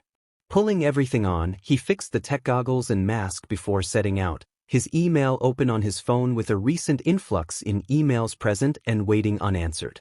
He stepped out of the house into the black of night and took to the roofs, legs already working and running to bring him forwards to his first target. He needed to clear his mind. Morning light was cast down upon Hitoshi's house, said Insomniac himself, forcing his sleepless body to get up and get ready for the day.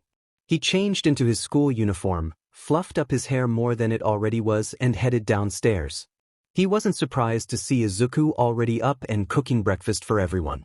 What he was surprised to see was when he turned around and greeted him, he saw deep eye bags that may even rival his own. He'd never seen Izuku look anywhere near his own tired self, so it came as a surprise to see the usual happy-go-lucky teen/vigilante like this. He opened his mouth to voice his thoughts, but ultimately decided against it when he looked into his eyes. They seemed slightly bloodshot, dilated even, so he kept his words tight in his throat and simply said a "good morning." He pulled up a chair at the table and sat down, watching as the other house occupants joined him. Izuku placed down their plates of food and idly joined their quiet conversation, adding a few comments towards the training that Hitoshi and Shudo would endure until the sports festival arrives. Time passed and before they knew it, they were at school. The bell had rung and everyone hurried to their seats, watching as Shoyuta walked into the classroom to start homeroom. By the time that their hero lesson rolled around, half the class was mentally exhausted. However much they wanted to rest, they were all still excited for their lesson of hero training. Izuku grabbed hold of Hitoshi and Shudo the first chance he got, dragging them over to the other side of the gym to continue their personal training. They warmed up, stretched their muscles and prepared for their lesson, which started with the duo to quickly dodge and block Izuku's first few attacks, forcing them into defense straight away, causing them to have to look for openings in which to attack as quickly as possible. Come on. You gotta be quick when trying to either disarm or take down your opponents. Wait too long and you'll just grow tired and lose your strength. Izuku called out, roundhouse kicking Shudo back before ducking under Hitoshi's fist, elbowing him in the gut. Hitoshi's breath hitched as he stumbled back, clutching his stomach as he watched Shudo rush at Izuku. Even with his back turned, Izuku noticed Shudo's presence behind him and sidestepped, sweeping his leg round and tripping the dual-haired teen to the floor. Izuku hopped back a few steps, standing in an attacking pose as he waited for the two to recover. Eri watched from the sidelines, cheering them all on as Hitoshi and Shudo tumbled into shaky stances. "You ready for another round? 'Cause I'm just itching to go," he cracked a smirk, brushing a few strands of his curly green hair from his eyes as he witnessed the burning fire of determination in the eyes of his trainees. "Let's go!" Hitoshi and Shudo shared a quick glance before rushing forward, Shudo going for the chest while Hitoshi went for the legs. Izuku's eyes narrowed, searching and scanning, ready for the oncoming attack. As his eyes scanned around, Izuku caught Shuda's eye and saw the man of slightly in his direction. That was all the confirmation he needed before he switched stances, practically diving under Shudo's outstretched fist and over Hitoshi's sweeping leg. He dove into a roll before kicking himself up, trained eyes watching every movement the two boys made. Every twitch, shake, narrowed eye and shift in posture didn't go unnoticed. Shudo lunged first, ice forming along his right arm to create both a physical but also defensive coat of light armor. His fist clenched and he went in for the attack, before feinting and lifting a blazing leg towards Izuku's abdomen. Izuku, seeing this change in attack, decided that blocking would provide a better measure to attack with. The leg collided with the greenette's right arm, burning the outer layer of flesh slightly under the hot fire. Shudo felt a small smirk start to form at the injury he finally managed to land, before his world turned upside down. He fell onto his stomach, left leg held up by Izuku. Before the downed teen could react, the vigilante took his chance and tossed the teen away, Hitoshi just managing to dodge the incoming teen before he could unleash his attack. Now only he remained. Sweat trickled down Hitoshi's forehead, his jaw clenched together so tightly he thought he might chip a tooth. Okay, Hitoshi. What can you do to take down Izuku? Nothing? Great. Just what I needed in this situation. Thank you for nothing, you useless brain. If I can at least land even a single high, oh shit, he's coming right for me.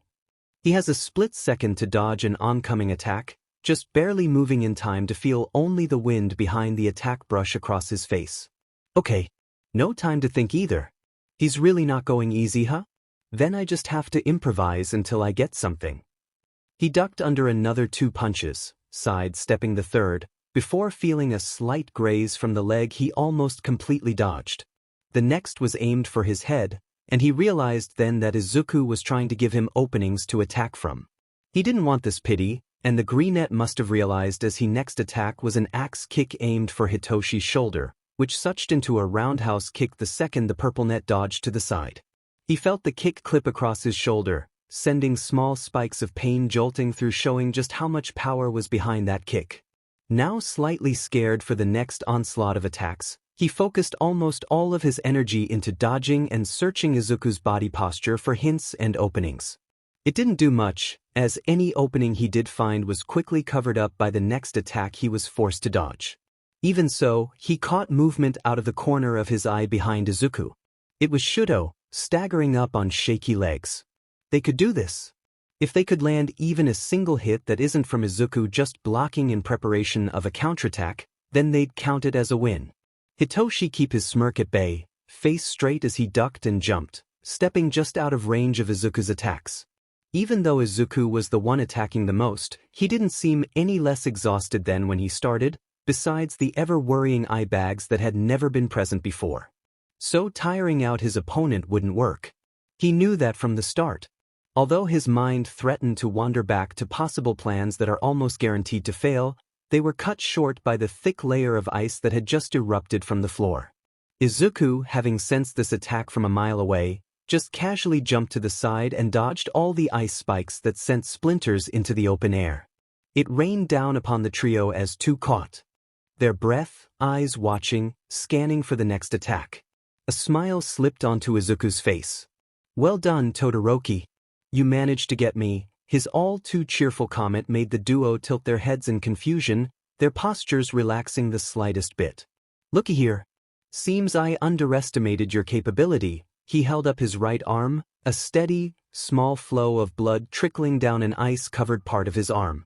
Your ice attacks and range have definitely improved. I'm impressed. Now, how about you two drink up some water and take a small break? We still have heaps of time until the end of the lesson. The duo let out sighs of relief, heavy limbs dragging them towards the wall where Eri sat and promptly caused them to collapse to the ground.